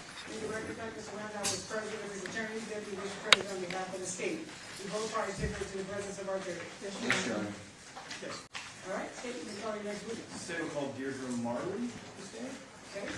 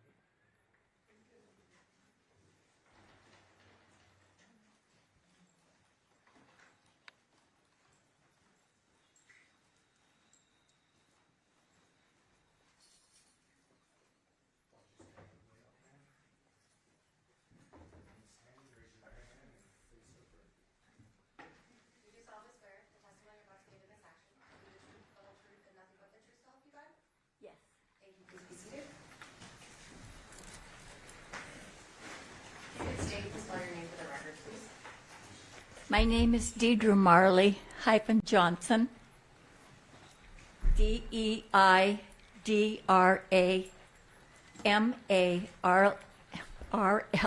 Johnsson.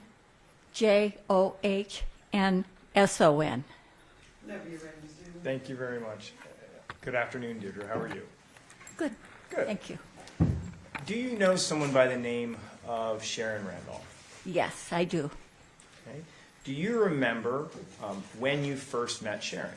Yes, I do. Tell us. There is a senior living community named Las Ventanas, and it's on West Charleston and Town Center. Sharon was hired at Las Ventanas to work in the beauty shop as the hairdresser. I was hired at Las Ventanas to work as the manicurist, and that is how I met Sharon. Around what year did you start working at Las Ventanas? It was as soon as it was built, and I would say that would be around the year 2000. Okay. So you knew her for about 8 years up to the point of when she passed away. Yes. Do you know someone by the name of Thomas Randolph? Yes. Have you met Thomas Randolph before? I have spoken to Thomas Randolph on the telephone. Okay. I have seen pictures of Thomas Randolph. Okay. Do you see Thomas here in the courtroom today? Yes, I do. Could you point out where he is and describe maybe an article of clothing that he's wearing? Yes. He is sitting at the desk with a white shirt on, white hair, and black headset. Okay, let the record reflect the witnesses identify the defendant.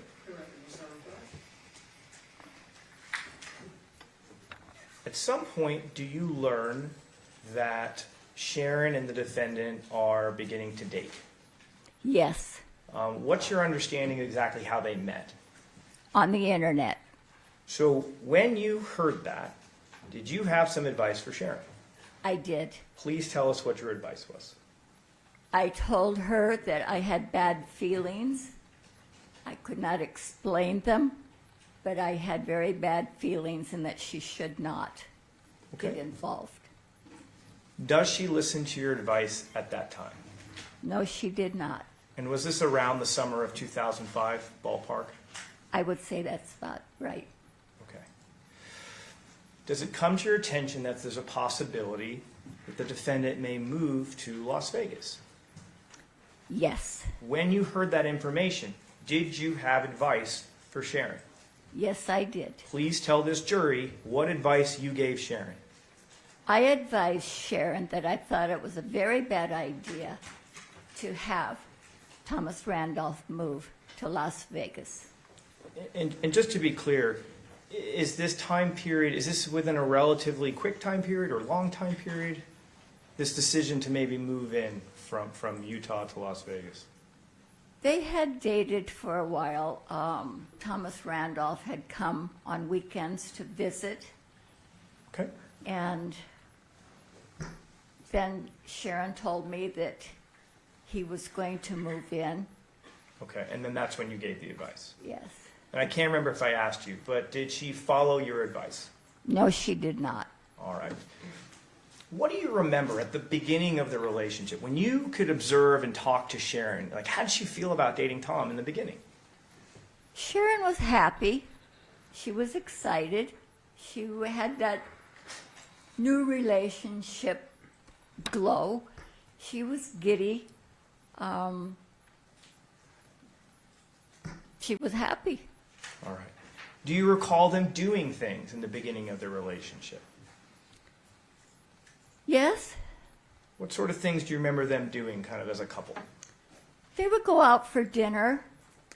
I guess they would go out for dinner. I know that they would go back and forth to Utah to visit Mr. Randolph's parents. Okay. Do you remember them ever taking trips to places like San Diego? I do recall them taking a trip to San Diego.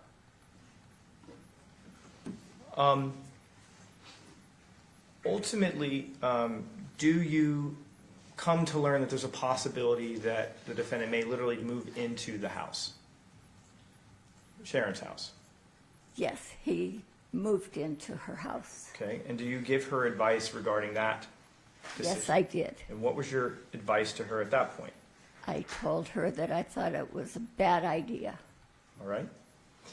You mentioned that you worked with Sharon at the Las Ventanas Senior Living Center. Is that right? Yes. All right, and Sharon's the hairdresser and you're the manicurist. Yes. All right. Is that like an assisted, is that like a retirement community? Yes, it's a high-end retirement community. Okay. When you worked there, was there a receptionist at the hair salon? No, there was not. Was there a business phone, though, at that hair salon? There was a business phone in the office, yes. Once Sharon started dating Tom, do you recall anything about that phone in the hair salon that stood out in your mind? It was after Thomas Randolph had moved in. He would continually call. He called multiple times during the day to speak to Sharon. I would answer the phone. Because you didn't have a receptionist. We did not have a receptionist. On average, what are we talking about here? About how many times a day? A minimum of 15 times a day. Would you take the time to explain to the defendant that maybe Sharon's busy working and she can't come to the phone, things like that? There were a few times when I would tell him that she was working. Do you ever remember any other phones ringing? Yes, Okay, what phones would also ring? her cell phone. Okay. And then similar things would happen, just letting him know, hey, we can't talk, we're working. Yes.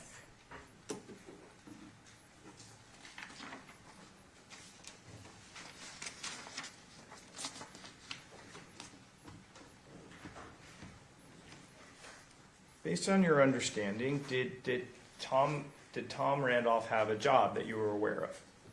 No. I want to ask you a little bit about Sharon's mood and demeanor as this relationship continues. You previously mentioned that she was giddy at the beginning, right? Yes. Do you start to see that change? Yes, I did. What do you start seeing? What are the differences you start to see in Sharon? I started to see Sharon become unhappy. She wasn't giddy any longer. She was unhappy. She was trying to work, and he kept calling, and she would be frustrated, and she just wasn't happy. Okay. At some point, do you learn of a potential decision about whether or not to marry Mr. Randolph? Yes, Okay. I do. Was there a potential consequence that came with potentially not marrying Mr. Randolph? Yes. Okay. He told her that if she did not marry him, he would leave her. Do you give her a piece of advice? I did.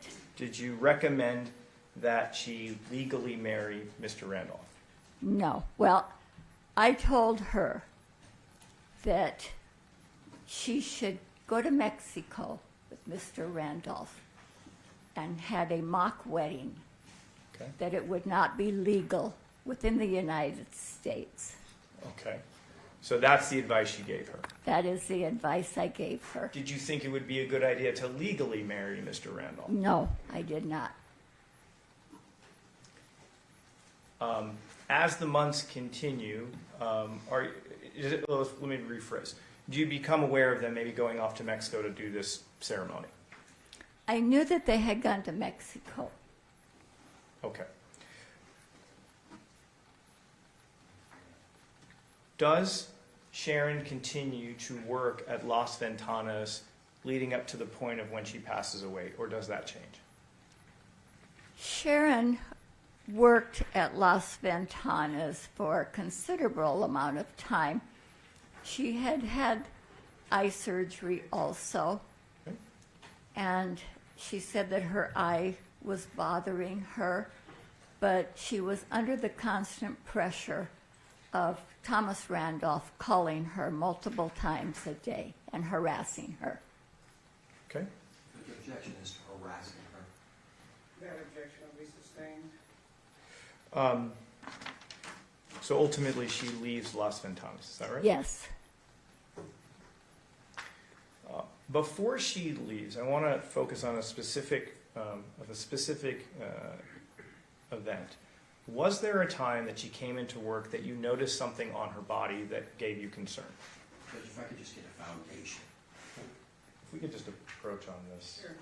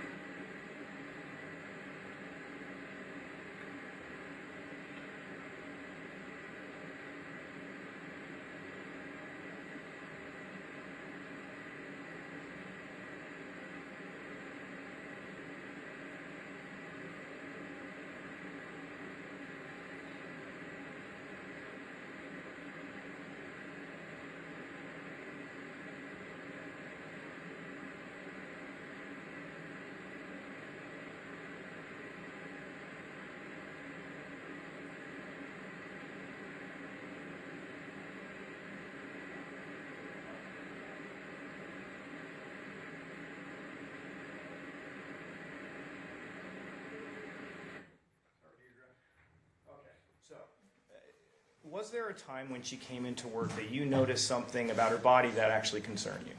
Yes. All right. When around what year was that? Do you remember?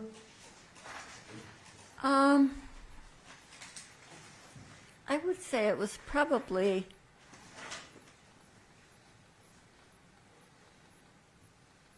it was after she had married Thomas Randolph. Okay. 2004, 2005, maybe. Okay, so it's pretty early on, is that right? Yes. Okay. So, and let's just be clear. Do you, in terms of dates, because I know this is like 15 years ago, does her being married stand out in your mind as being, I saw it after she was married? I'm sorry, I didn't. You said 2000, and I'm just for clarity's sake, you said 2005, but you also said it was after she's married. And there's been some information that maybe the marriage doesn't actually happen in 2005. So the thing I'm trying to get out of you is the fact that she is married to Tom one of the things that you remember, like it's after her getting married to Tom that you noticed this? Yes. Okay, so if her marriage is, let's say in 2007, it would be post 2007.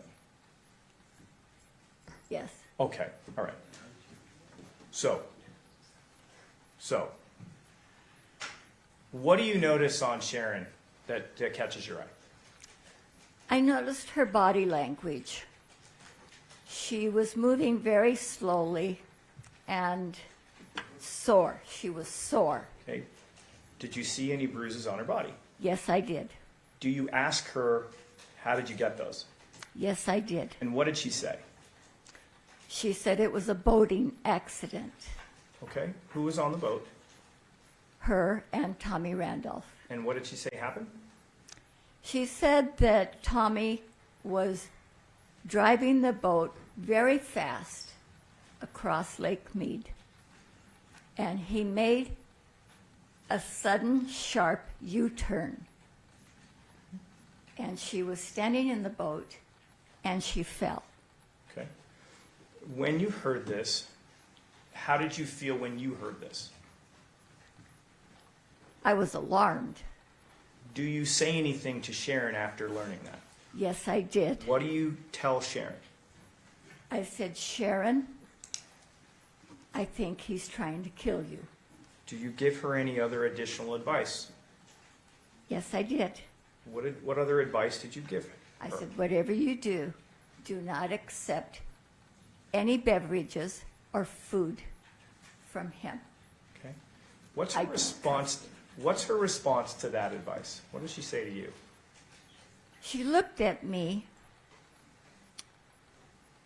and she seemed a little surprised. She said, do you really think he's trying to kill me? And what did you respond with? I said, yes. I want to turn your attention to about a week before Sharon passes away. Yes. Do you receive a phone call from someone? Yes, I did. And who do you receive a phone call from? Sharon. You've obviously talked to Sharon many times in your life. Would that be fair? Yes. Please describe for this jury, what did her voice sound like on the other end of that phone? She was shaken. She sounded scared. And she sounded afraid. Did you believe that she was depressed at that point? Yes. What does she say to you? Judge objection. Can we approach? I've already decided this issue. She can answer the question. What did she say to you? She told me she needed to get a divorce. And so how do you respond? I happen to be the vice president on the board of the mediators of Southern Nevada. Okay. I said, okay, Sharon. I said, I'll help you get a divorce. All right. Did you think it was going to be, well, at this time, did you Did you think she was legally married? I did not, Why is that? because I had told her not to get legally married. So you thought it was just the Mexico thing? I thought it was just a mock wedding. Okay, did you say that to her? Something like, hey, that shouldn't be too difficult. I mean, you didn't technically marry him, something like that? Yes, I did. Okay. Does she correct you and correct your misunderstanding at that point? I had told Sharon, I says, well, it wouldn't be difficult to get divorced because you never married Tommy. And then she says what? And she said, yes, I did, Deidre. Talked me into getting married. So do you start to give her advice at this point from what you could help her do legally to get a divorce? Yes, I did. So what sort of advice did you offer or help did you offer? She had told me she had no money, that her money was gone, that they had gone through all of her money. Okay. And I said, okay. I said, that won't be a problem. I said, I do know attorneys, I know paralegals, or I will be glad to go down to the self-help center with you at Legal Aid, and we will draw up divorce papers. Okay. Does she talk about the house at all? I asked Sharon what she had Tommy's name on, Okay, and what did she tell you? and she told me that she had his name on the house, but she had taken it off. Unfortunately, I would object to anything as hearsay, just for the record. Okay, just for the record, the court has previously ruled, ma'am, you can answer the question. Go ahead. You can keep, were you done? I don't know if you finished your answer. She told me that she had his name on the house, but she took it off. Okay. Understood. Does she mention life insurance during this conversation? Yes. What did she say about that? I said, what else are you involved with as far as Tommy is concerned? And she said, he does have a life insurance policy on me. When you heard that, did that generate a reaction out of you? When you heard that, what were your feelings at that point? I told Sharon, I said, Sharon, this is a red flag to me. I said, now I'm worried for you. What did you ask her to do? I asked her to come and stay with me. Okay. What else did you tell her? I told her that I was worried for her and that I wanted her to come and stay with me because I wanted her to be safe. And how did she respond to that offer? She said, I know, Deidre, and she sounded worried, but she said, I want to be in my home. So what do you say to her at that point? I said to Sharon, I said, I can't force you to come and stay with me. I said, however, I would like you to. I said, but please, whatever you do, do not accept any beverages, food, or turn your back on Tommy. I don't trust him. I'm worried for you. I want to turn your attention to May 8th, 2008, just a week after this conversation. Were you planning that evening to make a phone call? Yes. Who were you planning to call? I was planning to call Sharon. Did you pick up the phone in one hand? I had my phone in my hand. What did you have in your other hand? To call Sharon. What did you have in your other hand? My other hand was the remote control to my television. Which one did you decide to use first? I clicked the television on first. And what did you see? I saw a segment on the news. And what was it about? About a husband and wife coming home from dinner. And the handyman had invaded the house. The wife entered the house first. I The handyman. This is not news that she's getting it from. This is news. And and so this is clearly hearsay. That's just how she learned of it. This is hearsay, Mr. Chairman. That's Okay. another question. Okay. Do you learn of Sharon, what happens to Sharon on May 8th, 2008? Yes, she was murdered. Okay, I understand. I have no further questions for this witness. Yes, sir.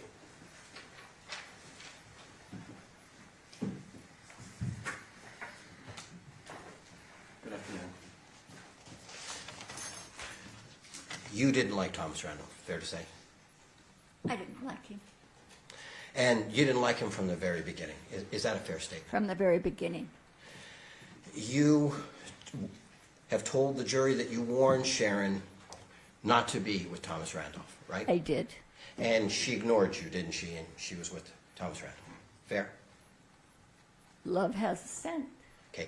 You told her not to be with Thomas Randolph, and she ignored you, and she was with Thomas Randolph. She Fair? was. Okay. You told us that that at some point you finally realized she's legally married, right? Yes, she told me she was. And she hadn't told you she'd gotten married, had she? No, she never did tell me until she wanted to get her divorce. So it's fair to say that Sharon got married to Tommy and didn't even tell you she was married, right?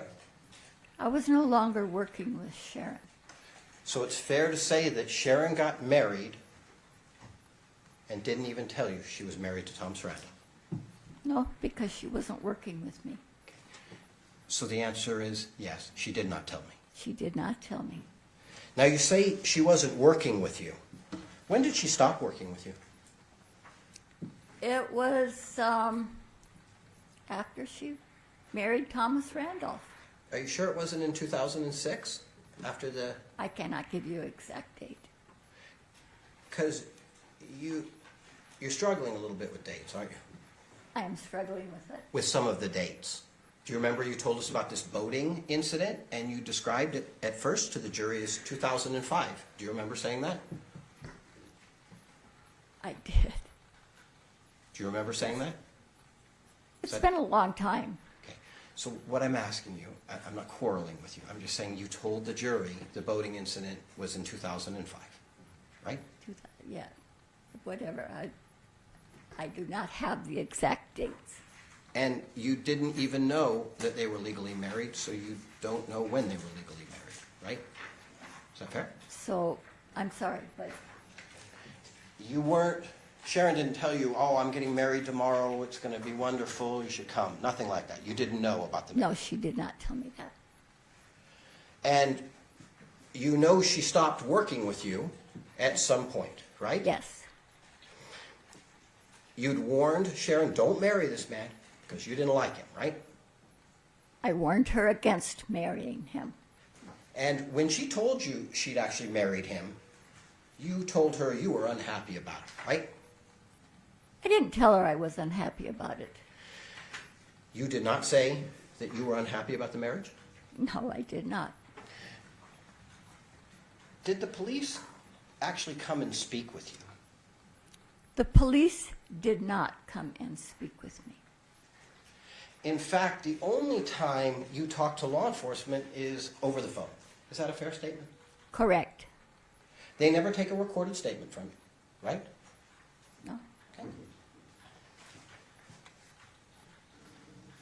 And you can tell us that you did not tell the police that when you found out that Sharon was married, that you told her that you were unhappy with her. That's not something you told the police. I never told the police that. Okay? And you told Sharon, when you did find out she was married, you told her you thought she should get a divorce, right? No, I did not. You did not tell her to go get a divorce and how to do it? No, I did not.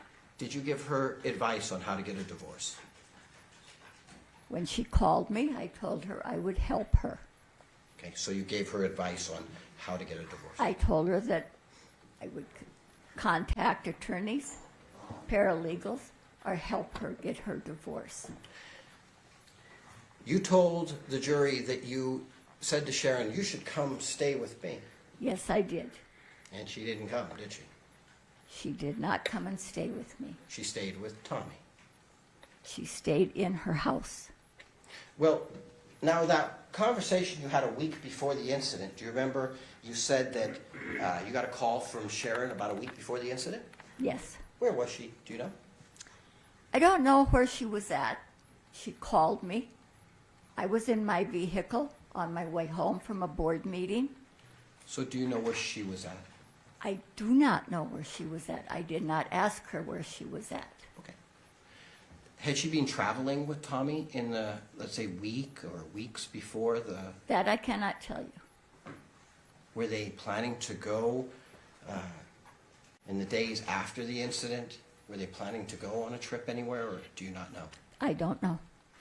Were they planning to celebrate Mother's Day anywhere, or are you? Not that I'm aware of. Because that's not really. I mean, it's fair to say that from the understanding you had of Sharon, Sharon wouldn't be going out with Tommy in the days before the incident, right? Because she was When upset. Sharon and I worked together, we talked. After Sharon quit working, she would come in and visit every now and then. So is it fair to say, do you mind if I call you Deidre? Is that okay? Sure. Okay. Deidre, is it fair to say that you were close with Sharon when you worked together, right? We were close. You're working together all day long, 8 hours a day, get to chat, water Yes. cooler kind of thing. Fair? Right. Yes. And at some point, you lose that closeness because she stops working with you. You're not colleagues anymore. She was home. Okay. And so she was home with Tommy and not with you 8 hours a day anymore. Fair? She was with Tommy. And so it's fair to say that in the weeks, months leading up to this incident, you weren't as close, you didn't really know what was going on in her life. Fair? It's not that I wasn't as close, because I always cared about Sharon. But she had a life to live, And it's clear. and I was working. And it's clear you cared about your friend, right? You cared about your friend, right? I cared about Sharon.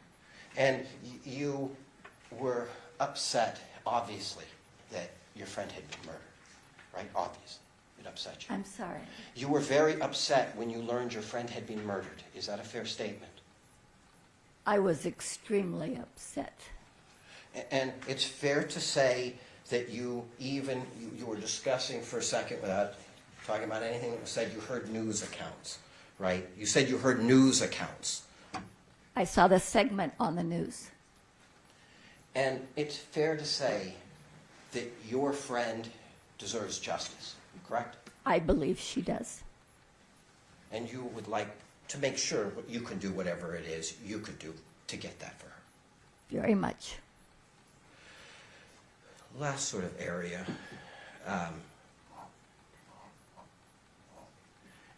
You told us today that you learned or you talked to Sharon about life insurance, right? Sharon told me that Tommy had a life insurance policy on her.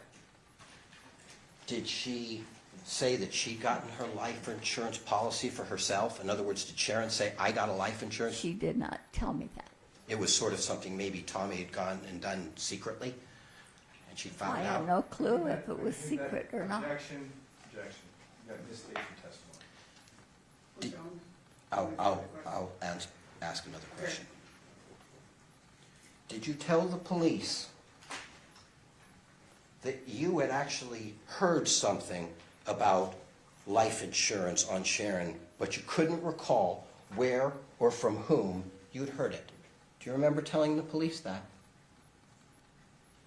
I told the police that Sharon told me that Tommy had a life insurance policy on her. You told the police officer that? Yes, I did. Who was that police officer? I called a criminologist. No, listen to me. Listen to my question, okay? Who was this police officer that you... Just 1 second, Mr. Wilkerson. Yes.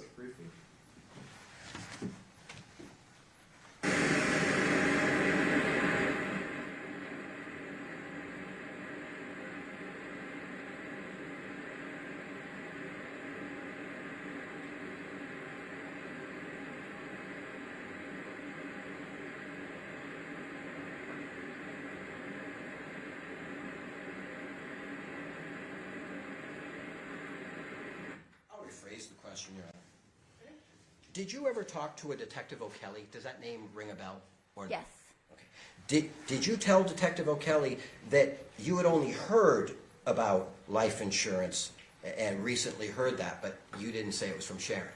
Do you understand the distinction I'm saying?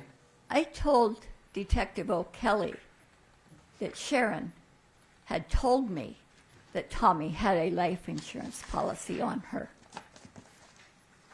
Of course I told you.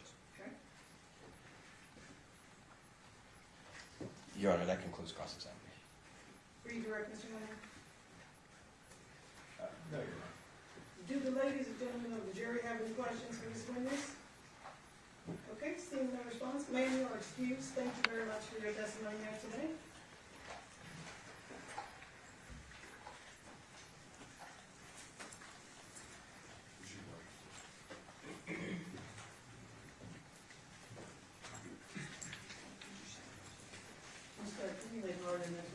Thank you, Your Honor. Colleen Bean.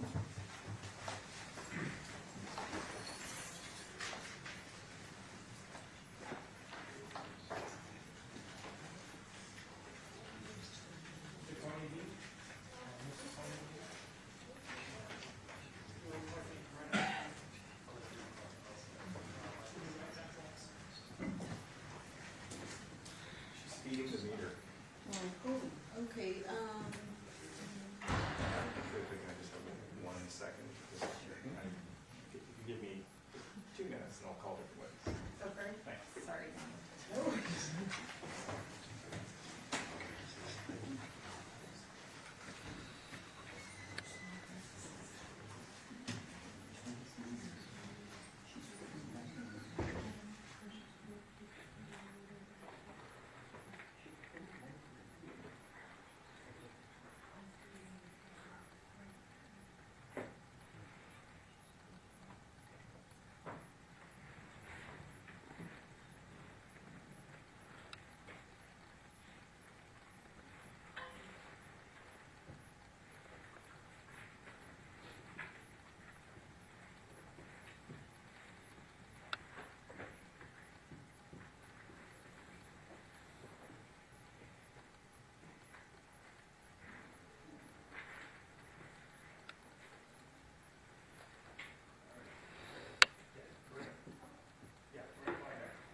State will call Victoria Kimenker.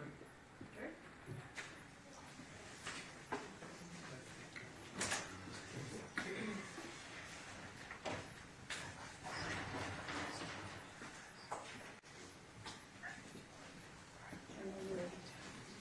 She's good.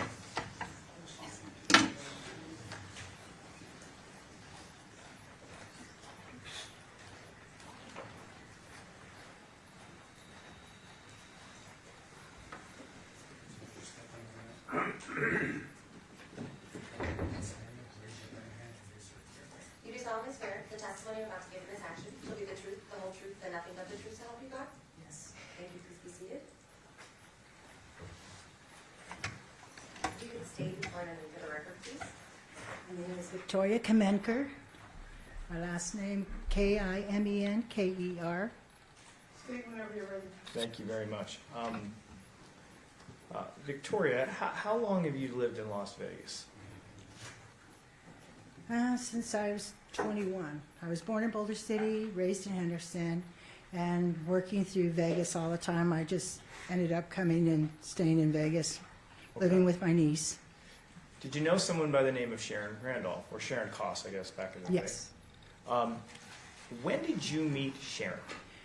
In 1975, I just came back from living in Washington, and she was working at the Liberace Plaza, so it's the end of 75. I used to go to a hairdresser there, and she was working under him. She was the shampoo girl.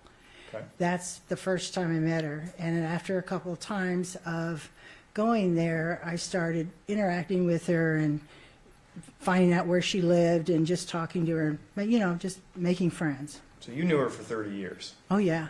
Okay. So you start becoming friends even back then and over the decades. Would that be correct? Right. You were, I'm sure you were friends with her during when she was married to Philippe. Would that be fair? Did you do a lot of social things Oh, with yeah. her over the decades? Yes, yes. Did a lot of things, camping. She came over for her and Philippe would be over our house for the holidays with our family and my husband's family. We would always socialize, doing a lot of things. Okay. Obviously, there's a time where Philippe passes away. Do you come to learn of the fact that Sharon, let's do this. Is there a time, we'll scratch all that. Oh, that was terrible. I apologize. Do you know someone by the name of Thomas Randolph? Yes, Do you see Thomas Randolph sitting here in the courtroom right now? yes. Could you please point out where he is and maybe describe an article of clothing that he's wearing? White shirt, headphones on his head. Okay, let the record reflect the witness has identified Mr. Randolph. Do you remember where you were the first time you saw the defendant? Yes. Where's that? Me and my husband were going shopping at Mervyn's. Okay. And I used to work for Mervyn's. So it was a couple of years or so later when I didn't work for him anywhere. We just went in there to go shopping. And as we were walking around, I happened to look up, and I used to work in fine jewelry. So we looked up, and I saw Sharon. And I told my husband, oh my God, there's Sharon. So we walked over to her, and they were both like looking on the counter, and they were looking at a bunch of rings. And so I said, Sharon, and she turns around and she looks at me, and I think she was a little surprised that, we were there. And so I said, what are you doing? And she says, well, we're looking at rings because we're going to get married. Right. So I said, okay. When you heard that, did you have a reaction to that? Yeah, I was kind of shocked. When you went up and introduced yourself to Sharon, what was Tom Randolph doing? He was looking down, looking at the rings. Sharon proceeded to, he turned around and she said, these are my friends, Vicky and Dale. And he turned around like this and then turned around, no hi, nothing.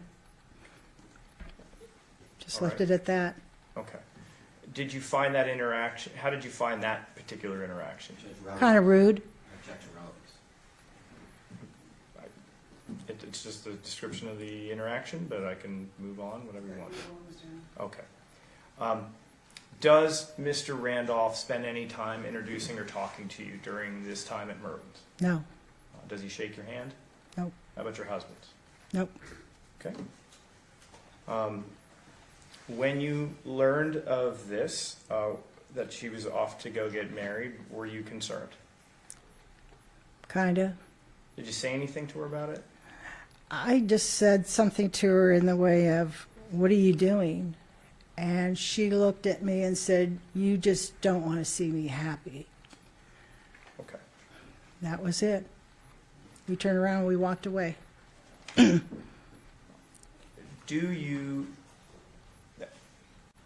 started off as a shampoo girl. What does she start to do as an adult? And by she, I mean Sharon. What does she start to do later in life? Because you said she was kind of a shampoo person to start, right? She becomes what? Well, she left that place and went and found her own position in another salon. And right after that, when she did that, I started going to her. And not just to do shampoo, but she was a hairdresser. Right, she was a hairdresser. That was what I was looking for. Yeah. Do you continue to get your hair cut from Sharon? Yes. All right. Were there any times that you went over and had your hair done over at her house? Yes. A couple of times. Okay. Have you ever heard the name Michael Miller before? No. Okay. Do you remember ever going over there seeing a handyman over at the house? Just that one day when I went over there and she was going to do my hair and they were watching the movie. Who's they? Huh? Who is they? I'm sorry. Okay. Sharon, Randolph, and Miller. And she wanted me to wait for me to do my hair, and I said, I really don't want it. And she goes, just until we watch this movie. So she made me go sit on the love seat where the Miller guy was and introduced me to him. During the time that you were there, did you see Mr. Miller and Mr. Randolph engaging in any home improvement projects? Yes. Okay, what were they doing? After the movie was over, they went outside to look up at the lattice that was, I guess, falling apart. And I remember they grabbed a ladder, and I saw Mr. Randolph climbing up on the ladder. And Randolph? Yeah, Randolph. And I said to Sharon, well, if he's got such a bad back, why is he climbing the ladder? Okay. And Okay, so that's kind of the extent of what you saw. He climbed up on a ladder. All right. I'm sorry, Mayor, is that a yes? yes.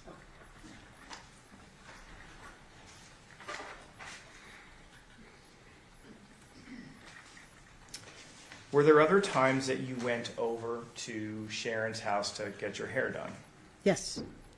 And in addition to that, did you ever go over socially, or was it typically just to do hair? No, I went over there one time. It was just like probably a month, maybe 2 months after they had gotten married. I went over there, and me and Sharon were in the living room, and I was talking to her, and Thomas Randolph came out of the bedroom, and he walked over there to where Sharon was sitting, and he was sitting on the edge of the chair, and he was hugging her and saying, like, this is my love, or I love her, or whatever. And I just kind of looked at him, and then he got up, and I was questioning him. Like I said, do you work or whatever? And he said, like he's trying to find something. And I said, well, I work for the school district. And he says, well, I'm trying to find something, as a substitute teacher or whatever. Okay. And then that was it. And then he got up and walked back in the room. Would he typically, when you went over there, would he typically interact with you guys? Would he typically stay in his room? What would he typically do? No. When me and my husband were out there, I didn't remember the time, but we were out there, and we were out in the back patio, and that's when Sharon was asking my husband about the lattice on top because it was falling apart. And being my husband's been in construction for a long time, was telling him, and he never once came out. He poked his head through the door. Okay, so you just gave a ton of information there. So there is a time where you and your husband Dale go over to the house, is that Yes. right? And there is a conversation about how to fix that roof lattice area, right? How long has your husband been in construction? About 23 years. I don't know the relevance of this, isn't I don't it? either. Can council approach? Well, sure.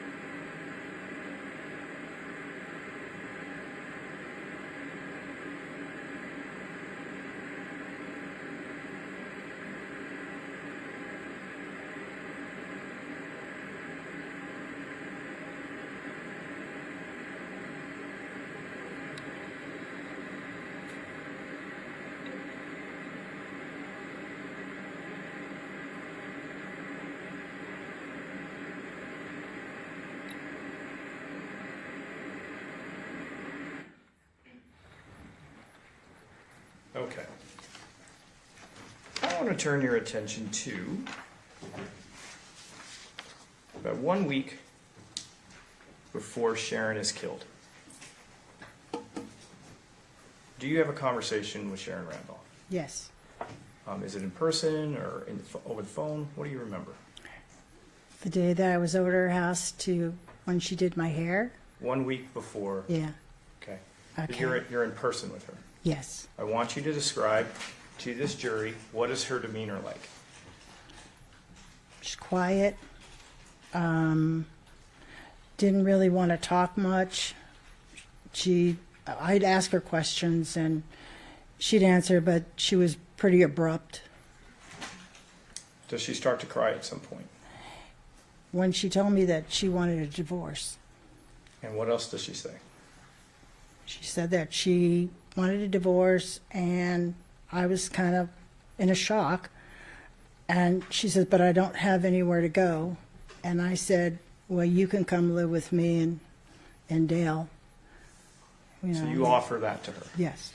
Did you indicate she could stay as long as she wanted? Yes. Ultimately, does Sharon ever take you up on that offer?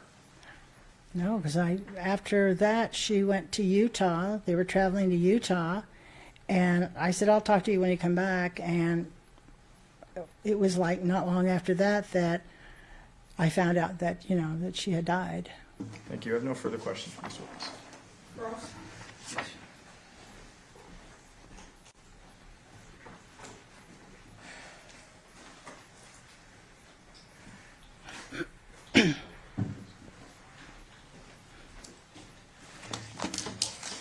Good afternoon. Good afternoon.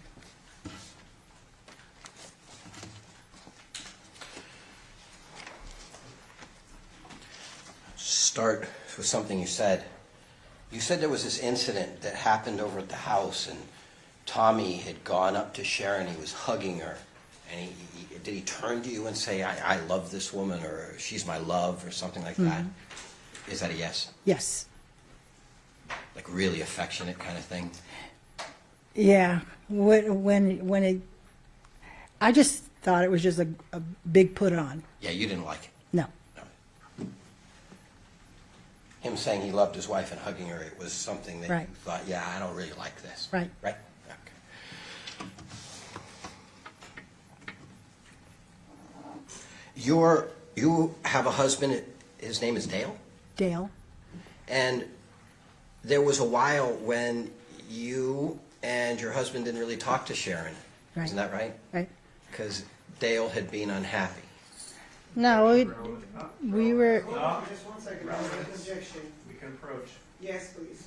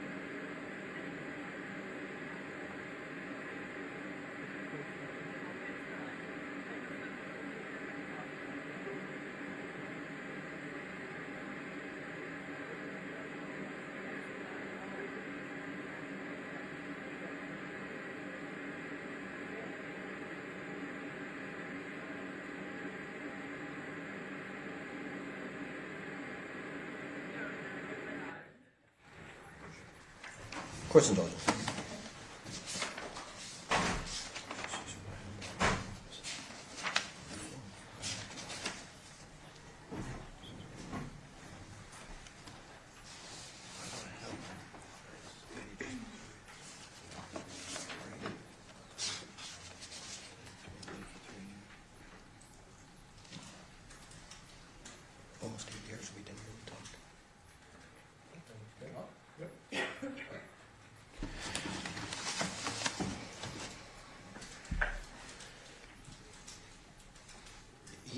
husband had were a little upset about what had happened with Philippe, correct? Right. Is that a yes? Yes.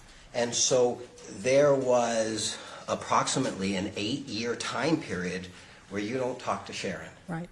Okay, so if you could give us sort of that time frame, just so the jury could understand, when you say the 8 years that you're not talking to Sharon, when are those years?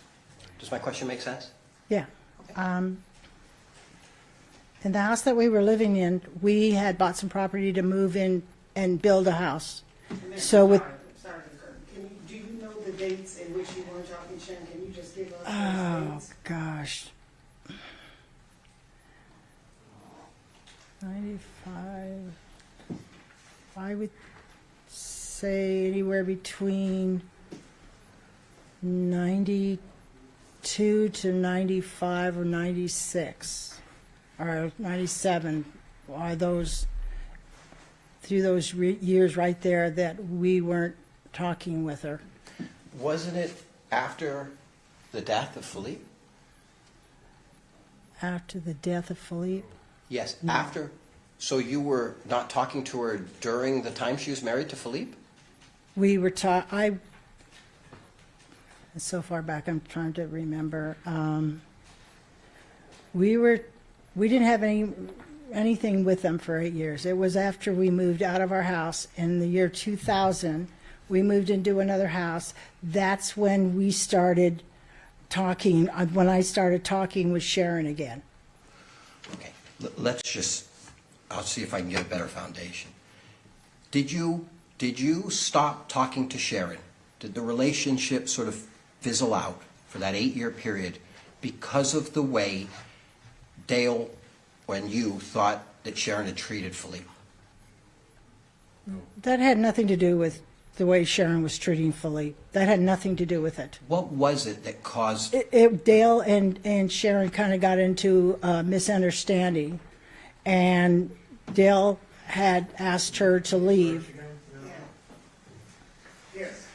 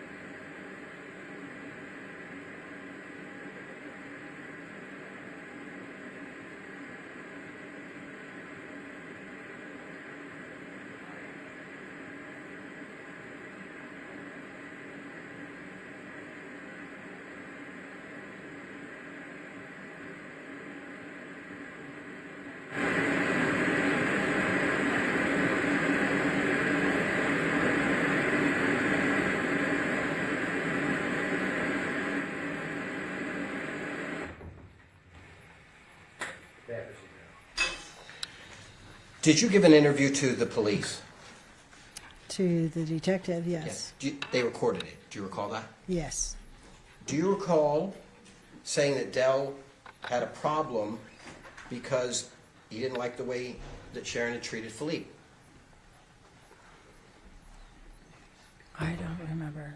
If I showed you a copy of your statement to the police and what you said, would that help refresh your memory? Please. Okay. Page 14, counsel. May I approach you on? Yes. About middle of the page, counsel. And just read it to yourself and let me know.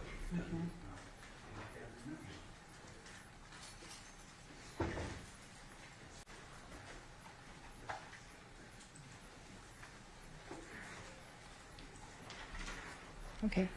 Okay? Yeah. Does that refresh your memory? Yeah. So one of the difficulties, at least that you're explaining to the police, is your husband's opinion of how Sharon treated Philippe. Is that right? Yes, yes, I'm sorry. And is that what caused the rift between you guys?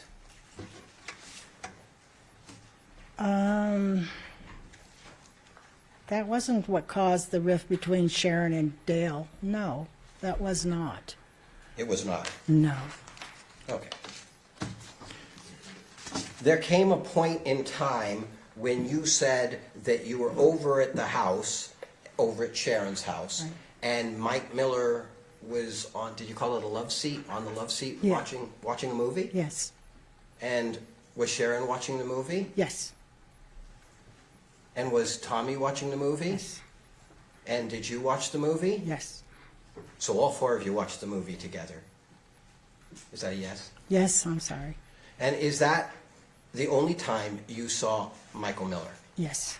And do you also remember telling the police, you remember you were talking about how Tommy went up on the ladder? Is that a yes? Yes. And that Michael Miller was holding the ladder? I remember him standing next to the ladder. I don't remember him holding the ladder. Okay, do you remember him standing next to the ladder? Do Yes. you remember telling the police he was holding the ladder? No, you're not sure? All right. Page 16, Counsel.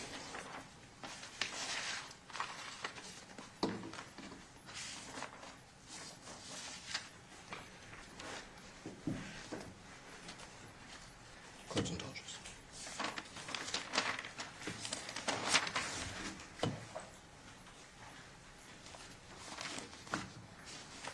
I'm sorry, 26.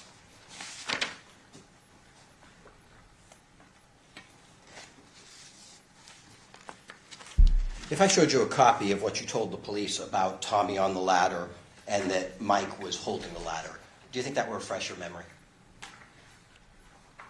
I don't know. I mean, I can look at it and see, but I don't recall because it's been so far back. Okay, so let me just do it this way.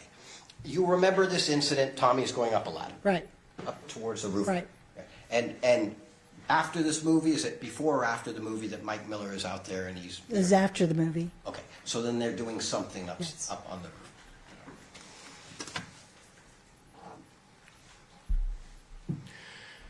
The incident that you described where you hadn't seen Sharon in a while and you walked into a store with your husband, right? Do you remember when this was? Like a date. And when I say a date, I don't mean September 15th. I mean like a year. Oh, jeez.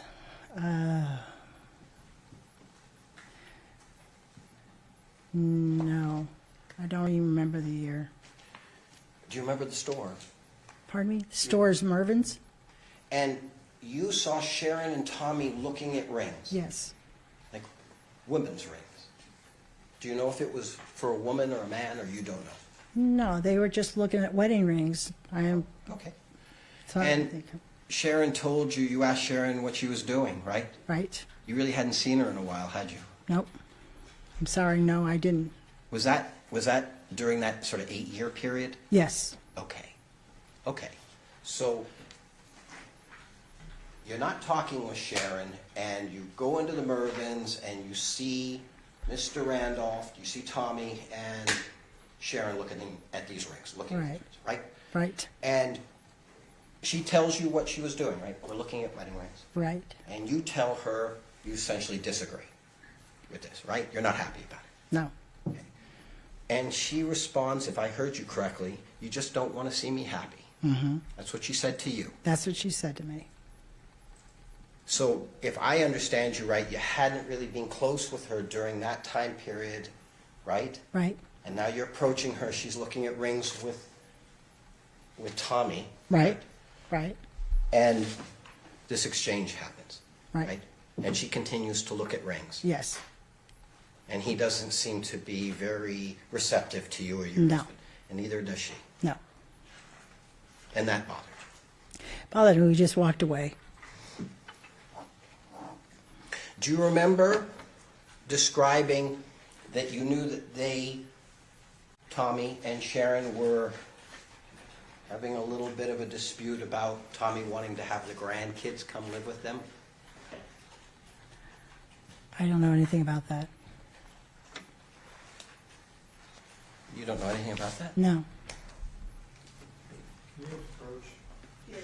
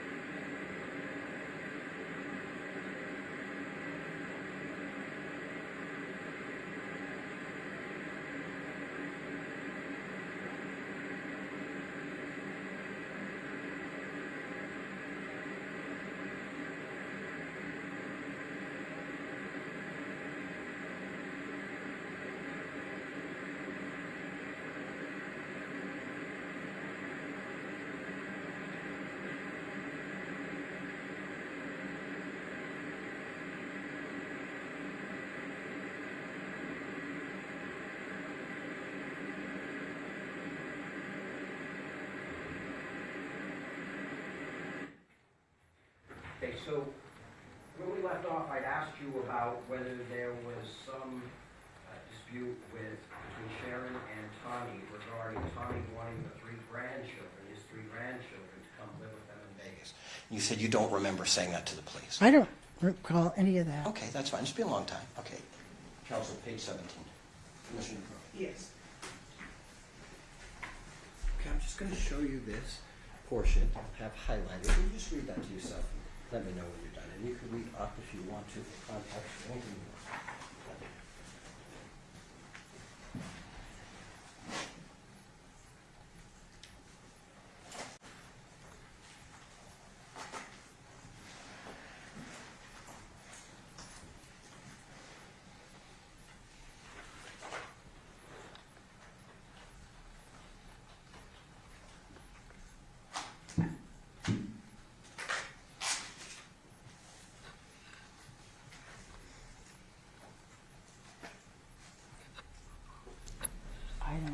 any of that. I have just shown you a copy of a transcript of your interview, Okay. okay? And you realize those were your words you were reading, right?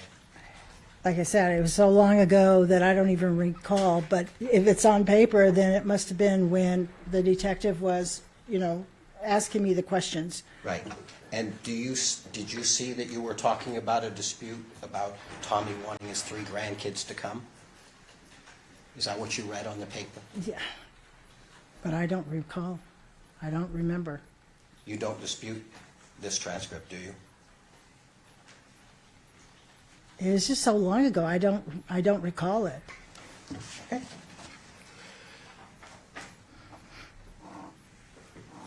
Do you recall telling the police in that same transcript that Sharon was never going to let Tommy leave her? Was never going to let Tommy leave? Yes, that she wanted to keep him and that she wasn't going to leave him. Do you remember saying that to the police? I don't know how I said that because I didn't really know the man, so I oh, no, I don't remember. If I showed you a copy of your transcript, would it refresh It's probably there, but like I said, I don't recall. It's been so long ago, I could have. If it's on the transcript, that's probably, I said it then. It's page 24.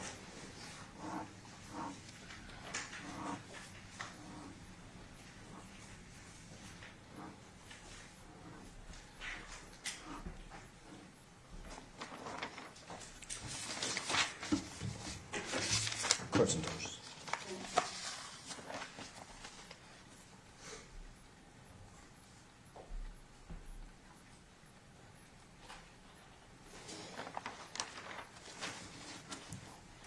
Without saying what anybody said, did you have a conversation with your daughter about Sharon?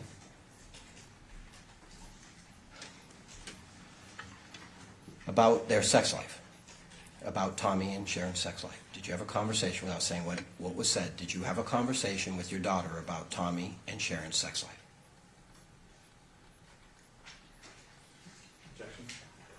You mean recently? No. Oh, back then? Yes. Do you recall telling? I don't know. I don't recall any of that. Objection. She doesn't recall it. Move on, Mr. Holmes. Okay.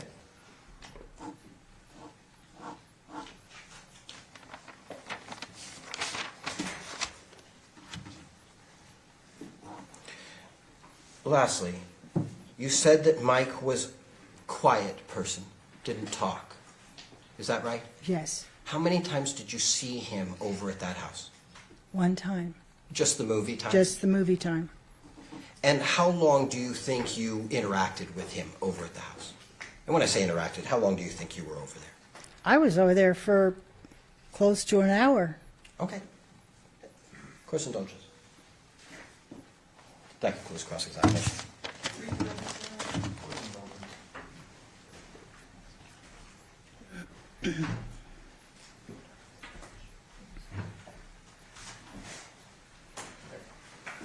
No further questions.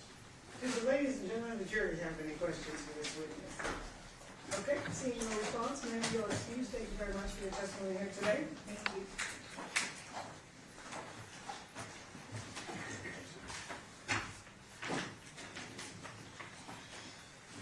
Okay, ladies and gentlemen, at this time, we are going to take our night recess to ensure that both of the parties have an adequate opportunity to ask questions of the next witness. During this recess, you must not discuss or communicate with anyone, including fellow jurors, in any way regarding this case or its merits, either by voice, phone, email, text, internet, or other means of communication on social media. You must not read, watch, listen to news or media accounts or comment about the case. You must not do any research, such as consulting dictionaries, using the internet, or using reference carriers. You must not make any investigation, test, or theory of the case, retrade the aspects of the case, or in any other way investigate or learn about the case on your own. And you must not form or express any opinion regarding this case, or that we are all back together. We will be back together in this room Monday morning at 10:30. When you guys get here Monday morning at 10:30, if you could wait outside, and the marshal will come get you as soon as we're ready. Please rise for the jurors. Make sure you got all your personal belongings with you.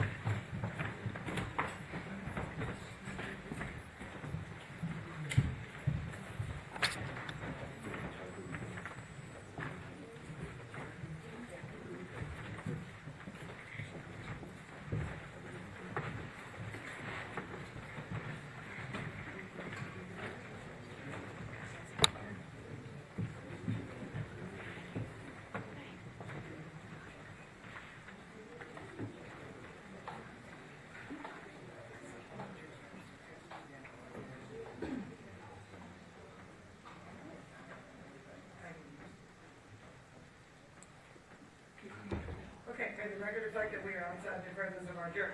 While we are outside the presence of our jury, I just want to remind everybody that we do have a decorum order in place in regards to this trial from this court regarding all the media and everyone who is covering the trial. It is very important that everybody review that document because this court does intend to strictly enforce that document. And if there are any issues, this court will take the appropriate action, but that document will be enforced. If you need a copy of it, please reach out to Mary Ann Price, who is our public information officer, and she will get you a copy of that document. All right, do you guys have any matters you need to address outside the record? Not on behalf of the state, Your Honor. You said 10:30 Monday. Yeah, 10:30, because I have to get my answer. Yes, sir. Okay, and so if we start at 10:30, we'll clean out lunch around 12:30 or close to. Okay. Okay? Did you have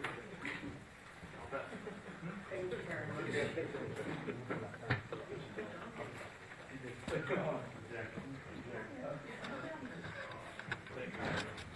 Thank you so much. Have a good weekend, guys.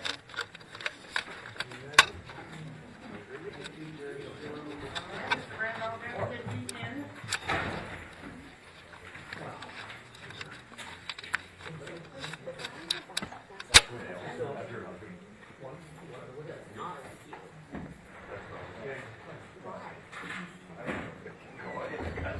Did you hear his comment about like you were in jail? He was like, oh, how was something? Clearly, I should be sitting behind you.